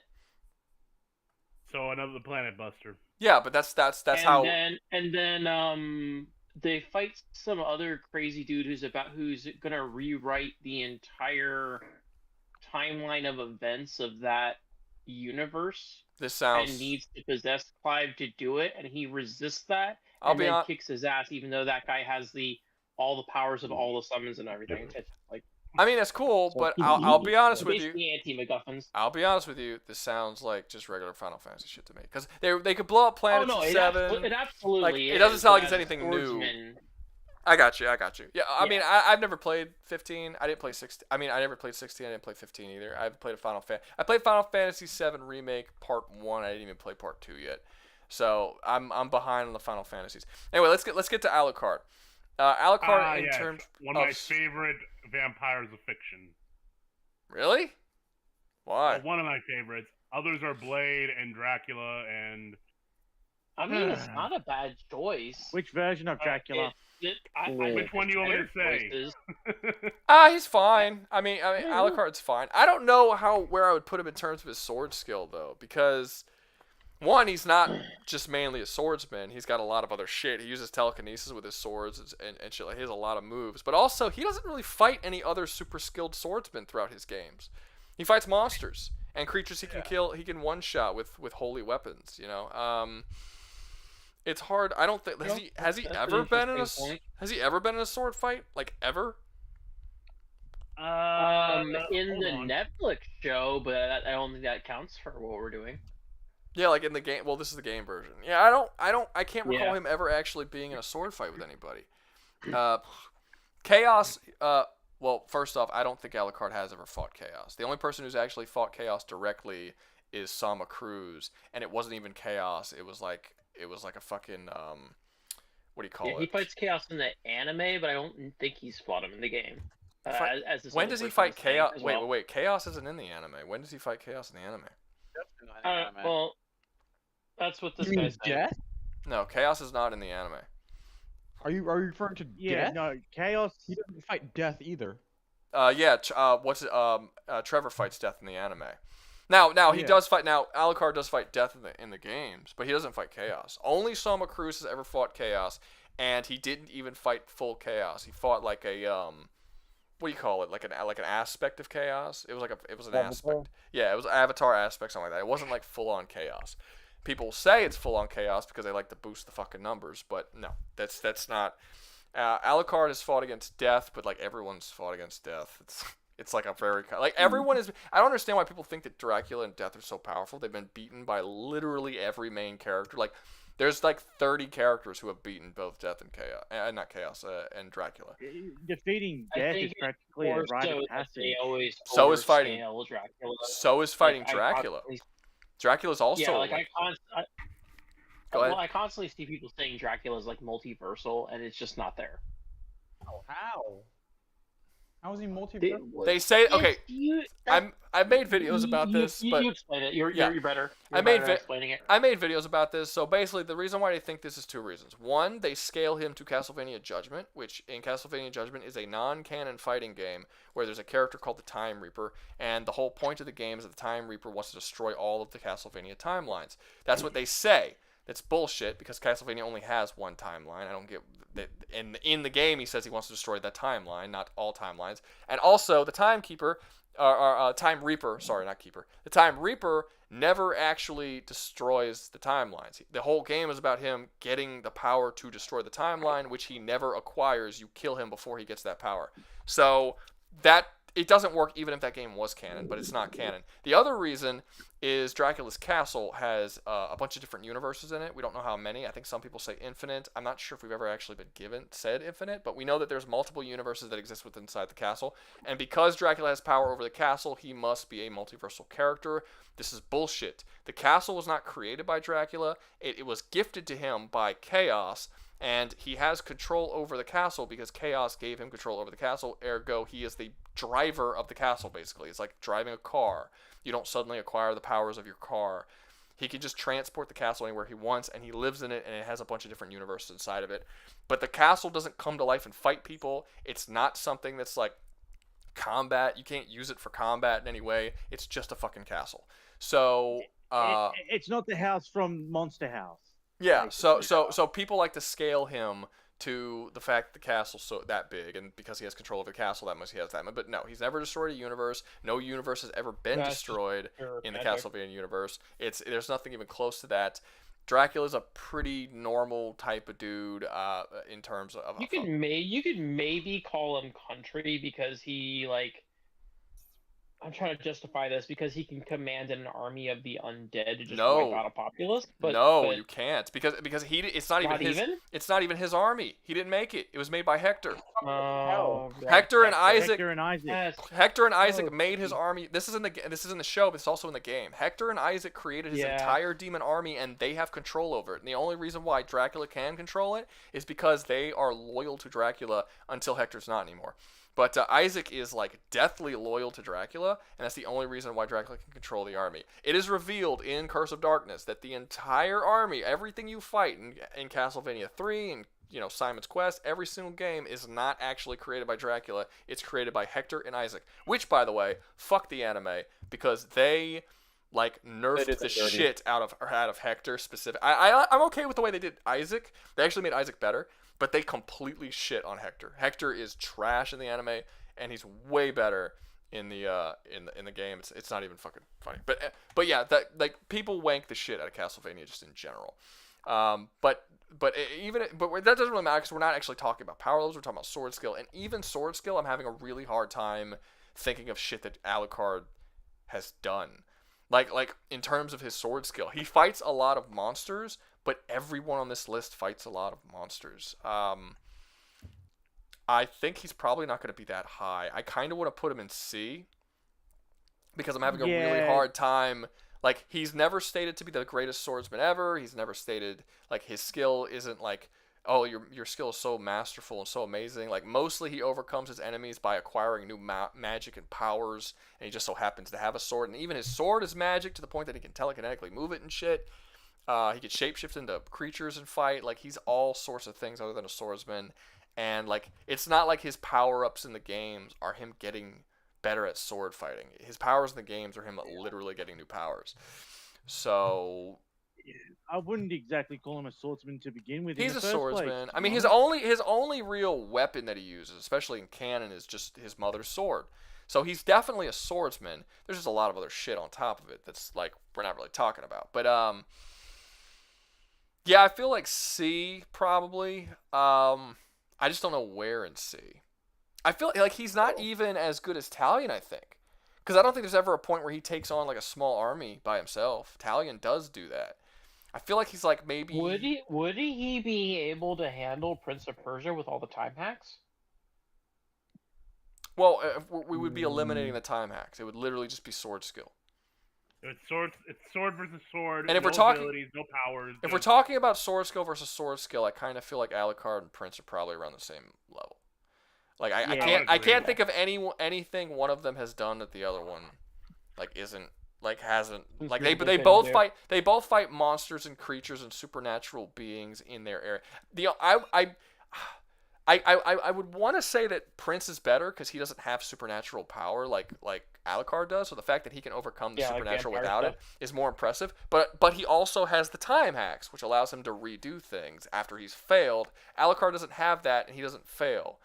So I'm sort of they're interchangeable to me. I just don't know where to put them. What is the chat saying? Does chat where do you guys think that Alucard should be? Should be above or below the fucking Prince of Persia, or do y'all think he should be somewhere totally different? Me, No, we don't count. Sorry. No, you're good. No. It's just sword skill. Just who do you think is a better swordsman? That's it. Who has more skill and talent? Speed and strength and powers. None of that shit matters. Is telekinesis? I wouldn't say his telekinesis is a skill, but I would say how he uses it can be a skill. If there's a particular part where he uses the telekinesis in a particularly interesting or skillful way that a normal person with telekinesis couldn't or would not use it, then maybe you could probably count it. Possibly. I mean, most swordsmen don't really use if they have telekinesis, they don't. No, I'm just saying. Use it sure, but I'm no, but like I mean, yeah, but I'm not. But like, there are certain ways that you can use certain powers in intelligent ways that other characters wouldn't be able to do. That would be like that clearly shows some form of competency that is above the norm. You know, as long as he does that. It's a sword. Well, I mean, lower. Lost Soul says below Prince. I'll make it a poll. Yep. I'll make it a poll. I don't know. Yep. I don't know. And the chat's looks like it's fucking dead anyway. Okay, let's do it. I'd definitely put him below the Prince. Okay, so I'm putting above, below the Prince of Persia. Above or below the Prince of Persia, start poll. You'll have a good night. This is crazy. I thought by reputation alone he'd be higher. This is kind of nice that he's not. Not entirely, because I've made 2 videos talking about how he's wanked. So people who are I've only seen one of them. But... Yeah, people who are on my channel, at least to some extent, know my arguments about it. I tend to notice that a lot of times when I'm making these tier lists, I'll put someone that I know. I'm like, everyone's gonna argue with me about it. But if it's somebody, then we don't. But if it's somebody who I've already talked about and bitched about in a video, most people are agreeing with me. So either that's a coincidence, or I gave compelling arguments in the video and changed their minds. I don't know which one it is. Yeah, you're a rather good eye opener. Thank you. I'm glad to hear. Yeah, I wholeheartedly agree with that. Alucard. Oh shit, went away. No, you deleted your message. I was reading that, man. Why'd you delete your message? Okay. His half vampire durability should put him higher. No, his durability would not put him higher, Braun. It's specifically sword skill. This ain't a versus tier. This is just a sword skill tier. It looks like people are saying above 58%, so I'll put him above. I'm honestly comfortable with that. I'm not too annoyed by it. So we're gonna go with that. End poll. Boop. There we go. All right. Next up, we have Lucina from Fire Emblem. Anyone here play Fire Emblem? Yes. All right. Cool. I only heard of it. Not a fan of turn-based. Anybody specifically play Fire Emblem Awakening, where Lucina shows up in the game? Yes. Also, why are you saying her name that way? Wait, what? Nothing. Okay. Okay. She is the blue-haired chick that shows up with the mask. Yes, you got the right. Okay. person. So here's the. And then I asked, why are you saying her name that way? Is that intentional? Lucina. Why? People call her Lucina. How do you pronounce it? Lucina. Well, you're adding letters. You're saying Lucinia. What'd you say? Lucina? I don't know. I haven't played the game since it came out. I don't remember how her name's spelled. Doesn't matter. Look, okay, Lucina, not Lucinia. I don't know. Was I thinking of... Isn't there a character in Fire Emblem named Lucia? Maybe I'm fusing 2 names together. I don't remember. No. Doesn't matter. Whatever. Luna. I'll call her L. So, L, Chick L. Okay, I kind of have to defend myself here a little bit, because I kind of figured when I had a Fire Emblem character and I picked her, people were going to be annoyed with me because everyone's going to say pick Marth or Ike. But here's the thing: every time I talk to people who tell me how much they like Marth or Ike, I ask them about the characters, and they don't know anything because they got everything that they know about those characters from Super Smash Brothers. I don't actually believe most people know anything about Ike or Marth. That is terribly sad.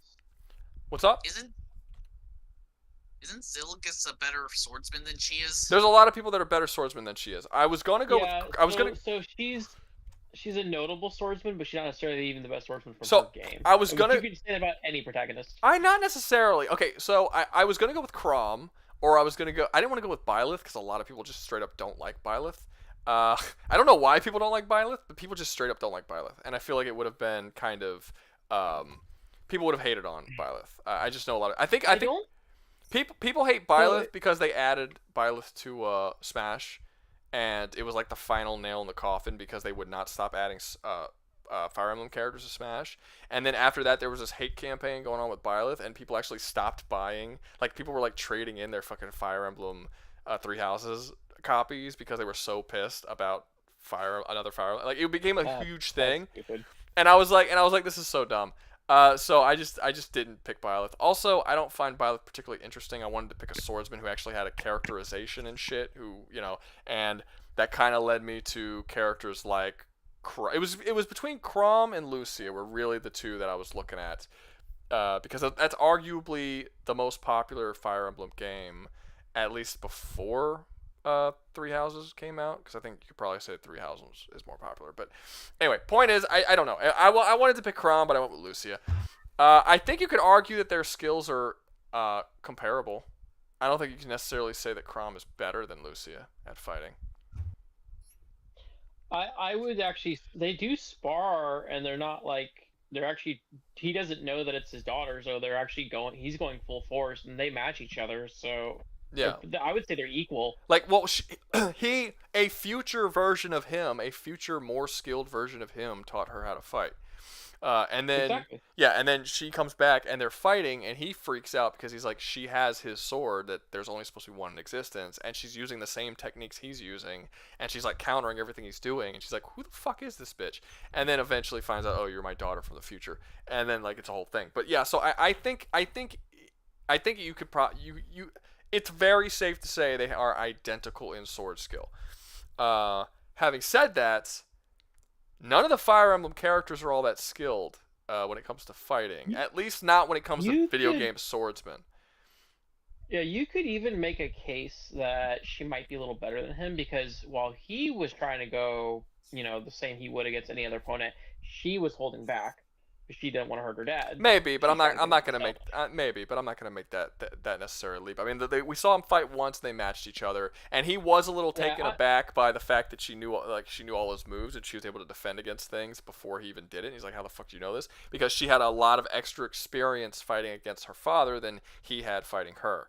That makes sense. So I'm not really gonna give her the full credit for that one. There were a lot of things going in her favor in that fight as well, but no, and I was more so saying it just because it's a case that could be made, not necessarily that I want to make the case. Yeah. Well, the thing is with the Fire Emblem games, it's weird because there's two things, right? There's the cinematics that you watch where you see characters are like really fucking powerful, and then there's the actual gameplay and the story that happens within the gameplay where no Fire Emblem character ever fights more than one or two dudes at a time, and you could be taken out pretty fucking quick by like a couple of dudes. No matter what character, you could be your best character, and you're not like slaughtering through the entire opposite army unless you're just, like grinding the fuck out of your characters. Like it's everyone's more or less like nobody is exaggeratedly overpowered. And every time you fight a boss, it's all like the game. If you never played Fire Emblem, the game is a tactical game where you have your army against someone else's army, and you like move your pieces around a board basically. So when you're fighting a boss, you have your whole army there. When you're fighting like other armies, you have an army there. Like you're never forced into a single confrontation with one person where you have to put 1v1 and have them overcome. Pretty much anybody in the roster could beat Chrom or Lucia depending on how it's done. And in the story, I don't think there's anything in the story that shows that Chrom is significantly more skilled than any of the other swordsmen in his like company. I think you could argue he's probably the best, but not necessarily by a lot, and not to the point of somebody like, like Eve or Link or Yuri, where it's clear that they are like significantly more skilled than everybody around them. I kind of want to say C for her as well, for her or Crom. They're kind of interchangeable. I needed another female on the list, so Lucia's there, another female. But yeah, so I don't know. What is so Eternal says C or B. I'm kind of leaning towards C. Because there's no evidence that she's the best, like these people aren't necessarily the best in the world, but I don't think you compare him to Yuri. I think Yuri could take on pretty much anyone in Fire Emblem in sheer sword skill. Whose phone keeps going off? I don't know. I don't even know who's in the chat still. Damn, dude, there's like 9 people in the I chat. think that's my phone. Sorry, I'll put it on mute. No, you're good. Well, yes, do put it on mute, but you're good. All right. And I'm surprised because my phone isn't even nowhere near my microphone. What the hell? I got you. So it looks like a lot of people aren't familiar with her. You'd be surprised how sensitive microphones can be. Okay. So anyway, I guess this is going between you and me because a lot of other people don't even know who she is. So I think C. Maybe not all of Fire Emblem players. Well, you got to remember that it was a handheld game, Fire Emblem Awakening. It wasn't on a lot of people don't. It was on DS? What was the fucking handheld that it was on? 3DS or something. Yeah, something like that. I don't know. One of the stupid gimmicky handheld things. I played it. I think you're correct on that. It's 3DS. I could Google it real quick. No, it's really not important. So I'm saying C. I think I agree. Since I'm the only one speaking, I don't think she would be above tier Talion either. I think she should maybe be between Prince and Witcher. Really? You think she's below Alucard and the Prince? I think so. Yeah, well, I don't think she could handle either of them. She never. Well, the problem is that she never fights by herself. Like both Alucard and honestly, if we're going by that, she might need to be below the Witcher too. Well, no, because the Witcher needs prep time. Okay, so Alucard and the Prince both go up against insurmountable odds on their own and overcome them. They don't have a team. She's literally never fought without an army by her side. She's never had to just survive against like a bunch of people on her own. So I think that automatically puts her below basically everybody on this list. Honestly. Well, I am largely going off of the one cutscene we see her fight in, like outside of turn-based combat, and I think that's why I put her. It's literally just Crom though. That's the only scene we see with her fighting. Yeah, but you're watching how they fight. Like you're watching footwork and stuff. I mean, sure, but literally, but literally all these characters have footwork. Like it's swordsmanship. They all have footwork. So I've actually studied swordsmanship. I find The Witcher to be a little sloppy. Well, by comparison to a lot of anime, a lot of video game swordsmen. That's actually. I think Lucina could take him. That's hilarious because out of everyone on this list, Witcher is the only person whose movements are actually based on real sword techniques. They literally got a master swordsman to come in and they scanned his sword techniques and they put it into the game. So right, but didn't they also intentionally not make him like absolutely incredible because of that? Because they wanted him to be a little weaker? No. They wanted to be grounded? No, they literally copied a master swordsman doing his techniques and just gave it to the Witcher. So he should be. But Lucina is doing things that I don't think regular people could match. Other than Jin Sakai, he's probably the Witcher is probably the most visually technical fighter on this because him and Jin Sakai are both based on real sword techniques. They're the only ones on this list that are. Everybody else is just a bunch of made up bullshit.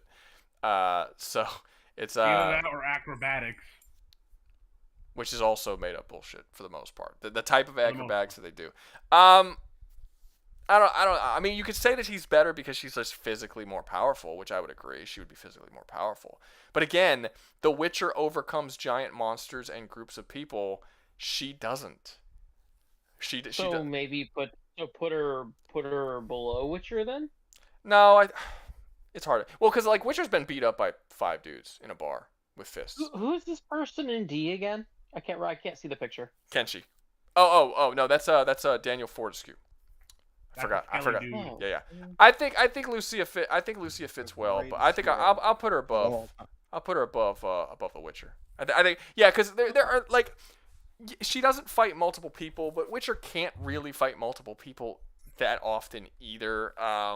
He does sometimes. You get annihilated in the game unless you're. Well, I'm not talking about the game necessarily, but I'm just talking about throughout the course of the story. And like, well, no, if you're, in the game, depending on how you build your character, you can fight as many people as you fucking want. I mean, I've seen people do mods where they'll face 200 people and they'll just fucking whoop their asses with the right build. But in the actual like story and like in the books and shit, like in the books, he literally gets jumped by 5 unnamed guards with fists, and they beat the living shit out of him. Like, he does not get away very well, and he loses a lot of sword fights. He really needs his prep time, or else he loses. Okay, so this sucks. Is anybody here who knows Ezio from the Assassin's Creed games? Ezio Auditore. I know again. a bit about him. Hi again. Okay. I played all the Ezio games. I have a collection of it. So this is going to be on you guys because I didn't. I added this because you guys asked for them. Oh man. I don't know.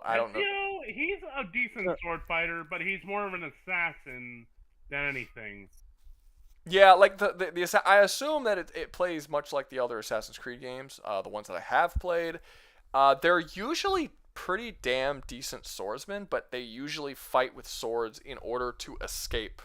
Not necessarily in order to like overcome. They're not like they're swordsmen. They're except for boss fights. Yeah, except for boss fights. But even boss fight, most one they are pretty good. But when you put them up against a group, that's when they start fumbling their sword techniques. Well, yeah, there is an exception to that. Though. One at a time. Following that path. Say it again. Ezio didn't at first follow the path of the assassin. What is that? What does that mean? Only in his second game that he starts following. I mean, what does that mean? Is he a better swordsman? So in the first game, is he not a stealth guy? He starts out pure swordsman and then picks up the assassin. See. So believe it or not, I mean, it would be silly to put anybody else from Assassin's Creed on this list, but I think the best swordsman of that franchise is actually the one from Black Flag. I can't remember the name of right now. That's one of the ones I actually played. So that would have probably been better because I would have actually known everything about him. But I mean, what makes him a better swordsman than anybody else though? So that one can clear entire decks of like armed people, including firearms, and just go to town on them. He's also good in. And granted, he has his many pistols, but he's also skilled in battlefield scenarios, which I notice a lot of Assassin's Creed characters are not. Like he's on a ship with 50 dudes, and they jump on another ship with 50 dudes, and they actually have a small battle, and he actually has to take over and kill everyone. And he does it often, which is something that most assassins in the Assassin's Creed universe don't do. It's usually them stealthing around by themselves. They're not actually involved in war, and Edward Kenway is actually involved in war. So that would probably put him above too. But yeah, maybe. I don't know. If we're talking about the best warrior swordsman out of all of them, I'd have to argue a case for Alexios or Cassandra. Haven't played that one. That's that's Origins. No, that's not Origins. One I have that's not the one. That's Odyssey. That's the 13 Colonies one, right? No, that's the Greek one. Not 13 Colonies. 13 Colonies. The Greek one. The 13 Colonies is 3. With that's the 13 Colonies. The only one I think that takes place in America. That's he said Odyssey was the Greek one, and that actually now that rings a bell. Odyssey is the Greek one. Yeah, 3 is the one with the 13 Colonies. Okay, so where should Ezio go? He's I think he's comparable to Sir Daniel, but then again, he could be better. Well, so he should be actually comparable to Prince in some sense, because even though maybe not as good, Because remember that originally Ezio's game was supposed to be a Prince of Persia game, and then they just redid it. That's not So the Ezio. only No, thing not that's- Ezio's game. That was the first Assassin's Creed game that was supposed to be that. That was Right, Altair's game. That was Altair. Yeah, that was the very first one. It was actually supposed to be called Prince of Persia Assassins, and then they went so off course with the story that I forgot who makes the Assassin's Creed games. Is it Capcom? Ubisoft, yeah. They went so off course. Yeah. They went so off course with the story that Ubisoft was like, just make this a totally different game because it's so different. It's the same thing that happened with DMC. That's not the full story, but you're not wrong. No, but either. that's not the full story, but that's the same thing that happened with DMC though. And DMC 1 was supposed to be a Resident Evil 4. And then the guy who was making it wanted to make it into an action game, and he started making it, and Capcom looked at it, and they were like, "What the fuck are you doing? Like, this is no way. This is not a Resident Evil game. We can't release this." But the game was. The funny thing about that is, they had like a demo for DMC3 and like Metal Gear Solid or something. I forget. Yeah, I think that was just something completely different. Yeah, but the game was so far along that Capcom didn't want to waste their money and trash it. So they're like, just put another title on it, change the characters' names, and do something with it. That's why if you actually play the DMC3, the first DMC game, a lot of the music sounds like identical to the Resident Evil music.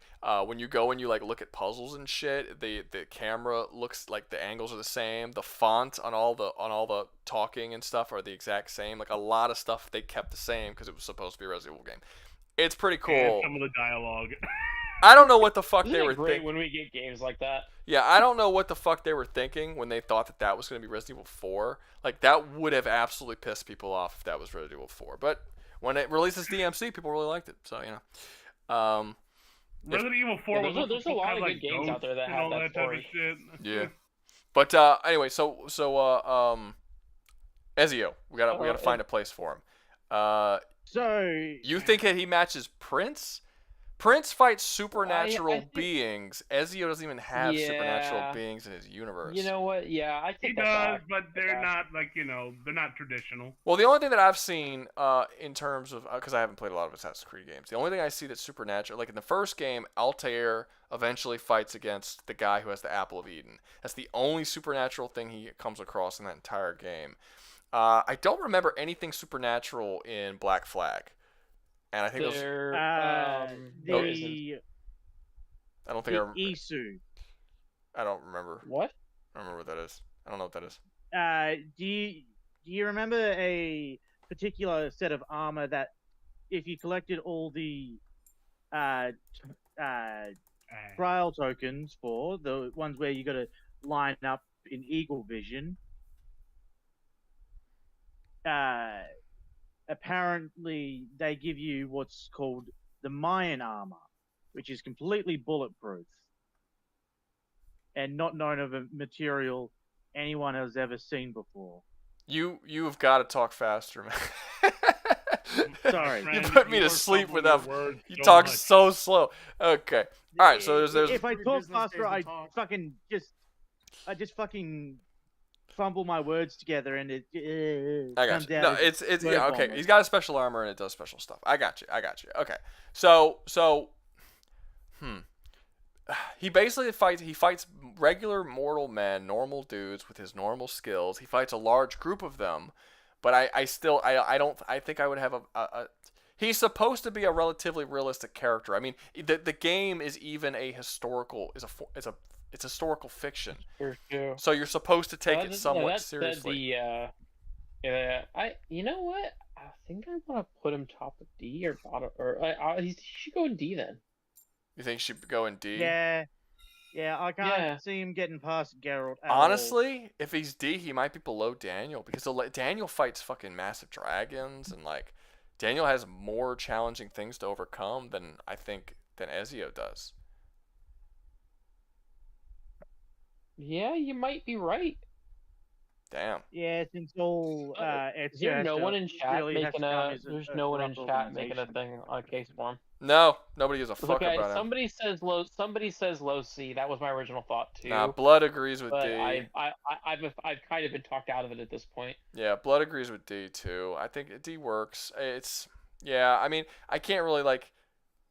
Like, who here are you gonna put him up against? Like, you can't put a dude who fights regular dudes up against a guy who kills dragons and fucking giant monsters and is like involved in war and is in the middle of a war zone fighting dozens of people. Like, he doesn't do that.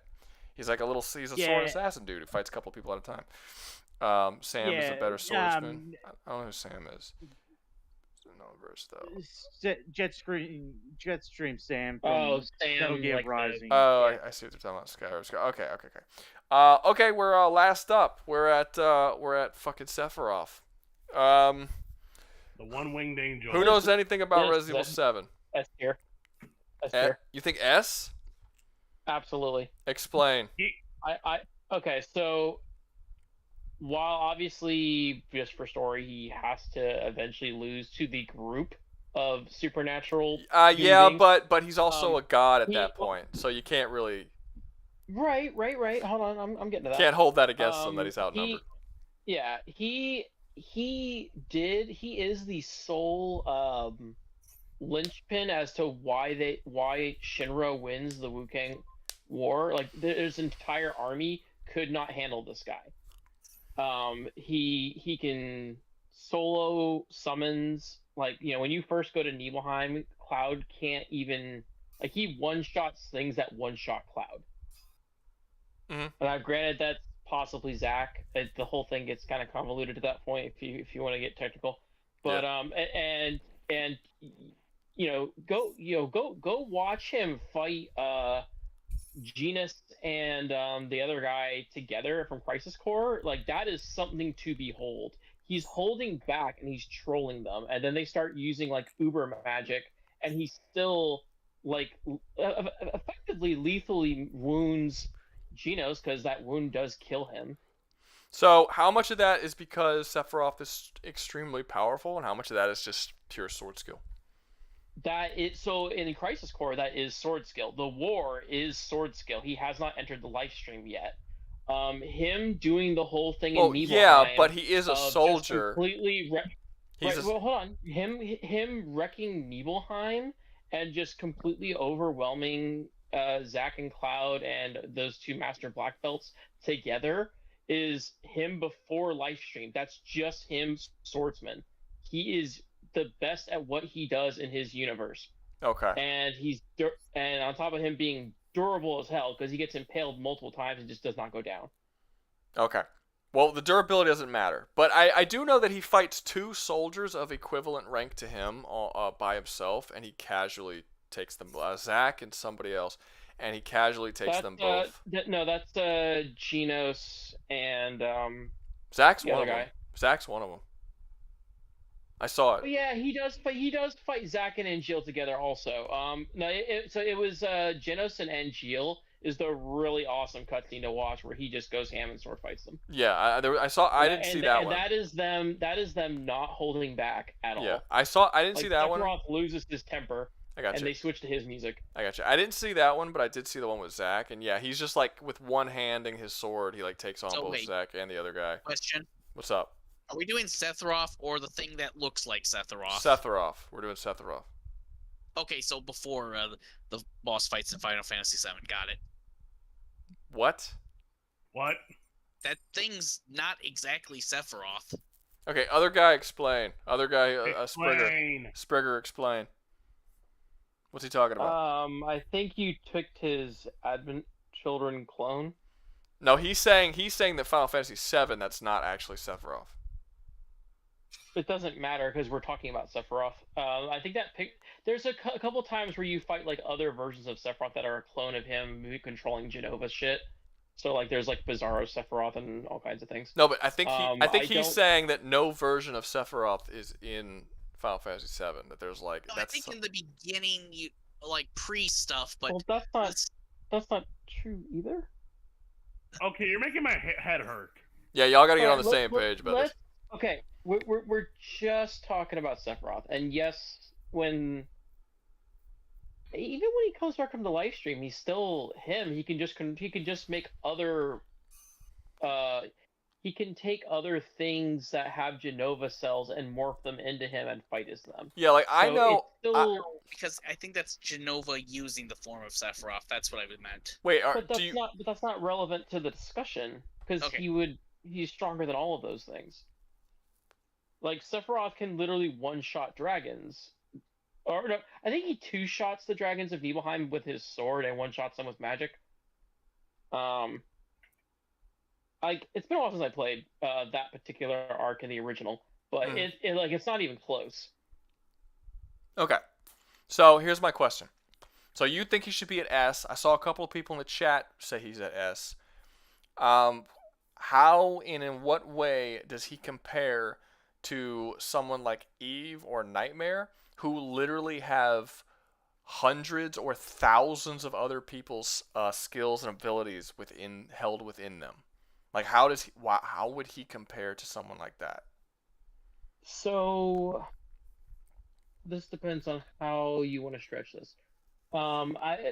Taking any sort of power measurements out, the people he is fighting are the best. By the time you fight him in the center of the planet, they are the best individual fighters of their craft. Like Cloud would be like the best swordsman, and Tifa would be the best martial artist, and etc. Like, and Vincent in and of himself is like this ultra thing that can turn into a massive demon creature. And all of these guys together are constantly on the back foot that entire fight. Like, it's actually programmed into the game that if you're level 99, he'll be level 100. But if you go fight him at level 100, he's above level 100 when you fight him, because he's just supposed to be better than your entire party, no matter what.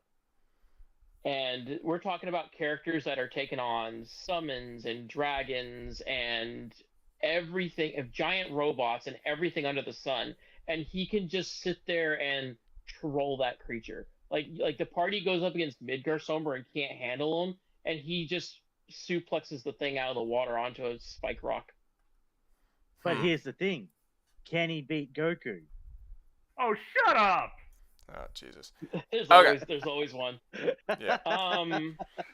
Arguably, he would give so if you put all the powering back in, he would arguably give Goku a run for his money.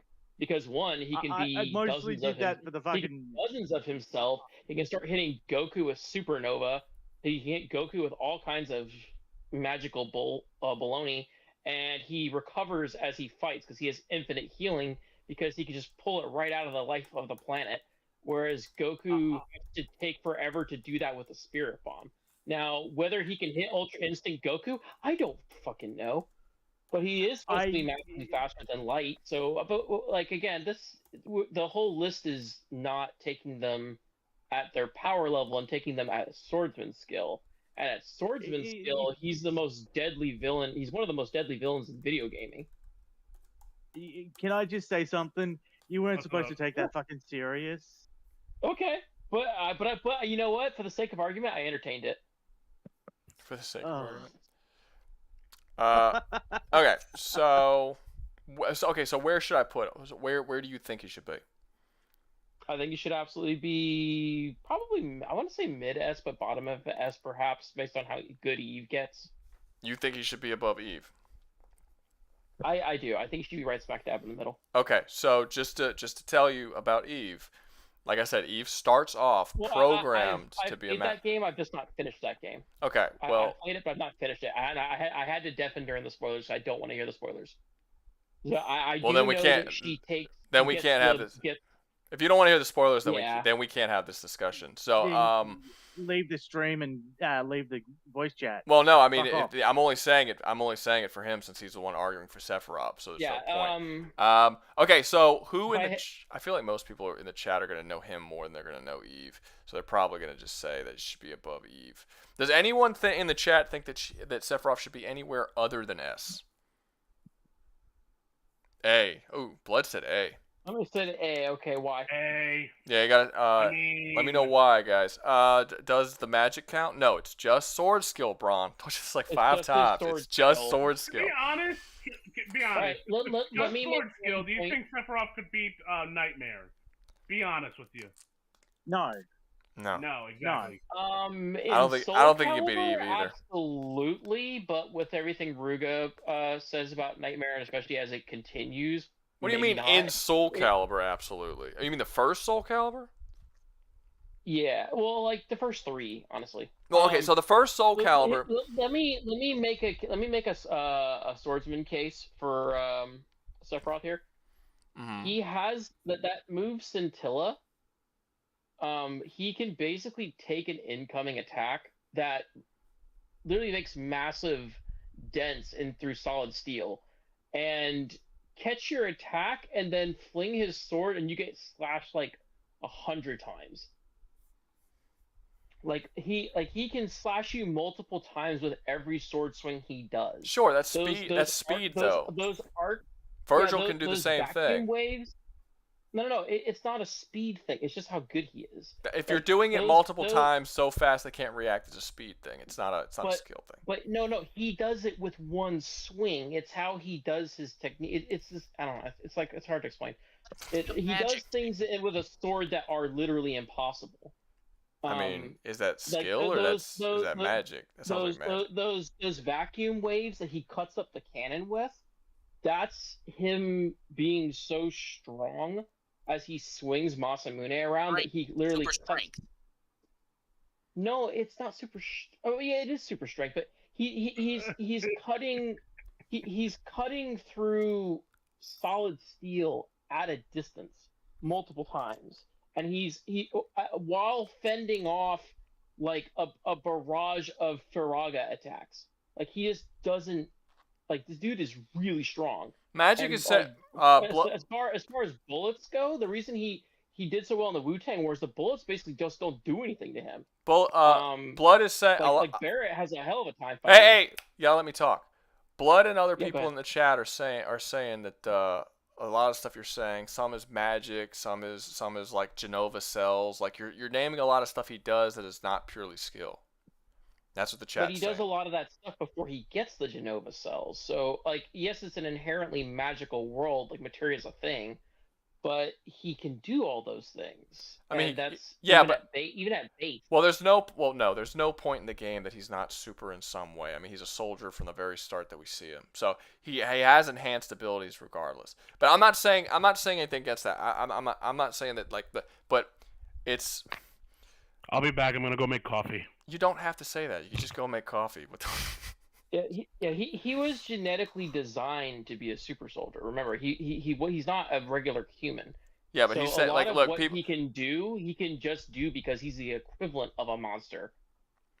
That's the reasons he goes crazy. Yeah, look, Blood saying shooting a cut is magic.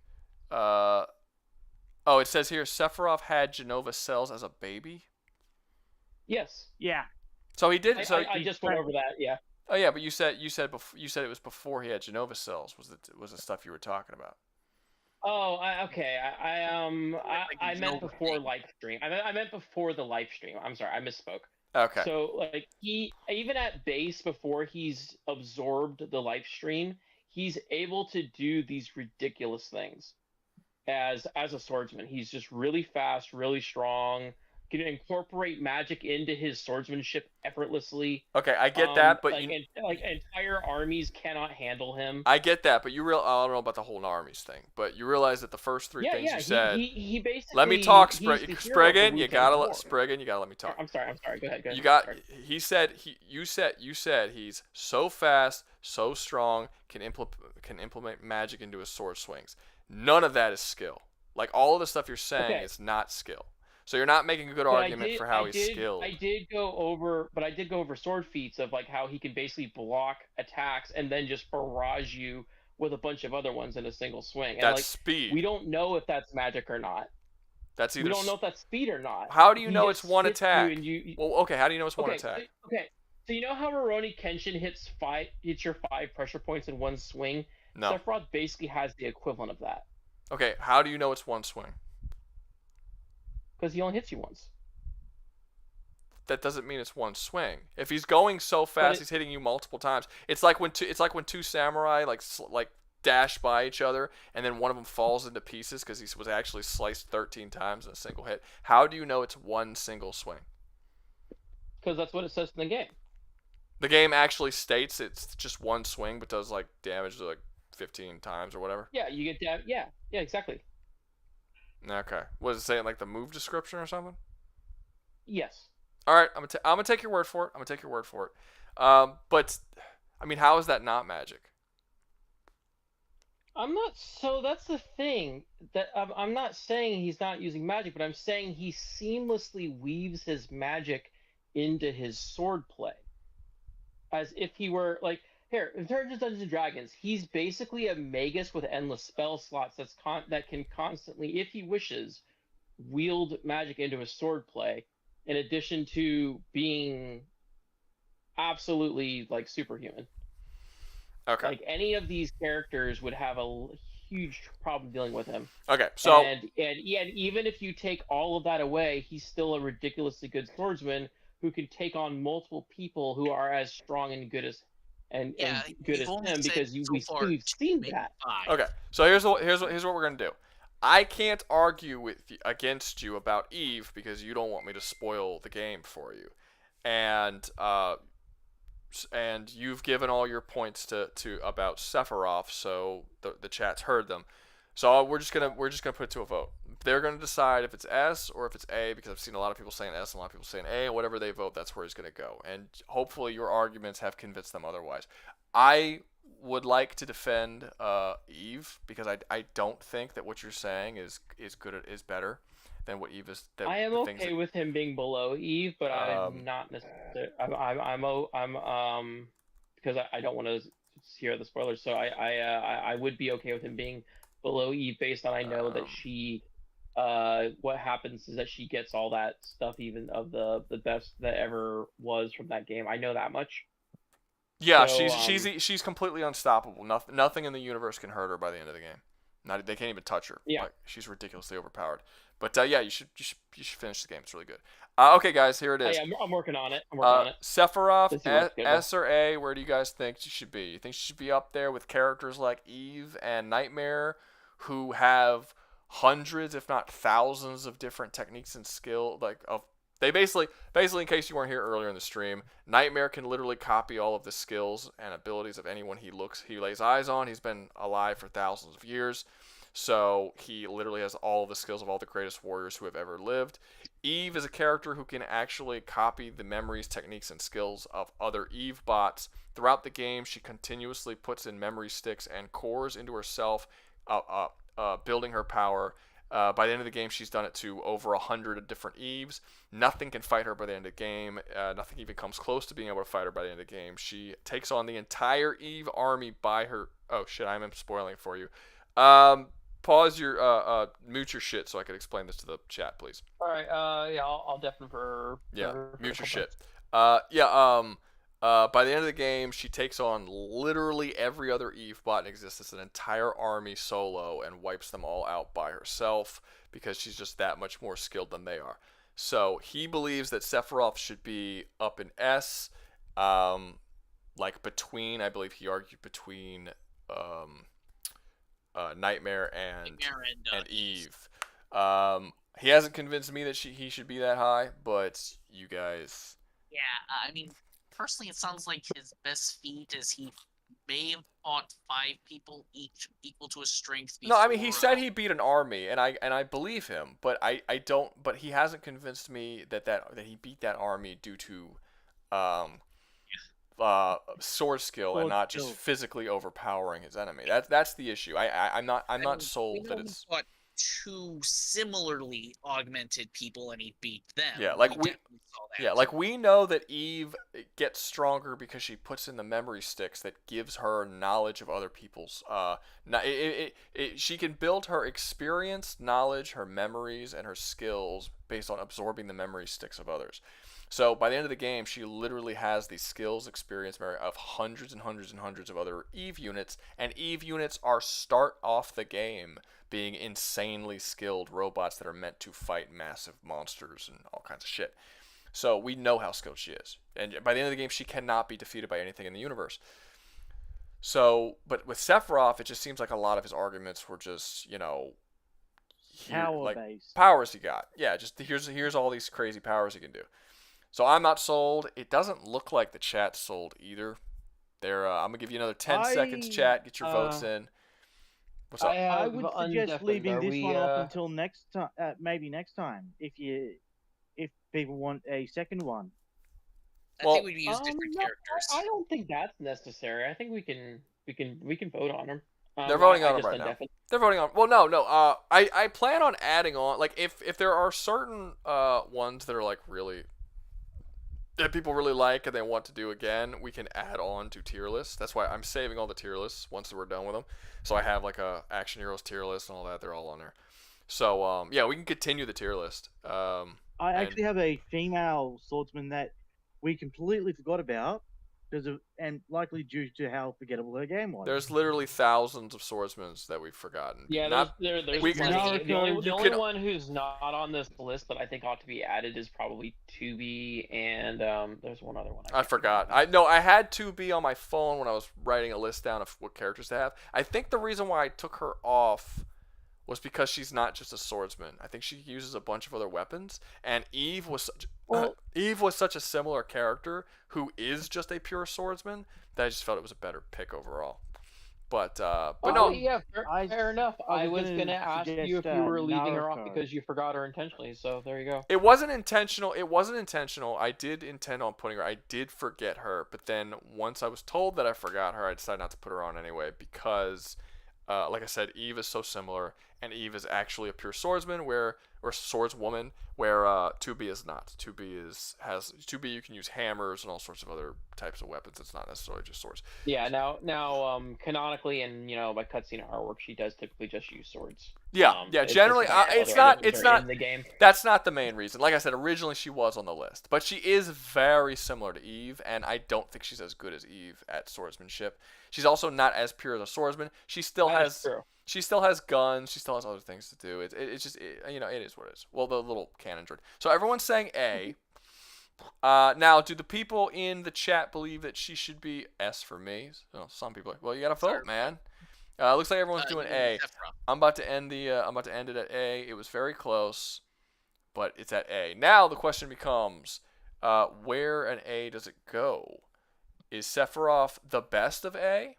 Is he top tier A, or should he be below Wolf or below Ryu? I saw someone earlier in chat said that he should be below Ryu. I think he should be. If anyone who says he should be below Ryu, no, I don't think that would be the case. Sephiroth. Oh, hang on. Yeah, Braun, yeah, he's saying how much of Sephiroth's feats have magic. That's what's making things difficult for me. And yeah, I kind of agree. We don't know because some of his stuff happens off screen, but I mean the way he fights is just difficult for anybody to deal with. And most of the fights he goes into, he comes out unscathed because nobody can lay a hand on him. Look, he's definitely not. That is the case until like Cloud and Zack are fighting him in Nibelheim when he's already kind of gotten deranged. Sure, and I'm not saying that he's unskilled. I am sure Sephiroth is extremely skilled. I've seen him fight. He's clearly skilled. But you do have the fact that with the Genova cells, with the soldier program, with the increased magic and shit, and then eventually he literally becomes a clone that is above fate, and he becomes a god. Like there's a lot of power-ups that he gets that puts him on a higher level than otherwise he should be. Let me put an argument as to why he shouldn't be below Ryu Hayabusa. The entirety of the Wu-Tang army is filled with ninjas, And again, he bodies that army. He's the reason that Shinra wins. Yeah, but him being above other ninjas doesn't mean he's more skilled But than these are Ryu. Final Fantasy ninjas. Sure, but Ryu is not. Thanks. But you can't. Yeah, but you're not. You can't equate a ninja from a different series to the ninjas in the Final Fantasy series. But an army of these guys that with Not- using stealth and using Not they would not be equivalent to Ryu. Ryu being a ninja, you can't just suddenly equate that to another ninja. The same way you can't equate a god from one universe to a god in another universe just because they have the title of god. Like characters from different universes have different power levels. I suppose, but you can kind of equate the like how ninjas work is all meant to be about the same. No, because Ryu doesn't work like a ninja. Ryu is not a ninja. Ryu is the least ninja ever. What about Naruto? Huh? Naruto's the second least ninja ever. Oh wow. Ryu is the least video game ninja ever. Naruto is the least anime ninja ever. They're both top of their class or bottom of their class. No, Ryu has more in common with someone like Kratos than he does with an actual ninja. He barely, if any, ever uses stealth. His tactic is always to go straight ahead and fight. I think the only time I've seen him actually use any form of stealth was when he absolutely had to, because it was a courtyard filled with dudes with guns. So he just filled the whole courtyard up with fucking smoke so he could go. But even then, he didn't stealth kill any of them. He fought them all, straight up fought them just with the smoke blocking their view of him. But it was just straight. It was still just, he would walk up and fight. He didn't use any stealth. Let me put one more case in Sephiroth's favor then before we wrap up, before we potentially put another vote here. So Zack ends up fighting an entire Shinra army, and we actually see this. You keep You keep saying the fighting. No. Let me finish. Don't do that. Stop. You've mentioned fighting armies multiple times, and I've told you this. And I've told you this a couple of times. Fighting the army is not the issue I have. If they were just fighting an army, that's a skill thing. Sure, I'm totally for it. The problem is that these characters are significantly more powerful than the people they're going up against. So it makes sense that they can fight an army. That's my point. So you could say he fought 1,000 armies. He fought an army of 10 million people. It doesn't matter how many armies he fought, because the fact is that he is physically, magically, and in every other way you could possibly think of, genetically superior to the entire army. The reason why the reason why it's argued that Ryu Hayabusa is better is because he's not physically superior to most of the people he fights. He should be, because he's really fucking powerful. But when you actually put him up against he is comparable to the other people that he fights against in his game. He can't dodge bullets, for instance. He can't chop bullets in half. He's a normal dude who with enhanced strength and shit. If someone shoots him, he fucking dies.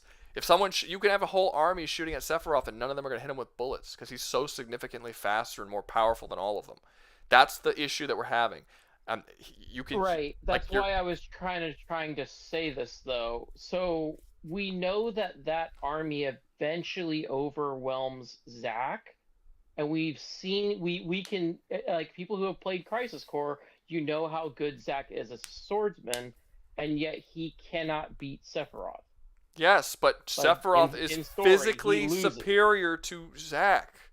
That's what I'm saying. Right. Sephiroth is the most versus battling this. He is the most superior, genetically most superior than anyone else in his universe. That comes along with the territory. So literally, there isn't a feat that you can give me with Sephiroth that isn't supplemented by the fact that he's physically superior to everyone. The reason why we put certain characters so high is because they're actually a lot weaker than the people around them. That's the reason why Wolf is in A tier. Is because he's inferior to most of the people he fights against and still overcomes them. That's but you actually have an opposite situation here. Vergil, for instance, is physically superior to most people that he fights against. He is significantly stronger than pretty much everybody else, but he's still super low because the people who are equivalent to him, he loses. Sephiroth doesn't have anyone equivalent to him in his universe. and the ones And that are the only reason why generally Vergil is in this tier is in B list on this tier list is because, well, yes, he could pretty much fucking solo all bar maybe Nightmare, but it's not about their entire character. It's just based on their sword skills. Yeah, he's been here long, and he's been here long enough that he knows that. But he's trying to make an argument for skill. I just don't think he's making it. I think all of his arguments are still relating to the power levels of the character. I mean, fair enough. But I don't know. I just it's hard to. Yeah, he is a good swordsman. It's just hard to separate how much he can do alongside his swordsmanship. Yeah, that's been our problem. Yeah, like he is. People even said it in the chat. He was born with the Genova cells that automatically set him up for success, and then he went through the soldier program, and he's clear. But like his superiority beyond all other soldiers is based on the fact that he's the only one with the Genova cells. That seems to be it's a very apt analogy. He's basically the Mewtwo of Final Fantasy. Yeah, so it's not fair to put him up in S simply because he is physically superior to everyone. He has to be more skilled than everybody, and there's really no evidence that he is, because he's literally in entire history never fought against anyone who is his equal, except I guess in Advent Children when a copy of him fought against Cloud, but even then he lost. So, it is what it is. And Cloud has all the same. And at that moment, Cloud is at like a whole lot of similarities. Maybe not the cell thing specifically, but. So now that we've come to a semi-agreement, where should Sephiroth go? It looked like people were saying A. Yeah, people did say A. Yeah. So it should be A. So we did say A. It's just where in A. So should he be? That's why I was making a case where she should be above Hayabusa or not. Okay, so where do people in the chat, the text chat, believe he should be? Wolf is a strong person who adapted. What do people in the chat think he should be, guys? Start texting me where he should be. Should he be above Wolf? Should he be above Ryu? Should he be below everybody? I don't necessarily think he should be below Dart. Well, Dart does overcome enemies who are stronger than him. But Dart becomes so ungodly powerful in that game that like he's let me see, the Breton swordsman from to be fair, Darth becomes more powerful than Sephiroth ever has been shown to be. I saw 3, but not necessarily by swords. I don't know about Swordsplay or not. 3 people. Well, okay. To be fair, Dart comes from a game that doesn't have CGI cutscenes of him fighting people, so that kind of hurts him when it comes to Sephiroth. We don't see his sword skill. It's just in gameplay. We know that in the story he fights some of the best swordsmen in the world, including overcomes the best swordsman in the world. But we don't actually see like what he does. It looks like everybody is saying below Ryu. I see 1, 2, 3 people say below Ryu. One saying below Dart. Another one saying maybe next to Dart, below Ryu. That's 4 that said below Ryu. A lot of people are saying below Ryu. People are giving Ryu way more credit than Sephiroth. So, looks like motherfucker's going below Ryu for now. Boom, below Ryu. Well, it's a great spot on the list. Yeah, it's like 4. It's like I said, it's like 4. Like I said, it's not that Sephiroth's bad. I mean, it's literally just all his power. Even in the games, they talk about it, where his power comes from the Genova cells. That's where his skill is. It's not just pure skill. He's not he's the fact that he's never ever in his life had to overcome someone who he wasn't genetically superior to is going to hurt him in the long run. When it comes to, like, he's never been on the back end, he's never been the underdog, he's never had to overcome some great power. He's just never had to do it. He's always been the great power, and that's gonna hurt him. Yeah. So it is what it is. Alrighty, let's see. Let's see all the chat. He has some skills, not the most. Argue B tier. Some people are saying she'd be lower into B tier. Who else is in B tier? It's only been one person. Yeah. Who else is in B tier?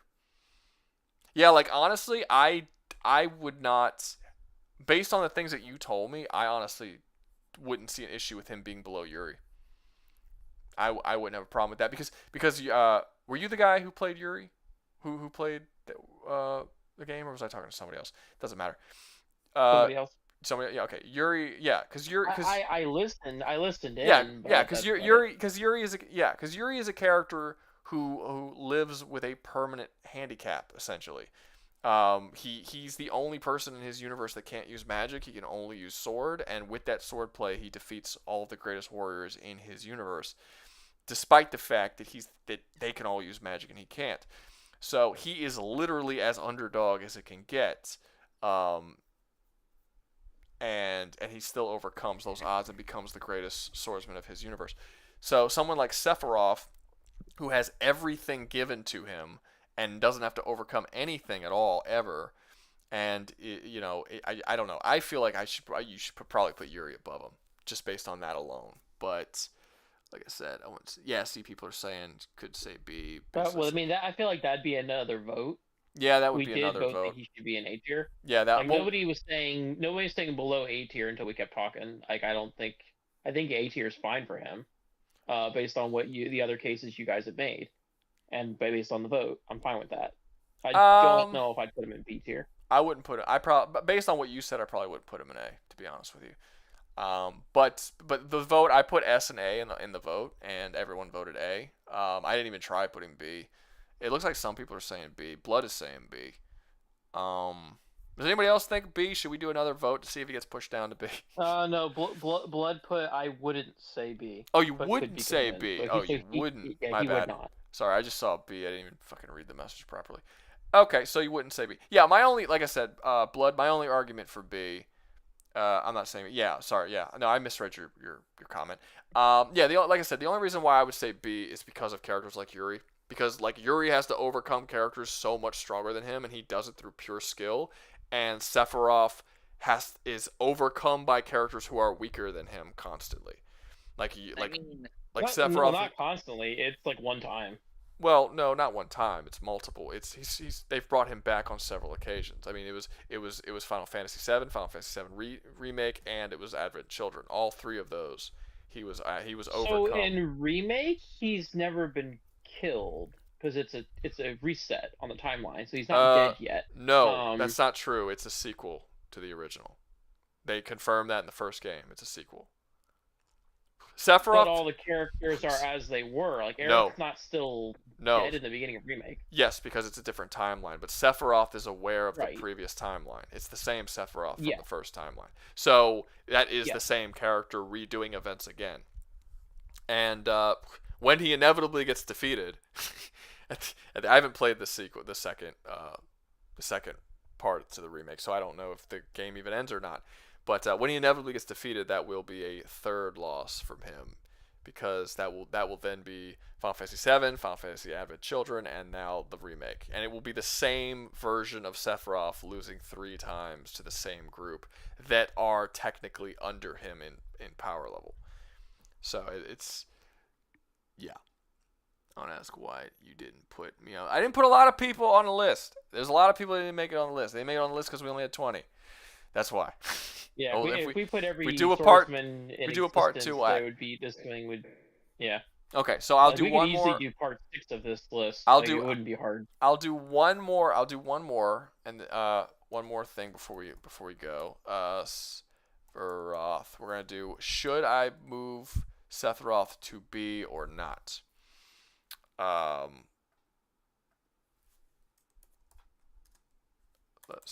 then you guys tell me. Like I said, mine is entirely because the list is based on skill, and he hasn't had to overcome anyone who's stronger than him, like a lot of the characters who are in B has had to do. He's literally always been the strongest, and even though he is the strongest character, he has still been beaten by weaker characters on more than one occasion, which makes me believe that he's not as skilled as characters like Yuri. That's my reasoning. So, like I said, if you guys don't think he should be moved, press yes. If you want to move down to B, press no. If you want him to stay at A, I can't. I think people are gonna say no. I think Sephiroth is a beloved enough character that people aren't gonna want to see him that low, even if they agree or not. Yeah, I can't make a further case for it, but I think the whole point of Sephiroth is that he's the marriage of ultimate skill with ultimate power. Yeah. And we can't know. My problem, my problem. Well, that's why I can't make a case for it. Well, my problem with that is it being ultimate skill is that he's beaten in one-on-one fights by Cloud, so it's not ultimate skill. Well, no, he. That's not a one-on-one fight. That no, was Advent after Children, he already Advent Children, fought Zack. Advent Children was a one-on-one fight. Right, and that was when will be on where he had been before. And we don't know how that particular Advent Children Sephiroth measures up to the other ones because it's not even his complete form resurrected. No, but he can't yes, do but half the things he could. It doesn't. That's the point. Like that's the one. That is Right. the one. That is the only part in the entire game where they're on equal footing and he loses. Like you're saying that he doesn't have all of his powers, but that's the whole point of this list is that the skill. Like if he doesn't have all of his powers, then now they're finally on equal footing. With his powers, they're not on equal footing, and he's still lost, by the way. But yeah, that's my issue with with Sephiroth, with all the arguments around Sephiroth, is that like I think you're kind of having an argument that I thought a lot of people with Vergil were gonna have, but nobody with Vergil really stood up against him. But you're having the same arguments that I kind of figured was going to happen for that character for Sephiroth, which is that, oh, look at all this shit he can do. Yes, but he does it with all of this crazy powers and shit and all these genetic advancements and all this kind of stuff. When it's just a 1v1 fight, no advancements, they're on equal footing finally, which happens one time in Advent Children, he loses. So it's not ultimate skill. Cloud is more skilled than he is. And they're shown to be equivalent in both power and speed in that movie. In that movie, yeah. Yeah, and that's the only time in the whole franchise they are. Does lose track. Yeah, there's a couple things we could go around about on that, but I don't think it's worth it. So it's 50-50 right now. I'll give it a little while longer to see what happens. It's a close one. Come on, guys, y'all got to push it one way or the other. I really don't think he should be dropped. If it ends on 50-50, I just got to make the decision. I got to make the decision myself, but it looks like it's 50-50. It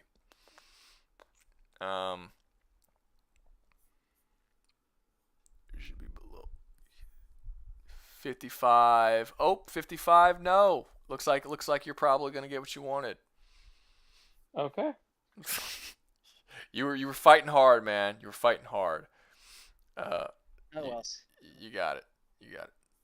Coin flip for 50. Alrighty. I'm not coin flipping that shit. Now it's at 54. Ooh, it's moving down again.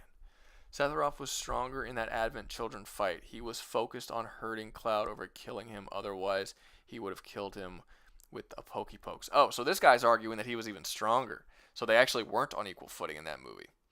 That's what he's arguing. So that's even more so to my point. Yeah, I actually sort of would have mentioned that Sephiroth actually is fast enough during that fight that Cloud loses track of him from time to time. But and he still loses. See, this is my point. I don't understand how we could put him in A. Like I don't get it. I don't understand. Like he's so fast, his opponent can't see him moving, and he still loses. How is that even possible? That's like calling Superman the best martial artist. That's exaggerating it. That's exaggerating it. Now, that's what you said. No, that's exaggerating it. You're exaggerating it. He can move fast enough that Cloud has trouble following him, but he can still match him. Now, in the mid-fight, this is a plot point of the movie, Cloud even further finds strength in the midst of it, and that's how he does the new version of Omni Slash and wins. Yeah, someone just said he lost to limit breaks, not skill. Okay. I feel like that's a point in my favor. Limit breaks are magic. Yeah. Yeah, but it's not. Well, I mean, no, it's not a point because it doesn't go against my argument. It's only a point in your favor if it goes against my argument, which is that he's never fought anyone that was less powerful than him, that was more powerful than himself. Like, that's the argument that you would have to argue against for the point, and you can't because it's literally never happened. He's always he is always fighting with an advantage throughout the entire series, all games, all fights across the board. He's got the Genova cells and the soldier serum. The soldier enhancements. Nobody else has that, and this makes him far superior to anybody around him in physicals, in magic ability, in everything. He is genetically superior. So when you compare that to, and like my main argument, when you compare that to someone like Yuri, who has a handicap, it's literally like throwing a retard into like a genius fucking competition, and he still overcomes and wins. That proves that Yuri has more skill than Sephiroth does. I would put Sephiroth below Yuri. That's where I would put him in B. Because Yuri actually has to overcome. He is the underdog, and he succeeds. Sephiroth isn't. Sephiroth is I had initially wanted to vote Yuri in A, so but that's just yeah. I didn't vote, of course. Maybe. I think a lot of people had issues with putting him above Link and Melina, and a lot of people didn't really don't know Yuri. But like Sephiroth is basically the only adult in a playground of children, just slapping them around, and Yuri is a child going around slapping adults. Basically, it's like that's the main difference, and that's why I think Sephiroth should be below. Yeah, and I mean, I would probably. I know we're not gonna move Link because it's too late, but like I said, Link specifically fights people who have the incarnation of power in them. So yeah, I mean like you could literally compare it to any of these characters. Like Melina is literally dying of fucking rot, and she becomes the best swordsman in her. Superior being. She's Imperium. Yes, but we're not comparing her to non-Imperiums. I mean, she fights all of the other Imperiums, and she does relatively well. And those are the only ones, those are the only ones that give her anything like a challenge, like Raiden, who's not even an Imperium. He's a lesser demigod. Yeah, like the only character here, like the first character we have here that is significantly superior to all of the other people they're fighting is Jesus. Nobody. I mean, the Alucard is. Yeah, there's nobody. Nobody. He's superior to a lot of people, but he does have to fight people that he has to over. Like everyone on this list has to overcome stronger people, except for Sephiroth. He's the only one. Like he's the only one that's never faced a real challenge in his life in a fucking fight, which is crazy. I just think it's insane that you would put someone like that in A. But it is what it is. Everybody, they voted. Oh, now they're voting. Oh, now they're back to fucking 50. Jesus Christ. Okay, we'll give it a little more time. I'm just eventually gonna. I mean, you did place them. You just haven't closed the poll yet. I was gonna say something earlier about this stream gonna go for 2 fucking more hours just in the debate. 2 hours? No, we're gonna go to 6 hours, and we're gonna wait until 6 hours, and whatever it's at then. Now yes is winning. Oh shit! I don't know if I convinced people or more people came in that agree, but it is what it is. I think you convinced people because of how you were talking. Possibly, yeah. I don't know. I just don't see. I don't know. I just don't. Like I said, in a like best swordsman or just like a not a skill tier list. I think it's fair to put Sephiroth super high, where you're actually taking their physicals into account. But when you're not taking their physical and you're literally talking skill, I cannot fathom an argument that would put Sephiroth in A, because we've never seen his skill tested. That's like the most important thing of figuring out how skilled a character is to see their skills tested. Yeah, you're right. Even Melania was technically tested Yeah. fighting. They all have. At bare minimum, they should fight someone of equivalent power. But most of these characters fight people who are more powerful. You know? Some characters specifically fighting people who... No, here's the thing. Ganon, he literally has the Triforce of Power, which... Yeah, like to suggest... No, I will say this. There is one exception. I lied. There's one other character on this list that does not... that is, like... clearly superior to everybody he fights, and that's Nightmare. But it should be noted that Nightmare also has the skills of all of the greatest warriors at the same time. So, yes, it's true that he's not usually challenged that much, although he has fought challenging fights before.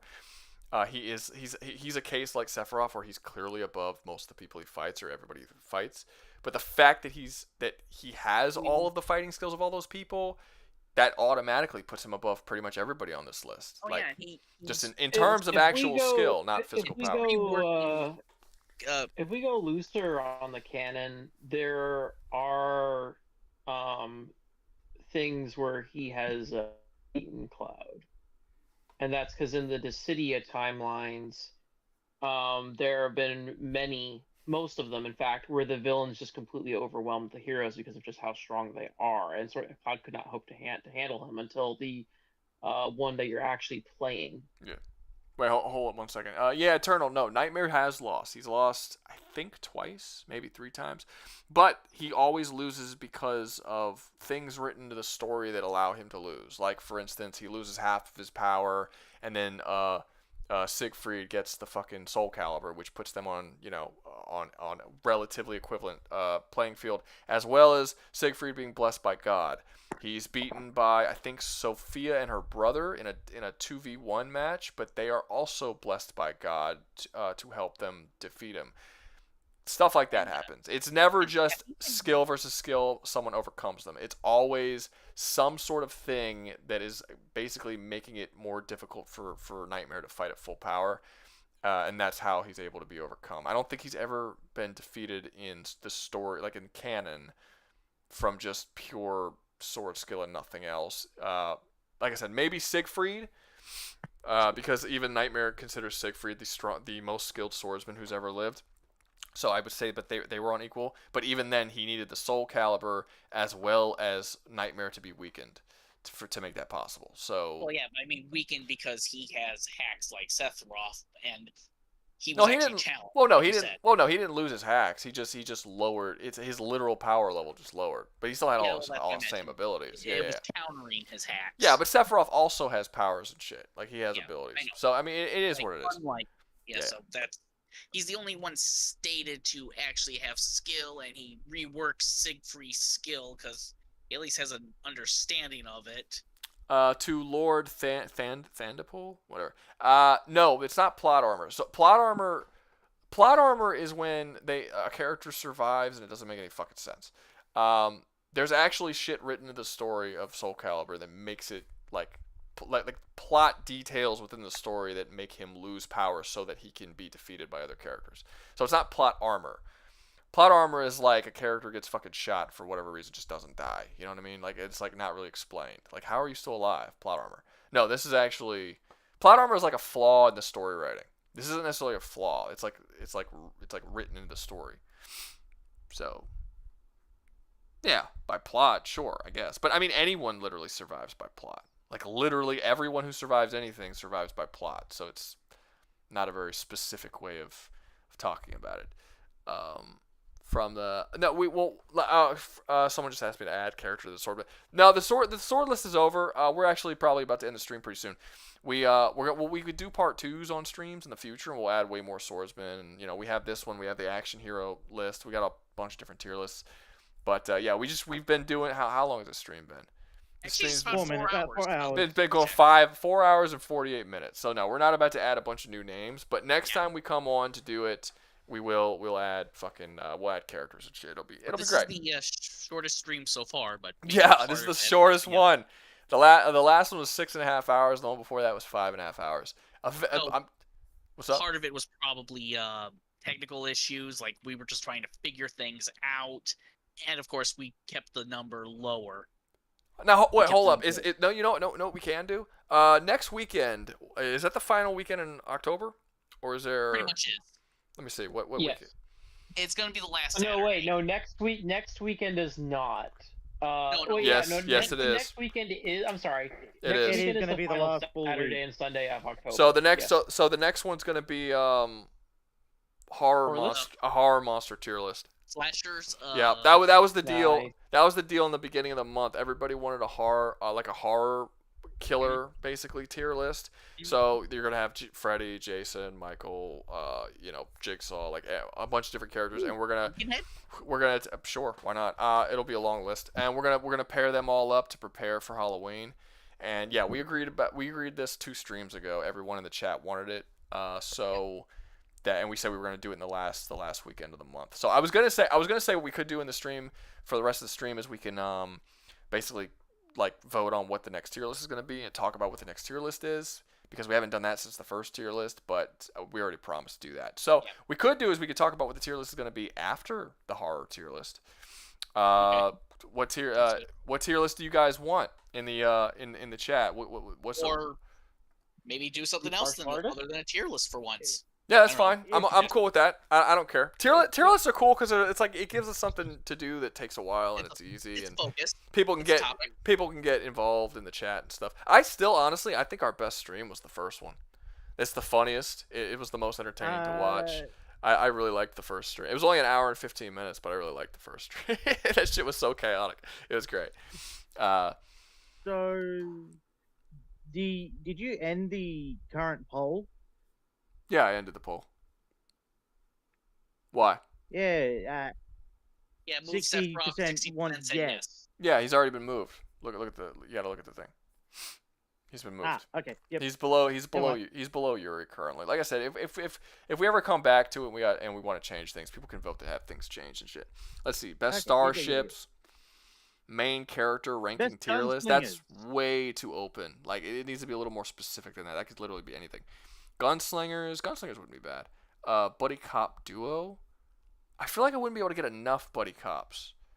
Like I know a decent amount of buddy cop movies, but we have lists of like over 20 characters. I don't know if there would be that. No, it exists. It exists. I could probably name close to 20, but I don't know. Actually, I think I could name 7, but I can't think of any more than that. I'll think about it. Let me see. This is definitely the shortest. Blood has been involved in all 3 of them pretty much the whole fucking stream. So have I. Spy list after the Blood. next. Wait, well, okay. We can do a Come spy join list. the Discord. Best movie / show. Hello. Anime sword list. Okay, so the thing about that is I am not a big anime watcher. I'm not huge on anime. Oh, so would I have to host that one? Yeah, that lot would of be anime. a large. I just don't watch like that. Okay, so I wanted to do the martial arts tier list, and everybody voted and wanted me to do the martial arts tier list, but I decided not to do it because nobody else in the stream knew martial arts movies like I did. So it would just be me talking. For me. I saw your list. The list you sent was pretty much all the mainstream martial arts movies that I would have expected everyone to see. You haven't seen. Right. Yeah, that would not have been my list. My list would have. Well, I would love to see your list and we could compare. I'll look at it, but I've seen your list. The biggest thing is that you don't always reply to things that are going on. No, of course not. I got shit to do, bro. I work so much. So do I, but I still want to help you. No, thank you. I looked at your list. I saw it. There's stuff on your list that would be in a martial arts tier list for sure. Like, obviously, I mean, some of them I already said I was going to put on. Like, I find it hard to believe that I would make a martial arts tier list and not have Drunken Master on it. Either Drunken Master or Police Story. I would probably only do one. I'm leaning towards Drunken Master, but Police Story is a pretty good one. I probably I like Drunken Master. I would say Drunken Master has better martial arts stuff in it, but maybe Police Story was the better story. Oh yeah, Drunken Master is not for the story. Drunken Master is for the fight scenes. Let's see, best rivalries. That's not a bad one. Ranking the level of stupid deaths. Gaming main character tier list. I love this main character. That's so big. open though. It's so like that could literally. That's very vague. You got to. Well, at first it was funny because at first he said main character tier list. I'm like, that's way too vague. And I was like, gaming main character, and I'm like, that's still super vague. I'd say gaming openings. Let me see. Or like duos in general, like Men in Black isn't exact. It's kind of a buddy cop. I would probably count it. It's not cops, obviously, but I get what you mean. Close. They're kind of. I get what you mean. It's like a buddy. Yeah, it's the concept of the buddy cop story. Like you don't have to be a cop to be a buddy cop because it's like two dudes don't like each other and they come to like each other. While like in structure wise, Men in Black is a buddy cop film. Even if it's not actually cops, it's a buddy cop film. Like I would count it as that. Did you miss the martial arts? No. Okay. So Dylan Smith. No, you did not miss the martial arts one. I intended on doing it, but I didn't do it because I was the only person who knew martial arts movies like that who was in the stream at the time. So it would just be me talking about martial arts movies, and nobody else could really bat off of me at all. So we decided to swap it out. And that's evolved to. Yeah, and that's evolved to it being just him and me now. Yeah, so and we need these other guys to catch up. That's what he says. I still think that you only really watch mainstream martial arts movies, and most of the movies that I watch that are martial arts you wouldn't have seen. Feel free to DM me. I'll tell you how many of them I've seen. I've seen pretty much every Jet Li and Jackie Chan movie. I just the ones I those think of those are the ones I presented. Yeah, those are the mainstream ones. But no, I get what you're saying. Like, you haven't seen Lady Snowblood, I'm assuming. Hold on. Okay. Anyway, let me see. Shittiest universe to live in, sci-fi soldier tier list. Well, I did already make a top 10 soldier list, so we could actually make like a soldier tier list. Tier list. You know what? Let me get my phone out. No, Hold up. I don't think I've seen Lady Snowblood. I guarantee you haven't seen Lady Snowblood. No, it's fine. Like I said, I'm not too worried about it right now. We're gonna see what people want. I do intend on doing a martial arts tier list but before I do that, I want to actually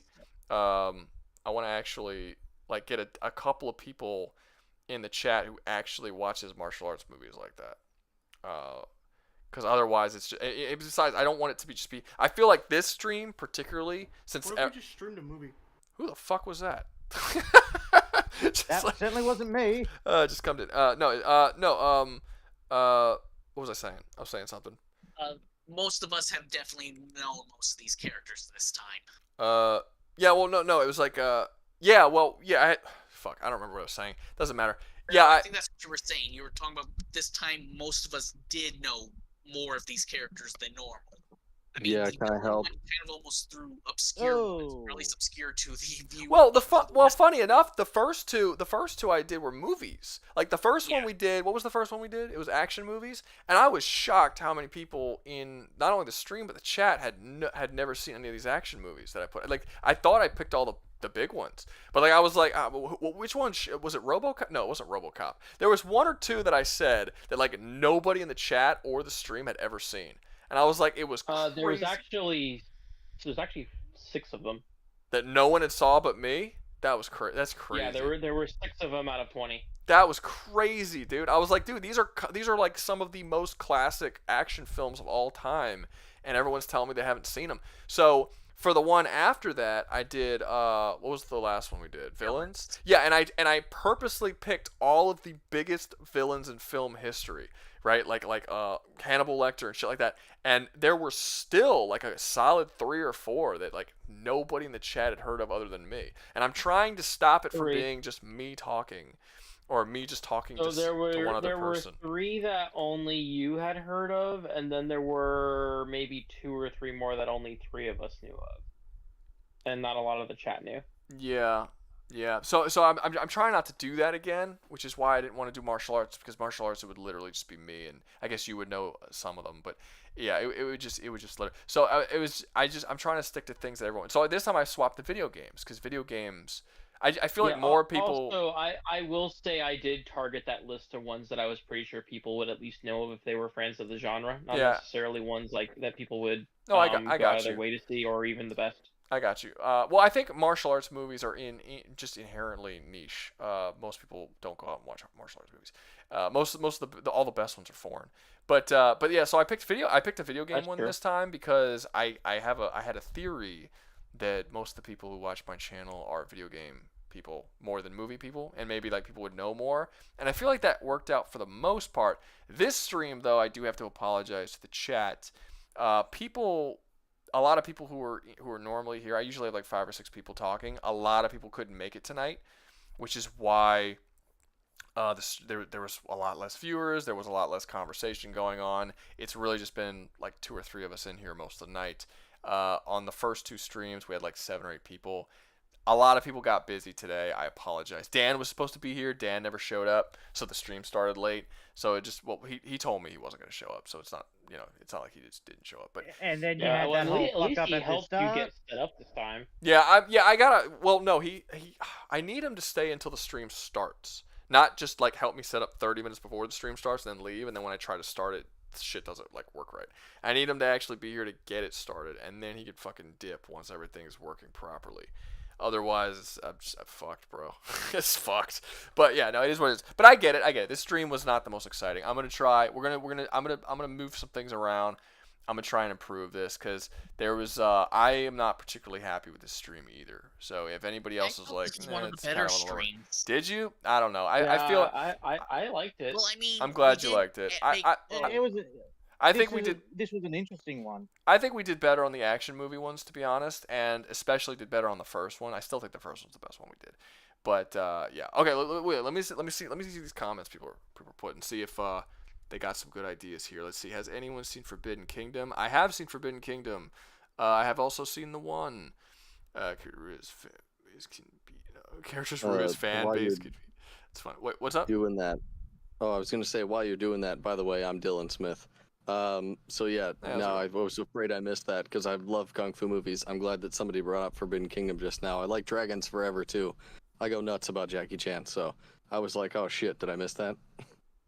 You didn't? No, you did. Okay. Yeah, stay in the fucking server because I do want to do a martial arts movie tier list, and when I do, I need people who know martial arts. I will. I will send like all you. your shit. Fine. I will send you. Send me a DM, and I will send you a. I will let you in the. We have a private friend requested you. Yes. So well, don't friend request me because I have like over 5,000 friend requests. Don't do that. Just crap, send me. Yeah. No, you're cool. Just send me a DM. Surprisingly, I have less DMs than I have friend requests, but I got like 40 you have a DMs. New super chat. Yeah. Oh shit. Let me see. Awesome stream. Second best one you've done. I'm glad you liked it. I felt like it was kind of dull, but thank you. I'm gonna keep trying to improve. I'm glad you still liked it. Out of curiosity, which one was your favorite one? I think the action movie one was pretty good, but I still like the one before that more. But yeah. I'll send you a Dylan. I'll send you a link to. Well, not a link, I guess. I'll just open up. We have a private chat for the people who actually come into the stream. I'll let you in, and when we do the well, I mean, you can come into any stream you want. Any stream. That's the way. In case the chat doesn't know, the Discord is open at all times for anyone to come in. We're not in a private chat right now in the Discord. You can literally go to the Discord and go into the voice chat and be a part of the stream. Like, there's nothing stopping you from doing that. So if you guys feel that the chat is starting to, like, people are leaving and it's only like me and one other person talking and y'all have interesting shit to say, join the fucking Discord, jump in the voice chat, and like this isn't locked off to certain people. Anybody could fucking jump in if they want to. Yeah. So, I just like hopped in the one time and yelled Kathy Bates is rad. Yeah. Rouga, your super chat guy answered your question. He says the action hero one was the most fun discussion wise. The first one was the most organized and involved. Because that was your the first one was the most organized? Indie tier list. No, the first one was when we were trying to figure out how streaming works. Indie tier list. No, the first one wasn't a tier. Oh, the first one wasn't a tier list. The first stream we ever did was me trying to figure out what the fuck how streaming worked. It was hilarious. It was funny. It was entertaining, but it was not organized. It was the least organized shit ever. I'm not sure what he's talking about when he says the first one, but because it wasn't the hero action tier list the first one. Technically, the first tier list one, right? Yes. Yeah, that was the first tier list. It was the action hero. Okay, he says it here. The Cult of the Lamb one. That was the first one you ever did. Oh, that was okay. That's why you confused me. That wasn't a stream. That's why. Yeah, that was the first. I made that. Yeah, that was the most organized because it literally wasn't a stream. It was actually a. Well, I just recorded myself nonstop, just doing it by myself. But then I really wanted to make it a stream because I wanted you guys to get involved and like help me make it and talk back and jump in and have conversations and So I wanted to stream it, but the first tier list. The action hero one was the first one. Though. It was the first. Yes, it wasn't the first stream. It was the first tier list that was streamed. There was a stream we did before where we didn't do a tier list, but the first tier list was to be a stream. Yeah, but it wasn't supposed to be. So he likes the action one the best, and this one the second. Yeah, that's the first one we did. Yeah, and then we did the villain one next, and then we did the. Well, I'm gonna keep trying to improve. This one, I am not happy with this one solely due to the fact that a lot of people ended up leaving, and it was just me and you, and I was really bummed out that nobody came to debate though. Because I kept sending messages all week to people saying, like, if you disagree with me on any of the videos that I've made up to this point this week, because I had so many comments with people disagreeing with me about the shit I said about Dante, disagreeing with me about the shit I said about the Monsterverse, disagreeing with me about the shit I said about Jesus. And I'm like, if any of you guys have a debate, if any of you guys want to come on, I will have a open debate, voice chat debate with you about anything that you want. Maybe I'll even admit that I was wrong. Who knows? Not a single person showed up. And I'm really bummed out about that because I don't know how many comments I sent out saying, come to the stream and we'll talk about it. I don't get all of your comments, but the ones I saw were mostly people just listing things that you didn't list. Like, I think you put it very aptly in here where it's or to us earlier where you were like, well, I'm not going to list every single thing they've ever done. I'm Yeah. just going to list what's relevant to what I'm talking about. Yeah, I mean, I've seen that argument before.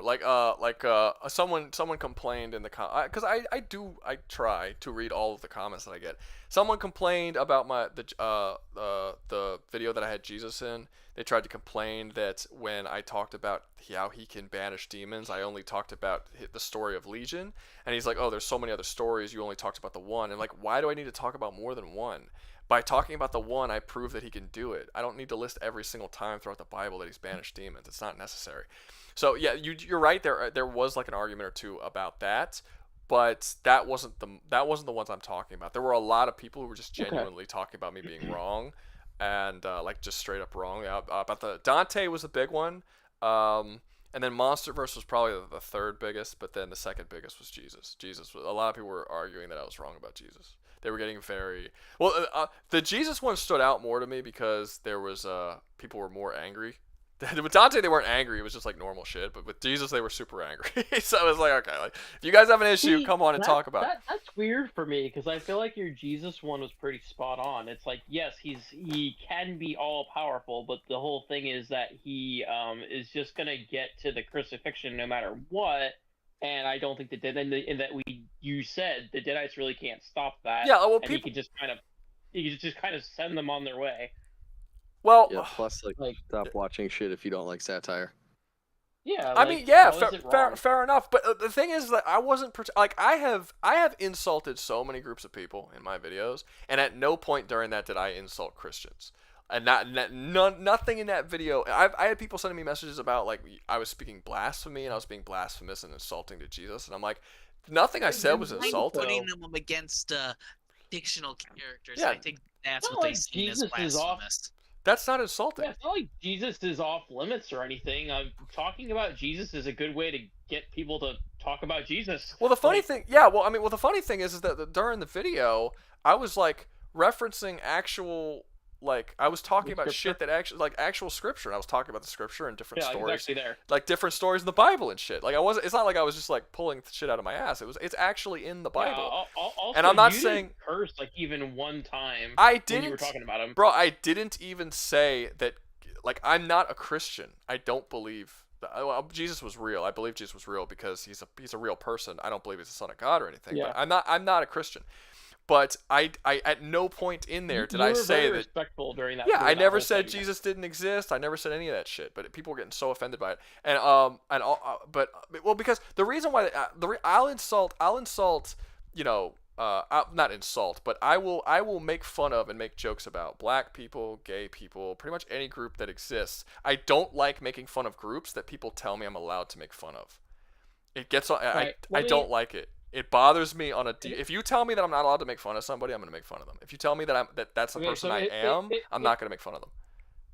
If this helps you toot your own horn here, I'm not a priest, but I am a former seminarian. I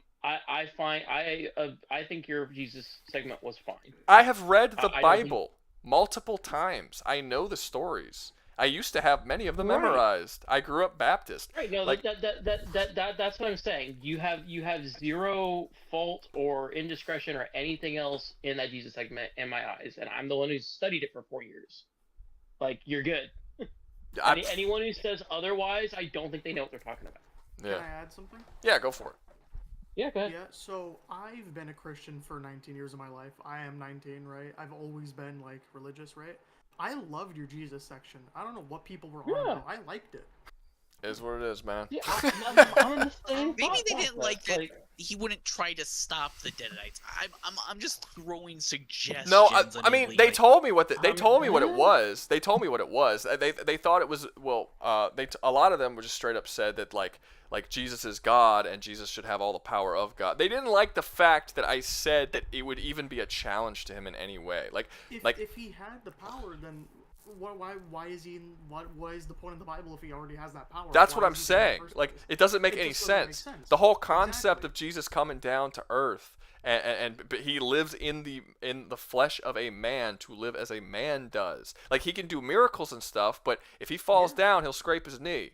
right? Like, he can be hurt. He's a normal dude. Like, that was the point. He needs to eat. He needs to drink water. He Yeah. has to sleep. He has to work. But, like, and the he idea... feels pain. It's everything is... He's a man. That's the whole He is a point. man. That's the whole And point. did he also almost lose a wrestling match with someone before he decided to?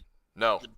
No, you're talking about when God wrestled Jacob. No, what ended up happening is so a lot of people say that this is an example of how God is weak in the Bible, but they didn't actually read it. So what happens is that Jacob is tested by God, so they go into a wrestling match, and Jacob beats God in the wrestling match. However, after the wrestling match is over, God touches Jacob's hip and dislocates his hip, and he tells Jacob something along the lines of you have overcome I forgot exactly the words, but basically it was like you have come across God and have fought your way through, or something like that. And then after God leaves, Jacob says, God spared me. The story makes very clear that Jacob did not like defeat God. Like, God was testing him, he passed the test, and God letting him live. Because, like, right after the wrestling match, God just touches him and his fucking hip like busts and breaks out of place and he collapses. So it's like he could have beat him anytime he wanted to. It's yeah, but people didn't actually read it. They just they just say shit. But well, and that's a chronic case with the Bible. It's like, you can't take everything literally. You can't just spin it however. You have to perceive it in the way that the authors would have perceived it. Well, yeah, I mean, I've said this said this a couple of different times. There are Christians that I dislike, and there are atheists that I dislike. I dislike atheists who tell me that Christianity is this evil, awful, horrible thing. You've never read the book. You don't know anything about it. You're just basing it off of what certain Christians how certain Christians behave, or what you hear or see on Twitter. A lot of parrot talk. I don't like it. But it's the same way with Christians. I'm not a huge fan of Christians who say things that are clearly untrue about God because it's what they hear from other Christians when they've clearly never read the Bible. How could you be a Christian and not read the book that you've decided to devote your life to? I don't get it. I'm not a Christian and I've read the book. So it's insane that you are a Christian and haven't read it. Like, it's nuts to me.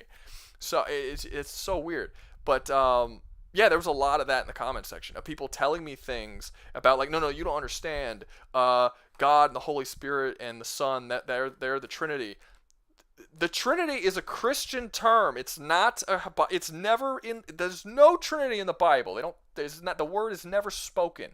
They talk about the Holy Spirit. They talk about God. They talk about the Son. They talk about them separately. They talk about them together. They do not ever say that they form any sort of Trinity. That's just something Christians say. It's shorthand. But they don't know that. They think that's a Christian word. Like, that's a word in the Bible.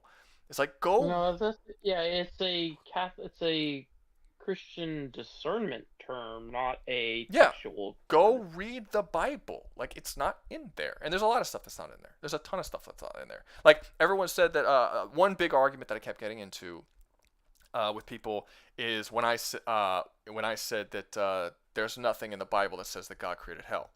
That was one that a lot of people were arguing. It's like, no, God created everything.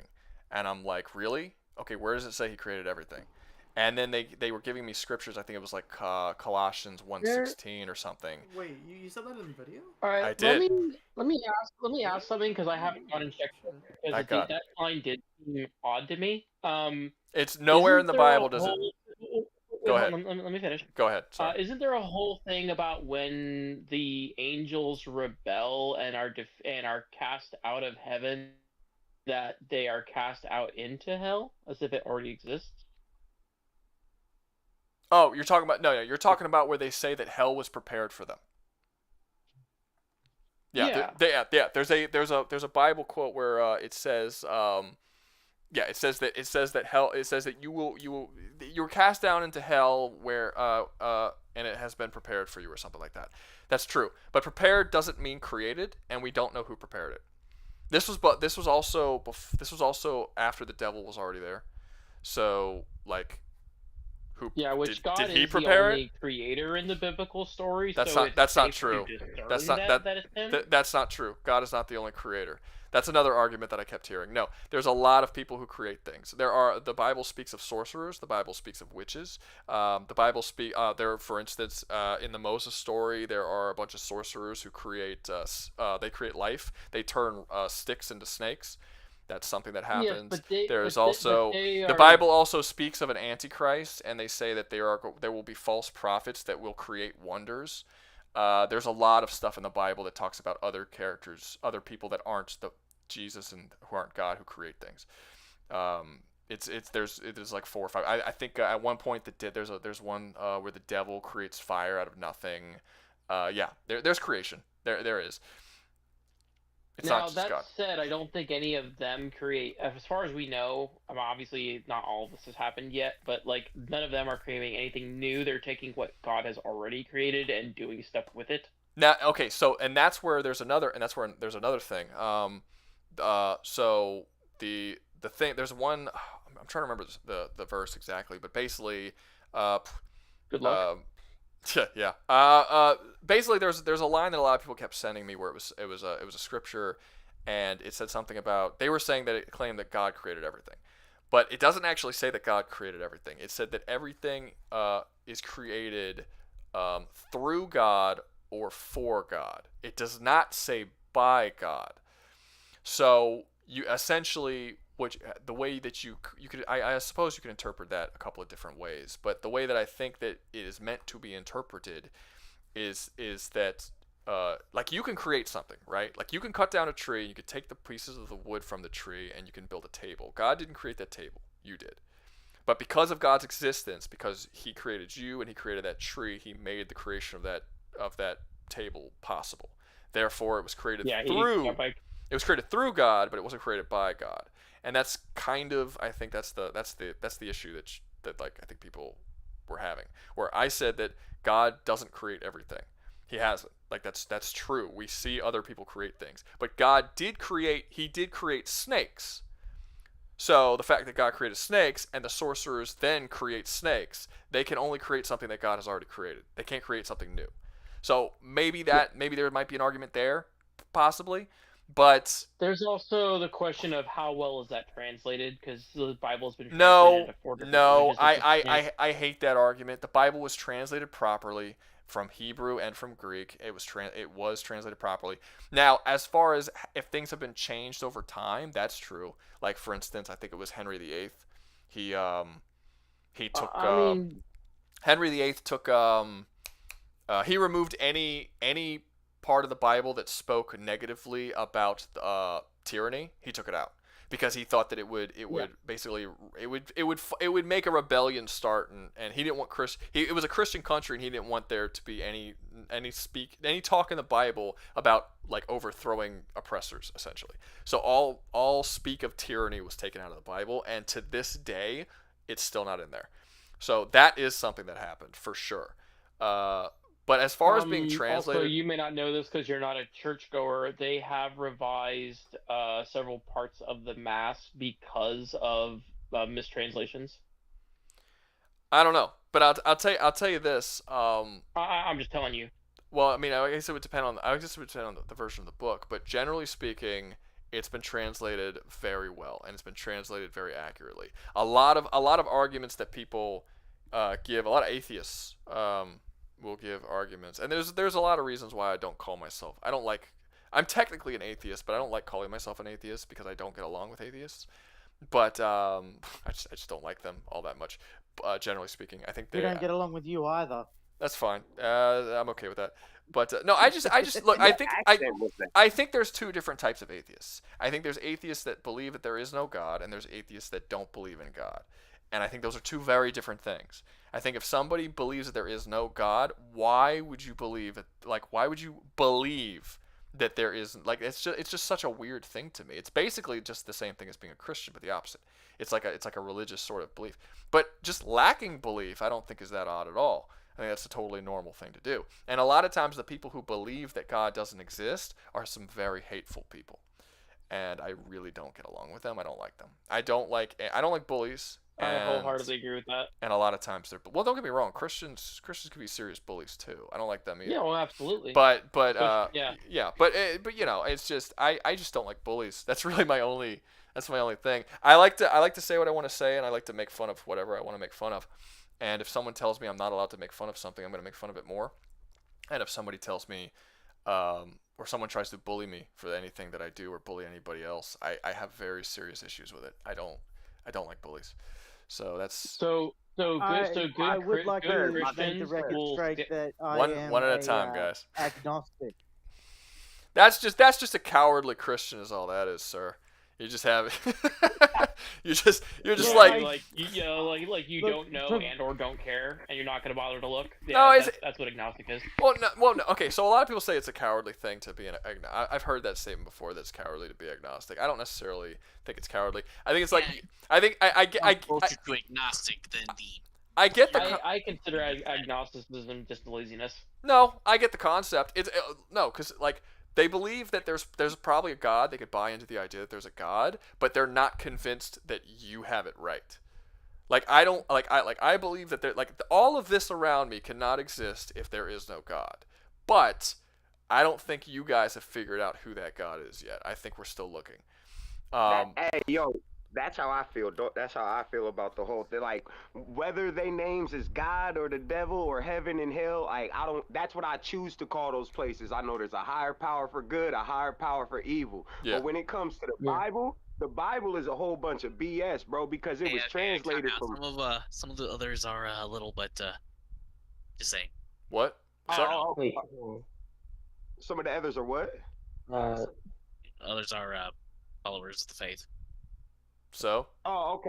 So let me. Can I explain though when I say that? I don't look. Just to be clear from this point on, anybody can say anything they want on my stream. I'm not. We're not censoring. You can say what you. If you have an issue with it, you don't like to hear other people's opinions. It's fine. You don't have to be here. But we're not silencing people because they think they might be offended. We're all adults here. I'm not going to assume that this guy. Well, I hope we're all. Well, we might not all be adults, but we're gonna all be treated like adults. I'm going to assume that this guy's not going to come in here and be hateful against any sort of Christians, but he is free to say whatever he wants on this stream. So go ahead.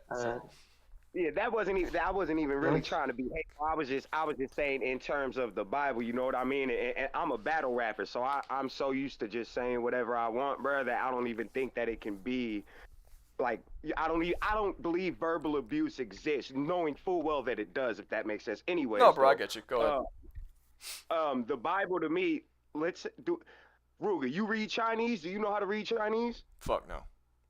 All right, let's say you get a Chinese tattoo. You tell the artist, man, hey, put love, hope, and peace on my arm. You feel me?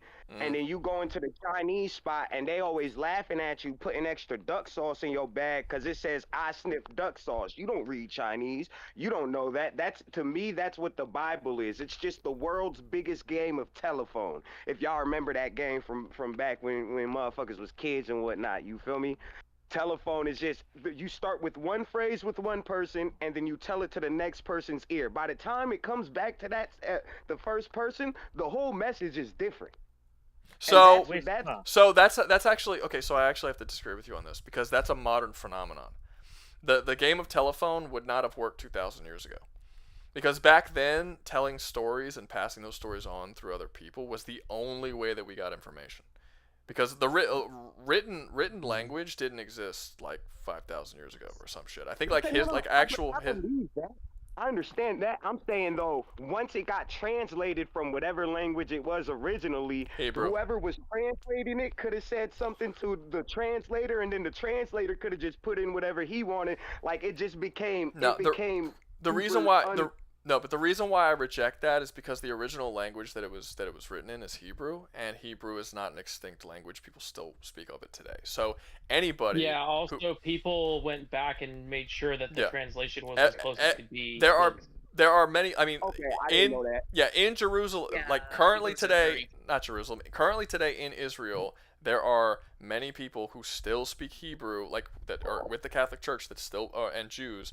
Not Catholic, with the Jews that still speak Hebrew and English, and they have done the translations. Like the shit, like they don't really have a reason to change it.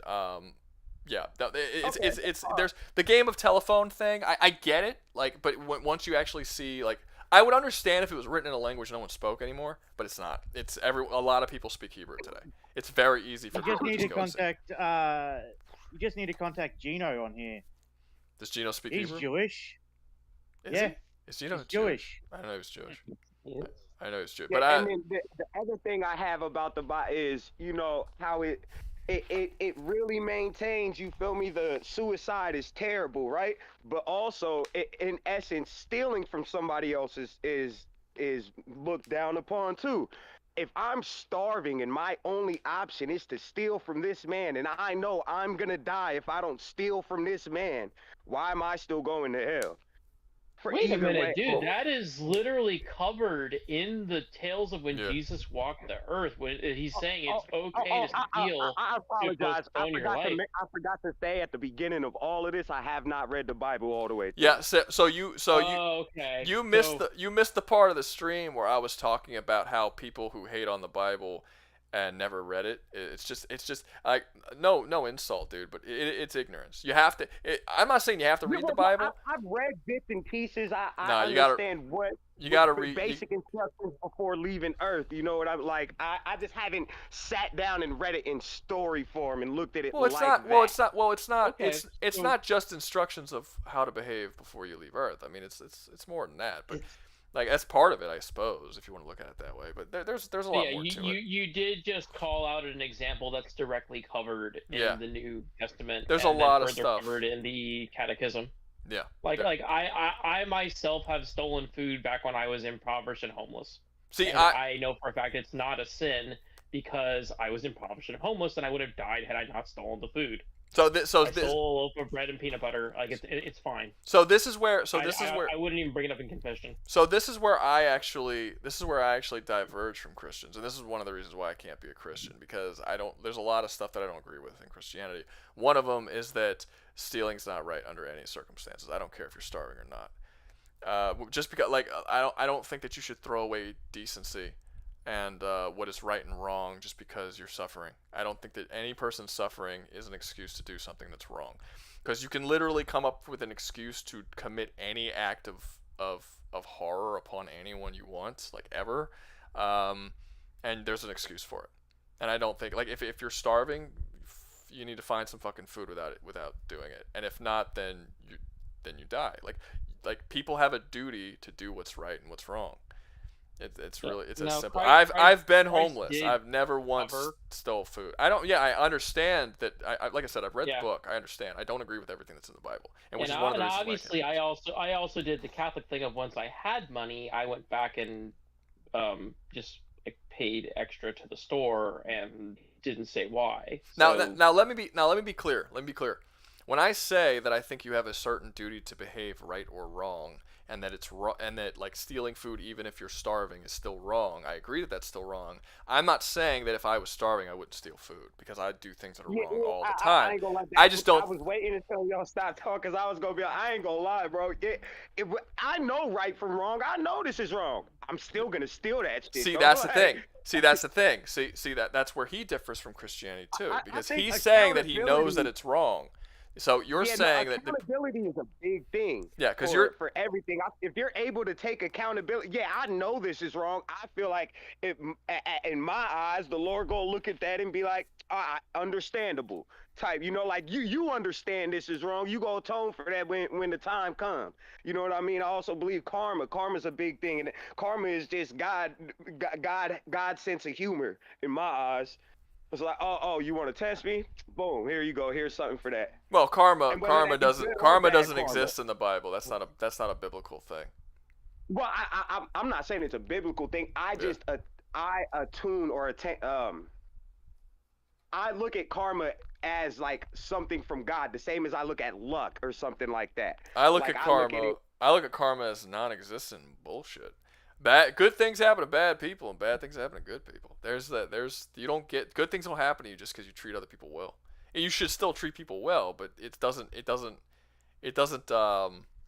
mean good things will happen back to you. That's something that's one of those things that a lot of Christians believe that's not actually in the Bible at all. Like a lot of Christians say, do unto others and you will have it done unto you. That's not in the Bible. that's not like a thing. Like there's similar phrases, but it's not. Yeah, it's not Do like. you believe that coincidences are a thing? Wait, what's up? Do you believe that coincidences are a thing? Of course. Yeah, I mean, obviously you can have a coincidence. I mean, coincidence. I feel like people believe in coincidences until a coincidence is too big. Like if you look at the smaller coincidences they happen constantly, and no one says, "Oh, that's got to be some planned thing." But it's like once the coincidence gets so big, where it's like, "Oh shit!" But it's like they happen all the time. And there's smaller ones and bigger ones, like always. You know. I mean, if you show no one bats an eye if you show up to a party and you and your brother and y'all you're at one house, your brother's at another house, y'all go to a party, y'all are wearing the same color shirt. Wow, what a coincidence. This doesn't mean anything though. You don't think that it means anything. It's when they start having like bigger shit where you're like, okay, now it means something. I don't think coincidences mean anything ever at any point in time. It just is what it is. Okay, for sure. Sorry, is it alright if I can add on? Yeah, I don't care. I told you, anyone is free to come in at any time. It's fine. Okay. Hear anything else about A or Well, one person's got to talk at a time. Trip, let the other guy talk. What were you saying, man? From a biblically point of view, Earth, because God throws negative stuff at us as sort of trials. Because have you ever read where Moses is trying to get to the promised land? Yeah, I've read it. I've read the whole thing. I'm not gonna promise I remember it, but I read the whole thing. What part? Well, talking about the hitting the rock. It's just a connection because we're still in the promised land, and we're not. We're still going through and trying to basically. You gotta talk faster, man. I'm gonna forget what you're talking about. You gotta talk faster. I'm trying to form words. Hey, Junior. Go ahead. We're basically trying. God is basically putting his trials for us, and with the devil temptations. And the thing I'm trying to say is yes, you're gonna die right now, but. What? You make it through. Yeah, I'll be honest, man. I have no idea what you're trying to say. Hey, good sir, I'm not about to die right now. I think I know what he's trying to say. I rebuked that. Oh, my bad, dog. Let him talk. What's up? I think I know what he's trying to say. Basically, what he's saying is that when most people actually believe this, that the Earth is our version of purgatory, and that you suffer on Earth as a form of repentance to bring you closer to God and to overcome trials, to make you more of a whole person and make you more, closer to God in that way. Yeah, that's another one of those. The bad things that happen to good people is by design, and the good things that happen to bad people are not necessarily. I don't even know how to complete. Look, that's okay. I get what you're saying. That's another thing that's just not. Yeah. That's another thing that if Christians do believe that, which I'm sure there are, that's not supported by the book that they say that their Christianity is from.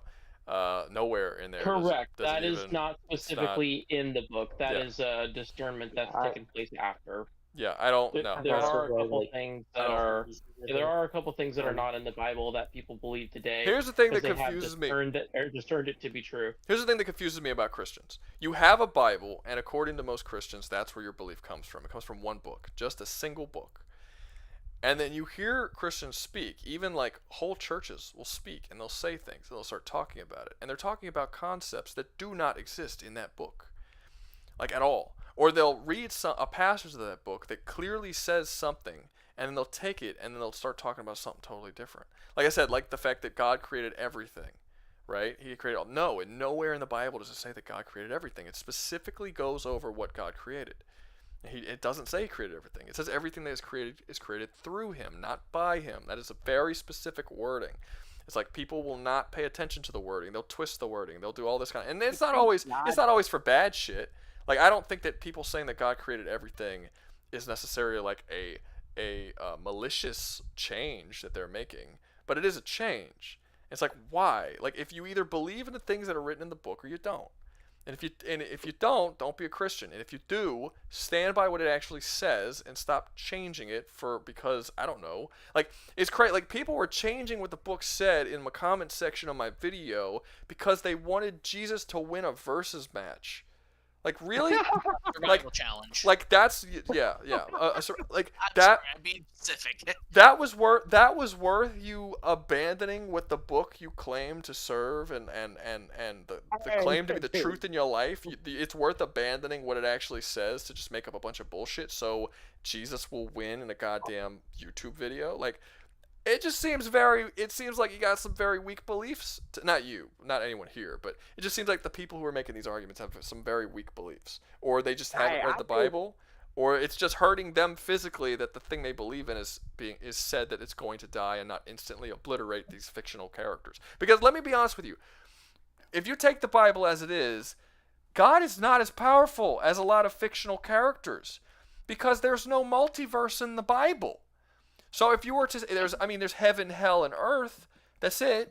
So if you were to take, purgatory's not in the Bible. So my bad. So if you were to take a multiversal being that destroys 1,000 universes, they would defeat, by the rules of scaling law, they would defeat God from the biblical text. Because in the biblical text, by the same scaling rules, there's only 3 universes. And that's arguable if heaven and hell can even be considered a universe, since a lot of people believe that it's an actual place. But I mean, that's neither here or there. But so it's like that would be the case. So if you scale, that would be it wouldn't be as good. That's not insulting God. That's not blasphemy. You're comparing what you believe to be a real person to a fictional universe that's not real. Like, it's fine. It is what it is. Mike Tyson shouldn't be insulted if I say Goku would kick his ass. It's fictional shit. So either you believe. He's had a hard time beating Glass Joe. Wait, what's that? Hey, he said Glass Joe. That's funny. Hey man, if you think that God created. No, he literally didn't beat Glass Joe in the Punch-Out video games for years. Yeah, fine. That's that. But he didn't defeat Goku. Sorry, I just want to say something funny. My bad. I got you. What were the other guy saying? I feel like if you think that God created everything, literally everything, just like look at whatever you have on right now, and then like Google wherever that was manufactured and made, and then I'm pretty sure it was like some 12-year-old in a sweatshop or something probably that made it. Therefore, not created by God. So God couldn't literally have created everything, is what I'm saying. Wait, say that one. I'm sorry. I was reading the comments. What are you saying? Kind of addressed that already. What did he? I didn't hear what he said. I was reading the comments. I know we addressed it already, but I was being respectful and letting the conversation finish through before I doubled back and tapped on it. I said that for the people who think that God created everything, just go ahead and like look at your shirt or your pants, go Google the manufacturer or something, see where it's made. Yeah, we touched on that. So. In case you missed it, we were saying. I'm not throwing late, though. I had to get my daughter to sleep. No, you're good. No, in case you missed it, we were talking about that. Like, a lot of people say that God created everything because there's a passage in the Bible that says everything created is created through and for Him, and people translate that. They take that and they're like, okay, that means He created everything, but that's not what it says. It says everything created is created through and for Him. That's not by Him. Those mean 2 different things. And yeah, we talked about it a little while ago. And we were saying how. You know what about that though? That kind of irks me. If you think about it, if Christians are so devoted to this book, the book stresses it, from what I understand, simplicity, minimalization. Why are you trying to reach for the stars on a certain phrase when you should just be taking it for its simplest form? I can agree with that to an extent. I can agree with that to an extent. I do think sometimes people read into things more than they need to, and it's usually a lot of times it's just as simple as it is. But at the same time, you could say that things have layers. But no, I'm not. I know you're not gonna hear That's me. all perception. You're never gonna hear me judge a belief system based on anyone who is within that belief system, because just as a general, like, I'm never gonna see how Christians behave and be like, okay, that means Christianity sucks. I'm never gonna do that, because just a general, all that happens for literally every community. I don't like community. That's just religious racism. I don't like communities. Well then I'm about to say some really racist shit, because I don't like communities. I don't like any communities. That's not racist. That's called introverted. I don't. That's what that's no, called. not that. No. Not. I'm not saying I don't like people. I'm saying I don't like communities. I don't like. humans. I don't like. He's saying you're an introvert. You like being. No. I don't. You Look. don't like being Let me finish what I'm saying. I don't like the gay community. I don't like the black community. I don't like the Christian community. I don't like any communities, because every single community, there's a bunch of people that come together, and regardless of what they believe their beliefs are at the beginning, they all get corrupted. They all get shitty. They all become very political for some reason. They all start outcasting people that are supposed to be in that community who do not follow a certain mindset. Like, for instance, the black community will outcast conservative blacks. They'll outcast gay blacks. They'll outcast certain blacks that don't fit a certain sort of stereotype. If you act too white, you'll be outcasted by the black community. If you, a lot of times, like women, a lot of women in the black community are outcasted for being too dark skinned, and they only like light skinned women, and they kind of feel shitty. Like black dudes will treat like dark skinned black women really shitty, which is super weird. I'll say right now that if this was like 2015, 14, for sure, I believe it. I'm telling you right, it done switched now. Now, either all of the black women have realized their worth, essentially, and realize, like, there's no more. They're still pimping, but there's more women out doing their own thing than anything else. Than having a man to be with them to do it, because they feel like they don't need one.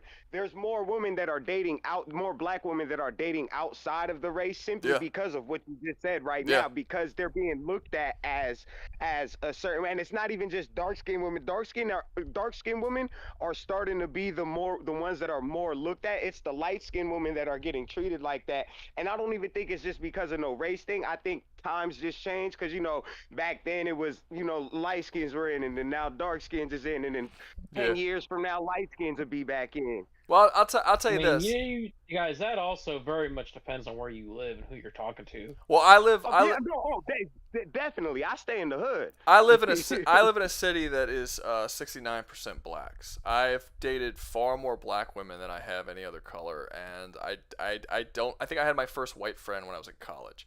I'm actually dead even. I live in a very, very heavily black community, so it's kind of, I see it a lot, and it's really awesome if you're a white guy living in an entirely black community, because the black women just flock to you, bro. It's just like, it's so easy. It's like, oh, dude. Hey, dog, vice versa though. Look, I'm from Sacramento. If I go to like Rockland or Roseville or something like that, or some whitewashed place, you feel me? Like it's the same way. And it's not even because, I don't even think it's because of race. I just think that everybody likes different. Yeah, I agree. Even though some people don't admit that. I agree, bro. Everybody likes a little mix up. Oh, I agree. I went to a trip to Brazil, and I went to a trip to Africa, and both times they were like, it was like fucking Euro trip. It was just like women were just like throwing themselves, because both areas I went, there were no white dudes. I was the only white dude. So it's like, next time I go on a trip, I'm thinking of going to the Philippines, because the Philippines is like, in Brazil they was probably trying to get you for your monies. Well, I mean, Africa would definitely be for the money. They ain't got shit over there. I out of curiosity, when I was in Africa, I was walking around, and I was seeing how much houses cost.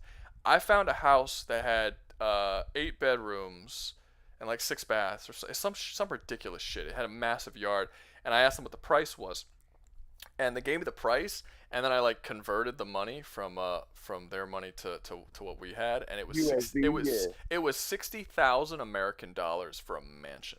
$60,000.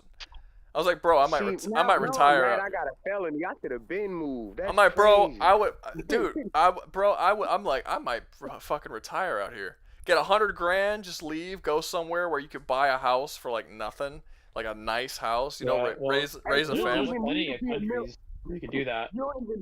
I've thought about it. You don't even need to be a million view channel for that to work out. Not really. Not really. I make decent money right now off the channel. I have to work. That's what I'm saying. Like I'm pretty sure because like I do rap battles and stuff. So like none of my shit be posting on my YouTube channel. I do them. I get paid and then it'll drop on other people's YouTube channel. But I understand algorithm and stuff like that and payments, monetization, shit like that. Although YouTube's trying to hold battle rap out right now because it's too violent and violent, aka people that are interested. People think that are interested in. It's okay. I mean, I've had like 3 or 4 of my videos blocked due to different. I bet, bro. Yeah. Hey, bro, I was smoking one time, right? And I swear you said, I could say anything. Nah. And then I started crying, laughing. I thought you was gonna say it for real, and I wouldn't have even been mad because that would have been comedy. So fun fact. That was a great video. Fun fact. Originally, I did say it, and then I realized it was. Originally I was gonna say it, and then I found it funnier when I bleeped it out. So I decided to bleep it out for the humor. So I was like, because I don't like censorship. I didn't do that for the censorship. I did that for the. I'm one of the, I don't like I said, I'm one of these people that I do not like being told that I can't say something. If you tell me I'm not allowed to say something, I'm gonna fucking say it. Like, don't tell me what don't tell me what to do. Don't tell me I can't say anything. Don't tell me that I'm being racist for saying a word or that I'm being homophobic or whatever. I don't give a fuck about any of that shit. I'm so sick of it. Like, I'm more like, people don't believe me when I say this. I'm relatively new to the internet. I've always had internet. But I didn't use it much. Like, I had a life outside of the internet. I didn't heavily get involved with the internet until I made my YouTube channel like a year or 2 ago. And ever since then, I'm sort of being introduced to this new concept of like all this sort of cancel culture. I guess I haven't found where I haven't got canceled yet, but I'm interested. Like the I don't know. Not even cancel culture. Just like very weak, very sensitive people. I'm not used to it. Yeah, that all came in my mind. That came once the Let's Get Barbecue Together community started their whole campaigning and all of that. You know what I mean? What's the that? I'm not sure what that. LGBT. Maybe I don't know. But like for instance, if I'm and I've told this to friends and stuff before. Not friends. I've told this on the Discord before. I don't think I've ever said it in stream, but like. Where I live, like I said, recording? We're still recording. Where I live, I don't give a fuck. Somebody wants to fucking, they could try. Okay, so on S tier, just while we doing this, I just put what on S tier? Urza Scarlet from Fairy Tail. We were doing video games. He's not a video game character. We were doing video games. Video games. Okay, my bad. My fault. Yeah. No, well, I mean, we'll probably do anime at some point. I'm avoiding doing anime because I thought we were just talking about swordsmen in general. No, it was specifically gaming swordsmen. I feel like anime swordsmen could probably be its own list, but the reason why I haven't done any anime lists so far is because I'm not a huge anime watcher. So there's not a ton of anime that I'm gonna know. And I'm pretty sure there's people in the Discord though, like that's the joy of having a community, dog. You got people in the Discord that can, hey, who knows something about this? All right, you wanna do some research real quick or something? I do that, but a lot of times for these streams, I have to kind of rely on myself to carry them for the most part. Other people can interject and stuff, but usually, like a lot of time, like for instance, I think it was Spriggan earlier. He was like, "Oh, can I take?" I think it might not have been you. I don't remember who it was. They're like, "Oh, can I take this?" I think it was probably. I think it was for Yuri. Oh no, that was somebody else. Okay, it was for Yuri. Yeah, because they're like, "Oh, can I?" I haven't played it in a while. Yeah, and they're like, okay, yeah, and they're like, "Can take this?" Yeah, they're like, "Can I take this one? I know this character." And I'm like, "Oh yeah, dude, take the wheel." And then he's like, "Okay, well, it's been a while since I played it, but and then he started like stuttering, and then he was like saying his words really slow, and I'm like, "Bro, if you didn't have it, then don't make me give it up." You know, it's like I got it, and I did it, you know, and it's like, and I can't. if I don't have if I don't know shit, I don't like adding things that I'm not. The wheel like that. Yeah. Yeah, because I have to have more people in the stream who can like sort of take the brunt of that. And really, as of right now, as of right now, I'm the only one. Here, there were like 2 or 3 times where it was like, okay, I don't actually know this character, and I took over, or Dad took over, or whoever took over. I mean, I definitely helped with the Melania and Link arguments. Trip. No one is going to accuse you of not knowing how to talk. I promise you that. Bro, getting you to slide because Trip is a comedic timing. Getting you to shut the fuck up is the key, really. hey, I got that. I seem quiet most of the time, strangely enough. Yeah. My parents told me I learned how to whisper in a helicopter. Yeah. I got a thing I wanted to tell Rouga really quick. You like The Big Lebowski? I haven't seen it in a while. Yeah, I like it. It's been a while since I've seen it, but I like it. I missed it. To end off the religious thing kind of faded off there, but you can get ordained in the Church of Dudism in real life. I have a fucking certificate around here somewhere. I know. I'm aware. That's some blasphemous shit, by the way. Yeah, that's wild. No, but it's absolutely insane. Yeah, they made a religion about it. I just did that crap just because I could, I guess. I don't know. I like the movie. It's like a food handler's card or something. They send you that shit in the mail, and I think it's a real religion, though. I don't think it's a joke for them. I think it's an actual religion for them. Yeah, it is. It's a joke for me, but no, they sent me like a real paper and everything. Damn. It's like joining. It's like joining the Church of Science. I would join the Church of Scientology just to see what it was like. Like I want to know what goes on inside those doors. I would do that just for curiosity purposes. I think there's a canceled South Park episode that can help you. Yeah, they talk about it. Not even what seems interesting isn't their ideals. It's just, why are you motherfuckers so eccentric? What is it about this shit? No, they don't let anyone know anything. They're very secretive on purpose, which just makes me want to know it. Like it's weird. Like there's a bunch of all these like secret organizations and shit. They exist, but people don't know about them. But this is one that is so public, yet but it wants you to know it exists, right? Scientology is like, it's everywhere. People will openly say they're a Scientologist. Yeah, but at the same time, they kind of act like they're a secret organization where it's like you can't know anything that goes on behind these doors. And I'm like, why are you telling us? What if like nothing happens? What if you like go in there and they're just all like playing Yahtzee or some shit? And it's like, oh, you guys just were like fucking off. That's hilarious. You know what? That should be, somebody should write a movie about that, and it just be a comedy of like what really goes on behind the Scientology doors, and it's just like some nonsense, some whimsical nonsense going on. You can just string it however you want, bro. It's like I like thinking of stories like that, or like even versus battles that like you can literally essentially do anything. For instance, if you put Max from Shark Boy and Lava Girl versus Freddy Krueger, you can do whatever the fuck you want with that battle because they both can do whatever the fuck they want in the dream world. Yeah. It's actually not that bad of a matchup, to be honest with you. But yeah, no, I mean, apparently they make you marry certain people in Scientology. Like they'll pair you up with a woman, and yeah, they you don't get to. America was the only place that didn't do that. God damn it. No, they don't do that. It's specifically Scientology that does that. They're like. I mean, Scientology started in America, I'm assuming. I guess. Yes, it was created by L. Ron Hubbard, who was a sci-fi author. All the not weird, a particularly good one. All of the weird. Are you serious? You can. That is exactly the truth. You can assume all the weird. Battlefield Earth. Guys, you could assume. Yes, it's a terrible movie. You could assume that all the weird shit happened in America. Like you just assume that. I mean, the whole what do you call it? What do people call it? Woke ideology? Is that what it is? Yeah. That one. Yeah. That's apparently. Definitely, yeah. Yeah, that's like apparently that was made here, and the widespread like gay shit where everyone has to be gay thing, and you know the tranny stuff with the all that shit's in America. I don't know, like everyone else is rejecting it. More along the lines of like 5 wives. I mean, we ain't start that. Why can't we No. have that shit? We didn't start that. Well, first off, I don't think a whole lot of American women would be all for that shit. Good luck. You can do it. There's nothing against getting married. Well, like legally you can't do it, but you can get married. It just won't be legal. If they gave a man a check because he had 5 wives, this is theorizing here. You know what I mean? Spitballing.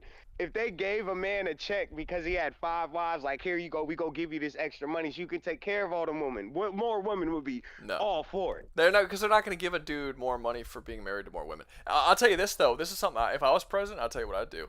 I wouldn't give money for people who were married to more wives, but I would give money. I would not give money, but I would basically lift all taxes to any married couple that had 3 kids or more. I would completely eliminate any taxes that they have to pay. Ooh, I don't think that's a good idea. I think it's a brilliant idea. Well, I think it's a great idea because it would create more monogamy. Because right now, currently, that's not happening. Everybody. People aren't having kids. People aren't getting married, and people aren't starting families. That's a smart ass idea. Yeah, because that's literally it's not. Oh no, people are having kids. I have 4 baby mamas, 4 children. I don't have no wife though. Yeah. So, well, let me no. Let me be clear. It depends. So basically, if you look at overall across the whole country, less people are having children. Just in general, less people are having children. Okay. Yeah, no.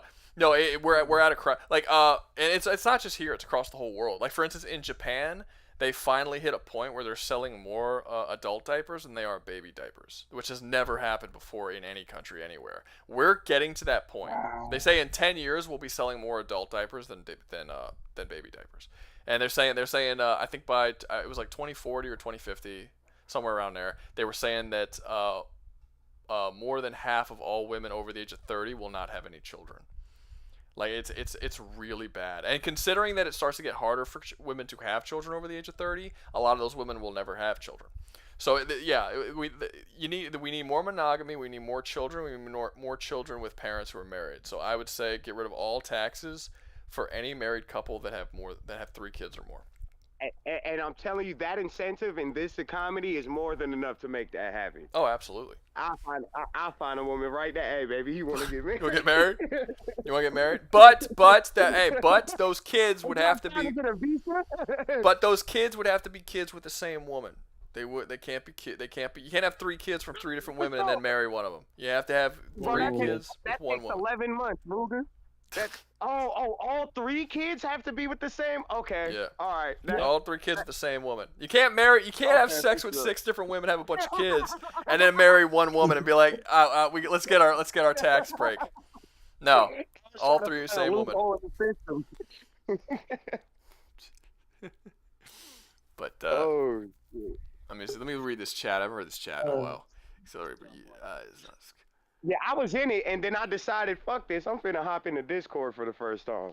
Yeah, no, I mean, like I said, the Discord's open every week. If you ever want to come in while we're making a tier list or discussing anything, I'd like to do more than just tier lists, though. Tier list was the idea that I had. Whatever. We've done it 3 times now. I'm gonna keep doing it, but I'd like to mix in some other stuff too. I just have to think of something else to do. Yeah, originally we were hoping people would just like come in and like start debating things that covered in the videos, but no one's ever done that. For the last couple of weeks, I have been telling people, come to the streams if you want to debate, if you have an argument, and I would love to have a debate with somebody on the stream, but nobody ever shows up. Nobody ever shows up who actually says they want to debate. That's because nobody wants to debate with you, bro. What you got to do is you got to be the referee of a debate. You feel me? And then call people out on bullshit during it. That's what gets the views. That's good TV. That's good TV. Maybe. You feel me? Well, this is actually the worst. This is actually the worst stream we've ever done. And I'm not saying in quality. Why do you keep saying that? Well, no, I'm not talking. Well, I'm not talking about quality right now. I'm talking about views. So it's 10 o'clock at night. It doesn't matter. The last stream we had went to 6.5 hours, and by the end of the stream we still had over like 40 people. I think overall last stream we had like 700 or 800 people across the whole stream. On this stream we're only at 600. So you know what I think? What? I think it was the Jesus talk. No. It's been lower. If you look at the concurrent viewers of the stream, it's been lower the whole time. Let me see what was from the last video. I'm trying to see what the highest we had. I'm trying to see what the highest was. Probably from Bro, Yeah, what there's was a the lot of topic holidays of the going last on around video? right What now. was the title? What was the topic? The the last last the stream, last I one was movie villains, making a tier list No, of no, I movie think it was villains. the No, it the was that. the Deadite Survival video, the second one. Wait, what? I'm talking about stream. The I'm talking about stream. The stream was the movie villains. Yeah. Okay. And then yeah, before that, it was the action heroes, and they both did I better see- than this one. I think that's just off of category, Maybe. because it's like if you think of video game swordsman, you think off rip off the top of my head right now, Dante, Vergil, Link, The Witcher, Hayabusa, dude from Ninja Gaiden, and I could go on, but like I'm high, I don't want to keep going. No, I got you. Well, no, so I actually I changed it to a video game tier list this time because people have told me that most of my fans are probably, or not fans, it's weird saying that, but most of the viewers that watch my videos are probably game nerds more than they're movie nerds, because the last few weeks a lot of people didn't even know what movies I was talking about. So I changed it to games. and then with your Helldiver videos getting so much views and stuff, you'd have Yeah, to, a lot of like, my it most correlates yeah, with a that, lot of my yeah. most well, funny enough, my most viewed videos are my most viewed videos are games, but one of them is a comic one too. My second most viewed video of all time is entirely comic book based. But yeah, I mean, I talk about all kinds of things. fire. But I want you to bring back the tournament, dog. I was putting them spoiler shields up, making sure nobody got spoiled in them comments. You know what I mean? nobody was watching them. I had to I stop know. I went back, looked at the views. I said, "Damn, 2.2." it. Yeah, Ooh. they were doing bad. So I was like, okay, You and know they what? take Finish about it as off in long. the stream. Just finish it off in the stream, but make it like a hard pressed hour stream. You know what I mean? Bro, I have not had an hour stream yet. These streams go so fucking long. Well, technically, your first stream was like almost an hour. No, it was an hour. It was an hour and 15 minutes, and we only got off because it cut off on us halfway through. It wasn't. It literally just cut off.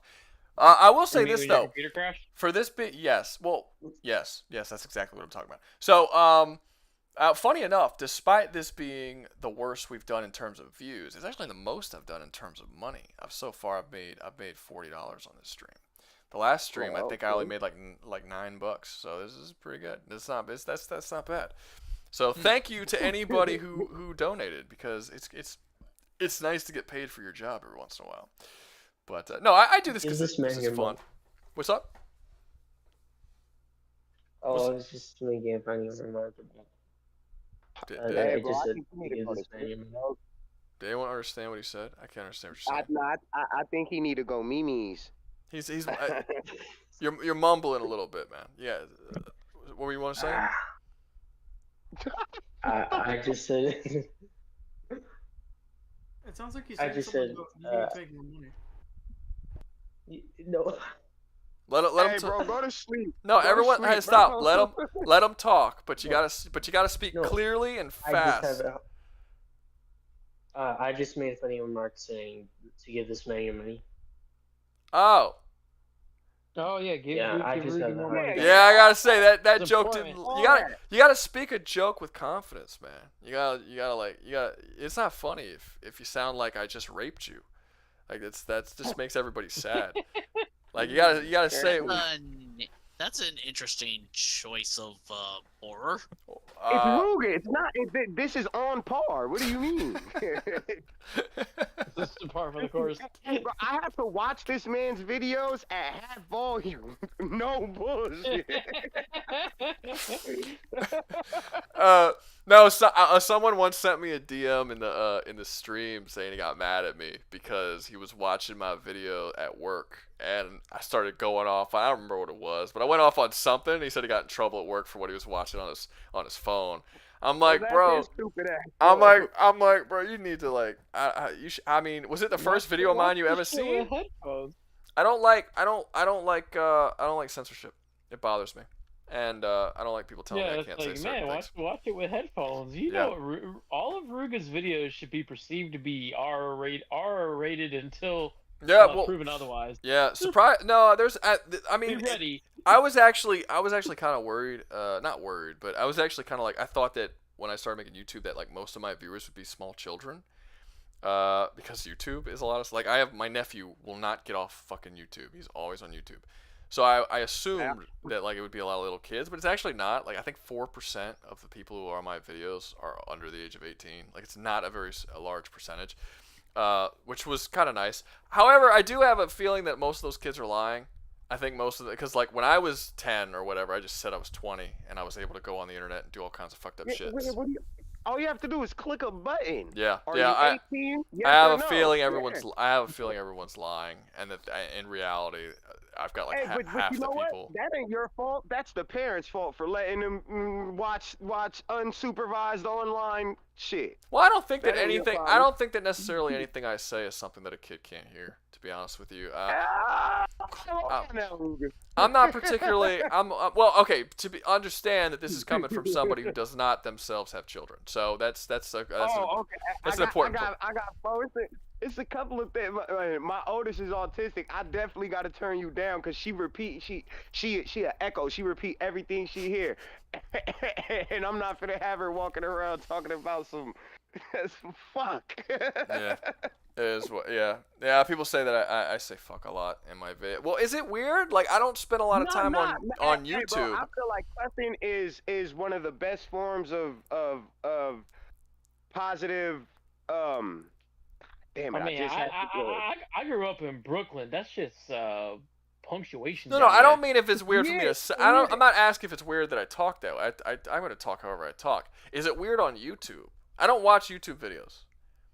Like if you look at my history, my watch history, it's mostly just my own videos. Once you start getting more views, they're gonna start monetizing. They're demonetizing you more for certain shit, just because there's gonna be more people watching your shit. You might get a report from a parent or a complaint or something like that. This is just me guessing all how YouTube works, by the way. Yeah. None of this is truth. I haven't been demonetized that many times. I've been demonetized for like swearing and shit. I think I've only been demonetized like twice. But it wasn't for swear. It was the video that you were talking about where I cut off saying nigger. And then let me think, was there another one? I think there was another one. I forgot what the other one was. But there were, let me see. I'm actually going to look for it because there were two. I think there was two. I think you had Cenobites in it and then you had to change it. Yeah, but I didn't count that one. I'm talking about specifically for shit that I said. Ah, okay. Yeah, specifically for stuff I said. I have a feeling. Do you remember how we were talking about how you suddenly weren't getting new viewers at all? Like the YouTube wasn't sending it out. Yeah. So I wonder if you were shadow banned for that political parody. Oh, I don't know. Okay, so the Office Space one, I was limited. Yeah, they fucked me up on the Office, which I don't know. What did I say in the Office Space that was so bad? I'm pretty sure you might have said cunt or faggot. I don't think I've ever said faggot on my channel. Well, he says now, but yeah, not before. This is the first time I've said faggot on my channel. First time ever. I've made fun of gays. We have a new F word on the channel. I've made fun of every group that I could think of for the most part, except for groups that at least one. They all observe it. Not necessarily. Like I don't think. Even though I think a lot of Christians will say that I've probably made fun of them because of the Jesus video, I don't believe that I've ever made fun of Christians on my channel. Nah, bro. Really, they need to watch that. What's that shit called? The show that the prison shit, the Oz. They need to watch them videos because you be talking mad shit about the whites, and I'll be like, yeah. And then so that way when you talk shit about the blacks, I'm like, yeah. There you go. So you're the X-Men meme. I'm an equal opportunity roaster. There's another part. Yeah. Come on, man. Everything is fair game except for dead folks. You feel me? And kids. That's how I look at it. I make fun. Play with nobody's dead. I don't play with nobody's kid. I'll make fun of kids. You know I'm not gonna make. I'm talking about like if a kid in my face. I'm not gonna. No, I'm not gonna fucking make kids cry. Toddler age. If you're like 9, 10, I'm gonna fuck with you. How the hell do I get back to where I was before? Shit, I don't know how to get back. Hey, y'all know how to operate YouTube. Are you trying to end the stream or what? No. I'm trying to get back to the stream. Oh, here it is. I think I'm back. I'm back. There we go. You can just access the 3-year account and see what's I got it. live I'm back, baby. I did it. Oh, we got a new member. Yeah, that was the beginning of the stream. I remember that. Okay, so yeah, 17 concurrent viewers. Okay, we're back. We're back, everybody. Sorry, guys. I lost track of y'all because I wanted to check something. But we are back. What'd you guys say? Anyone? Shadow. Ever heard of Lobotomy Corporation? No, I've never heard of Lobotomy Corporation. But let me see. Let me see. That sounds crazy. Yeah. Let me see. All right. So who's everyone who's in the stream right now? We got Trip. We got Spriggan. Well, my name King Leo. King Leo. All right. Good Oh wow, Okay, we're I'll like call you half- Leo. This is Wait, the first you're time I King? poked my head back into a Discord. There's 5 of us now. Yeah, That's it? And we had one's like muted. we had like 15 earlier, but yeah, like I said, like halfway through the stream, everyone bailed. I don't know what was going on, and then like me and Spriggan kind of, in my opinion, failed to carry the last part of the stream. I don't feel like it was particularly entertaining towards the end there, but it is what it is. Well, I could have argued more for Link, but I didn't want to argue more. Maybe I should have done that. It is what it is. Do you think you will ever go back to Cult of the Lamb series, or do you think you are done? I don't know. I just do. Look, I don't plan this shit out. I feel like people think that I have these plans. I don't have any plans. I wake up and I'm like, what do I want to do today? Let's do that, and then I do it. That's it. Like it's literally as simple as that. If I wake up and I'm like, I want to talk about Cult of the Lamb again, I'll make another Cult of the Lamb video. If I don't feel like it at any point, then I won't. What's up? I'm trying to see your Arkham video with can these SCPs survive in that jump? I'll tell you this now. I'll never do that one because one, I don't really know much about SCP, but also I don't like doing videos on one universe or two universes. I think one of the reasons why people why my videos get decent amount of views is because I have so many universes being talked about in a single video. So like, well, I mean, in the theme of horror, I mean, you can pick like one SCP and you can read a short backstory and be like, oh, okay, this is what this motherfucker does. Maybe I could do something like that. 173, if you're not looking at him, he moves and tries to snap your neck. You could do that, put it in the Arkhamverse and be like, yeah, they're gonna find a way to detain him. Moving on, type. You know what I mean? But I feel like just a mention of an SCP could get some views. You feel me? Yeah. That is big. I guess I don't know much about it, so I have to look into it. I guess I might as well tell y'all my next video will be an Arkham City video. Oh, nice. Yeah, I started recording it. So I wanted to have it out this morning actually, and then do the stream today. But all week my fucking throat was killing me, dude. I feel like someone was stabbing me in the goddamn throat. And then when I was making the video, if you notice, my videos are very excitable. I'm very loud and you know. And when I was trying to do it, I was hurting my fucking throat all week doing it. And then today when I did it, or not today, but yesterday morning when I tried to do it and make the video for today, you know the start of my video where I'm like, let's get started. I did that let's get started part, and my fucking throat felt like it was bleeding. Like my eyes started watering because my throat was so sore. And that doesn't normally happen. Like I could just say it. I could just say the let's get started part. I'm not doing it now. So there's something wrong with my throat, and it was just fucking with me. So I'm like, you know what? I'm gonna take this weekend, and I'm not gonna do anything. This is the first weekend since I started my channel that I'm taking the whole weekend off because I need my throat to get better. So that's why I'm not having a video release this week. This stream is the only thing I'm doing this weekend. But I'm hoping. What's up? Bring plenty of tea, buddy. That's your vocal cords getting used to this is what you do is performing essentially. You feel me? I and it's the same with what I do. Once your voice starts getting used to being at a certain octave, the muscles in it have to readjust to be able to keep up with that. So that's just your shit. Like it's just readjusting to make sure. Well, the thing is that I don't talk any way that I don't normally talk though. Like when you're way less quiet right now than you are in your videos. I'm quieter for sure, but that's because I'm more excitable. But it's not like I don't raise my voice. I mean, when I'm talking normally, I'll raise my voice, and the more I raise my voice, the thicker my accent gets, and that's just sort of the way it always has been for me. So the fact that, I mean, but it's not like, maybe it's me keeping it at that level for that long of a period of time to do the whole video, possibly. But it's not like that's not how my voice normally behaves. I've been taking fucking Dayquil all goddamn day, trying to get, because normally I don't take medicine. I never take. I had to actually go to a neighbor to borrow Dayquil because I didn't have medicine in my house because I don't like medicine. But my throat's been bothering me for like the last week, and it's getting worse and worse and worse the more I make the videos. So I went to get some kind of medication. So I'm like, okay, fine, I'll just take something. And I got 2 half-empty, not 2 half. They like both had a shot glass worth of fucking Dayquil in them. And I've been taking those all day and trying to. So I'm gonna say the same thing that Braun D here is saying. You got to get some honey. Well, one of the Dayquils is honey flavor.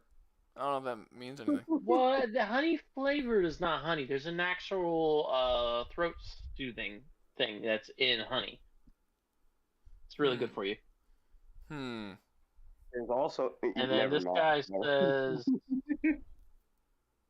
Oh, this guy has a survival idea for you, I guess. I don't know. Everybody has a survival idea. Hey, can you fucking join the club? Honey is an antibacterial. So if there's something in your throat that's messing it up, like a virus, it'll help kill it. Sweet end to the virus, then. Is it an antibacterial? Yes, Normally, I just wait, and the shit goes away. You know, that's what I do for basically everything. I do that for. I don't take medicines. If I get sick, it's just it'll go away eventually. Usually. Honestly, a rule of thumb, as I understand it, is if whenever something feels off, unless it's like really wrong. I mean, you live in your body how many years? You know if something's really wrong or not. Wait 3 days, and if there's 0 improvement, your body is not fighting it off. You need to go see a doctor about it. Oh, that's not gonna happen. Usually after 3 days, your body has sorted itself out. Yeah, that's not gonna happen. Or in the process of. I don't go to doctors. I don't go to doctors. Headache for a year. Yeah, fine. I don't go to doctors ever. I don't like doctors. I'm good. I don't trust doctors. I think they're all liars and manipulators, and I think that they are far more willing to give you medication than to tell you what will actually help you. And normally you can be helped by dieting or exercise or something like that, and they won't tell you that. They'll give you medication. Doctors, all they do, doctors don't even really know shit. You tell them symptoms and they type it into a computer and they look through a list of what it could be and be like, do you That also depends on where you live and who you're talking to, and if you're doing your insurance provider as opposed to like you're a private physician. Okay. Because there's good doctors and there's shit doctors, and then there's the ones that are just gonna refer you to the nearest specialist because they don't know better. No, there's really honest doctors. I don't believe that there's good doctors and bad doctors. I believe there's pretty much bad doctors because you have to because the entire medical community has all agreed unanimously to overcharge everybody for their medication. I've never seen a doctor charge less than other. Like they all of them across the board will add on extra bills because they have all made deals with the pharmaceutical companies, and they've all made deals with the medical insurance. Yeah, big pharma. And I've never met a doctor in my life who hasn't accepted deals with the pharmaceutical companies and the medical, and they just inflate all their prices and screw over everybody, and they're all shit. I don't like If I remember correctly, I don't think Canada got to deal with that. I think all their health shit is free. No. No. Tax It's not. That money comes from somewhere. So they don't actually have to spend any money on medical research because we give them all of our medical research for free. So that helps them a lot. But also, their taxes are insanely expensive. Their gas is insanely expensive. All of their prices are insanely expensive. They're not doing well. And they haven't been doing well for a while. Pretty much their economy got shot to shit when they made free healthcare. It's not a free healthcare is not free. It's extremely heavy on the economy. But also, there's like not that many people in Canada. There's like 20 million people in Canada. I forgot the exact number, but that's something like that. We have significantly more. What are we at? 380 million, something like that. Maybe it's less. Maybe I mean, it's like 340. that's just citizens. Hold on, let me check. Something like that. Anyway, point is, if we tried to do free healthcare, we wouldn't be able to sustain ourselves as a country. The whole country would collapse. You can't do it. Obama tried to do it, and he fucking failed miserably. And he actually tried to force people who didn't want healthcare to pay into his healthcare. Like, he wasn't even charging them through taxes. He was like literally forcing people to pay shit just to pay for other people's healthcare so other people can have it. Nah, fuck that. I'm good. Says here the current citizen population is 345,000. I'm sorry, 1,182,393. Yeah, it doesn't surprise me. It's probably. I feel like I thought at one point when I was in like high school it was like a 370 million, and we were increasing. Oh, it's less now. We really haven't increased that much. Yeah. That's. I mean, I don't know what happened. Did we all leave? Did we all die? What the fuck happened? Again, abortion and contraceptives, and people not getting married and not having families. Yeah, I was just gonna say it's the monogamy thing that you was talking about earlier. Yeah, it's a mix of things, and of course, like Rouga, the generation after you, are a lot of people who got into the hookup culture, which means they're not having proper dating, and they're all miserable because they're not finding. Well, I think we're all partners who actually want that kind of stuff. Well, I mean, I think we're all miserable. I think everybody's miserable when it comes to the dating scene. Even I date. Well, are you dating or are you in a relationship? Whatever you gotta tell yourself. Fucking with you, I bro. mean, when I'm in a relationship, I'm happy, and when I'm not, I don't care. But you're not dating. You're not actively dating. Describe two different feelings. I was dating up until a month ago. First off, how old are you? 37. Well, yeah, you've gotten to that point that you just don't give a shit anymore. That's a different point. You're not. I'm not talking about you. If you're 37, you should be married. You've already given up hope. I'm talking about people who are actually like of dating age. You know, not fucking people who are about to keel over. What's up?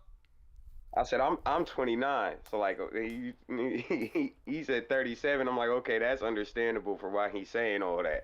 Yeah, I'm 30 something. I don't know the exact age, but I'm somewhere in my 30s. I don't think I'm 37 though. I think I'm early 30s. But yeah, it's just sort of like it's not fun. Like it's not fun to date nowadays. It really sucks. It isn't fun at all. But it's also like it's. I'm not an introverted person, but like when I go out and I don't know, it's a weird vibe. When I was younger, like when I was 21, I was dating constantly. When I was like 22, 23, 24, 25, I was constantly dating, and it was a lot of fun. I don't really find it fun anymore. Like if I go out to date someone and we go through the whole dating process, I feel more like I'm going like I'm on an interrogation. Motion. Nobody's fun to talk with. No one's fun to talk with. Nobody can just chill. Nobody can just relax and have fun and enjoy each other's company. At least that's the way I've felt last couple of years when it comes to dating. It's like it's very.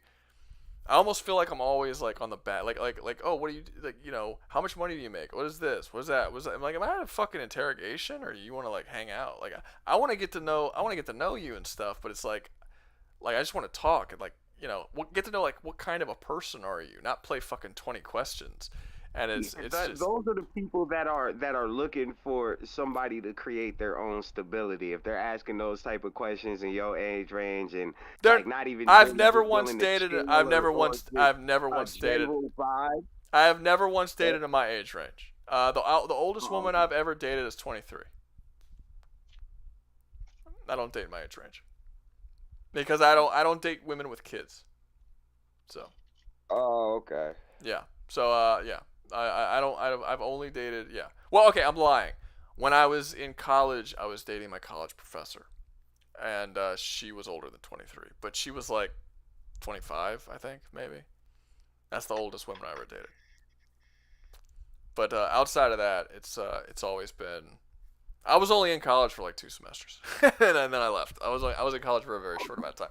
No, I'm sorry, not 2 semesters. 2 years. I was in college for 2 years. 2 semesters, half a year. You got your grade 3, Ricky? I got Y'all to. ain't seen Trailer Park Nah. Boys? My bad. No, you're good. I don't like school either. If you drop out of school, you could be just like Rouga. No, don't. It's cool. Hey, have you completed Space Marine 2 yet? I don't know. I don't know. Oh, wait, what were you saying? Oh, did I complete Space? No, I didn't complete Space. I haven't been playing a whole lot of games recently, to be honest with you. Okay. So it's not a silly question. Cool. Yeah, I mean, no, I've been devoting pretty much all my time to the channel. I make videos. I mean, you've seen how. I mean, I assume everybody's seen just how rapid I can release these bitches. If I'm awake, I'm probably making a video. This weekend's been the first time I've taken a break in a while, so that's nice. But honestly, I had the break. I have a break this weekend. I have no idea what to do. I have no idea what to do. Like I don't know. No, but I'll tell you this much. When I did go to those other countries, the women were so much different. They were actually like fun to talk to and chill with, and they were like it was like a totally different. I don't know. I don't want to say that I don't like American women. I think I just don't like Americans right now. Like I like. I mean, that's fair. I like my country, and I like. I can't say. I don't know. I don't know if I like my country. I used to like my country. I don't know if I like my country because the country is the people that's in it, and I don't like people in this country anymore. Like, okay, I had a conversation with a really close friend of mine, right? And I was friends with him since high school. And I'm talking to him, and we're talking about something stupid. I don't remember what it was. Oh, we were joking about Stellar Blade and the chicken Stellar Blade. And I was like, hey, you play Stellar Blade, it's really fun. But I was telling him about it, and I was like, oh, and bonus, you could stare at this chick's ass the whole game. Like it's a huge ass. And he says like, oh no, her ass is too small. I don't find her attractive. And I'm like, what the hell do you mean her ass is too small? And she's like, yeah, her ass is too small. And I'm like, what do you consider like a nice sized ass? And then he started naming people. And every single person he named who has a nice ass are women who have fake asses, who have pumped their asses up with silicone and have what do they call them, the BBWs? They all had fake asses. And BBL. That's what. Thank you, BBLs. And then BBWs is big black woman. I don't know what BBL stands for. Big beautiful woman. Is that what it was? I thought it was big black woman. Okay, whatever. Big beautiful woman. It's big beautiful. In my city, in my city, I guarantee you, it means big black woman. No, I'm kidding. Yeah, probably Florida. That checks out. No, but yeah, I can check. But no, when we were yeah, but like we kept going over it, and again and again and again, everyone he said, I'm like, these are all like. You've gotten to a point in your you're not even attracted to real women anymore. You're attracted to like women who have surgically altered their body. Like there's something wrong with that, right? Like I'm not fucking crazy for thinking that's insane. Like the women that he likes, that he finds attractive, are deformed. They're literally deformed, and they are experimented on and like have their bodies altered and shaped in a way that looks unnatural. And like I absolutely fucking hate how common that is. And like I said, I live in a city that's mostly black guys. My friend from high school that I was talking to, he was a black guy, and I talked to a lot of them, and a lot of it seemed like it was the same situation. They're all like the women they like are extremely overweight with massive tits and massive asses that are fake. And it's like, you are all, I don't know what has happened, where along the line, because I don't remember this being the case when I was in high school and shit. I don't remember them being this way. But it's like, seems like they're all attracted to extremely overweight women who have surgically enhanced their asses and their tits. And they can't be attracted to anything like that normally looks beautiful on a woman.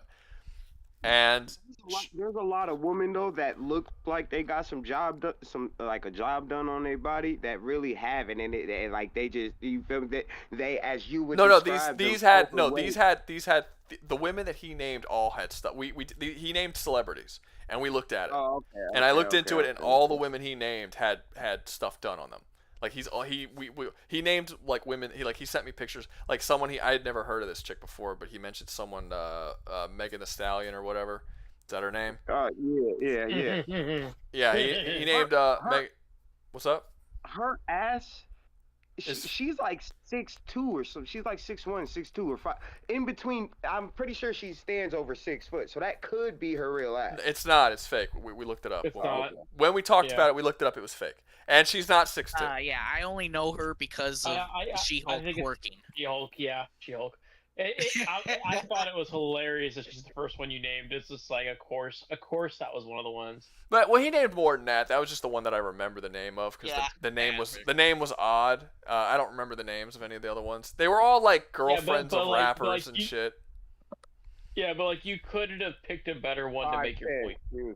Yeah, but he like those were the type that was the build, and those were the type of women that he kept naming. And I'm like, you're not a like, and I was trying to tell him like, dude, you're my friend and all. You've gotten to a point that you are no longer attracted to what real women look like. Like this is really fucked up. Like I don't feel like he cared about how fucked up it was. He was just like, nah, bro, that's what I like. I'm like, I don't know. I didn't like it, and I guarantee you, if I went to any other country on earth, that would not be an issue. But that's an issue here because this country has gotten so fucking fake and so shitty and so nobody cares about anything. Nobody cares about each other. Everyone's just treats each other like shit. Everyone's into themselves. I'm not a huge fan of the fact that like people are on the computer all the time. I just bought this computer because to do these streams, but I don't really like the fact that everybody's constantly inside of the computer. I want people to go outside and interact with people and talk to people and be kind to people. I don't think people should be nervous to walk up and talk to strangers and start a conversation, but I almost never see that happening anymore. I can't remember the last time I was outside and just a random stranger started talking to me normally. And if I try and do it to other people, a lot of times they look at me weird. It's very strange. It's a very strange sort of situation. And it's only happened in the last... Just go to the gas station in the hood. You'll find a whole bunch of people. It's a whole bunch of homeless bums out there that are asking for change, panhandling, but with stacks in their pocket that'll give you some real gems of life that you wouldn't even think like you would hear from somebody of that caliber. And I know starting off this sentence, it sounded like I was leading into a joke. No, I'm dead serious. No, I've been around too many homeless people to find them wise. Homeless people are. I am homeless. I've been homeless. I've been around homeless people for a long time. I generally don't get along with them. Yeah, no, I'm good. I don't feel the pity for them that most people do. I don't think that they are deserving of pity. Pretty much every homeless. I don't feel pity either. Look, 9 times out of 10, they have a pocket full of money on them, bro. They just doing it because they're lazy. That's what he actually said last time he talked about it. It's by choice. I've been homeless. I've lived at an abandoned movie theater for a while. I've never met a homeless person that wasn't homeless by choice. I've met hundreds. I've never met one that wasn't homeless by choice. I'm not saying they don't exist. I just I've never met one. And my brother was a minister, and he tried to help homeless people, and he was trying to get homeless people off the street, and he was doing all this. And the whole time he was doing this, I'm like, you're wasting your fucking time. And I think the whole time he was doing that, I don't think he ever actually successfully got anyone off the streets. Maybe he did. I don't know. I didn't get myself updated with his progress or whatever, but I don't recall him ever mentioning that any of the people he got him off the streets. It is insanely easy to not be homeless. It's stupidly easy to not be homeless. You could take away everything that I own today and put me on under a bridge, and I can get out of being homeless in a month tops. It is not that difficult to do. And yeah, sure, maybe someone's a cripple or something like that, and you can have extra ailments that make it more difficult. But there's so many. If that's the case, then it's easier. Then yeah, that's what I'm saying. There's so many safety nets for people who have those sort of issues that I just find it really difficult to. And then people and then I talk to people who are like, you know, oh, you're cold or whatever, you're cruel, or you're like, you hate homeless people, or whatever words they want to say, whatever things they want to say. And I'm like, you are someone who hasn't spent a whole lot of time around homeless people. Because if you spend as much time around homeless people as I have, you wouldn't like them all that much either, I don't think. Unless you got a different kind of homeless people. I don't know. But it's so 9 times out of 10, they're, like you said, they're homeless by choice, and there was a point in time where they could have been able to. So more than 1 or 2 persons have came up to them and tried to help them. You know what I mean? And they, oh, okay, I'll do it. But none of them actually wanted to get out of it because they like the sympathy that comes with it. They like the attention, even though it's not good attention in their mind. It's still attention. I don't think it's attention. I think it's like they like not having to have a responsibility. That's what it is. That's what it is most of the time that I've seen. Lazy. They like, it's not necessarily laziness. I mean, it probably is laziness, but it's a desire to. There's a certain freedom of being homeless. You don't have to worry about paying bills. You don't have to worry about just like functioning in life or giving anything back to society. You can just be whatever. And also, I don't know if you've ever seen how much money you can make from begging, but I've seen dudes make $600 before noon just begging, and like that's what I'm saying. Ridiculous, When I said insane earlier, they amounts got of money. pockets full of money still out there doing that just because they don't want responsibilities. Yeah. Responsibilities. Yeah, they don't want responsibilities. You gotta have your responsibilities. Get your responsibilities intact. That's funny. Yeah, but okay, we're going on 6.5 hours on this fucking stream.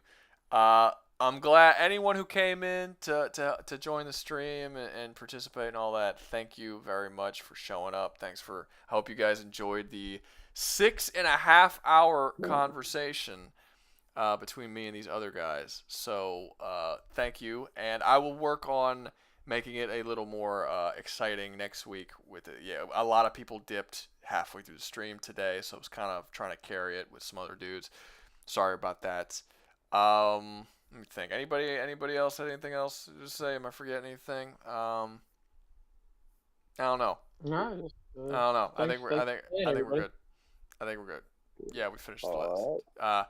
All right. So you guys have a good night. I'll see y'all next weekend. Okay. Yes, sir. Yep. All right. Bye, guys. Bye, chat. See ya. Rouga, you're the best.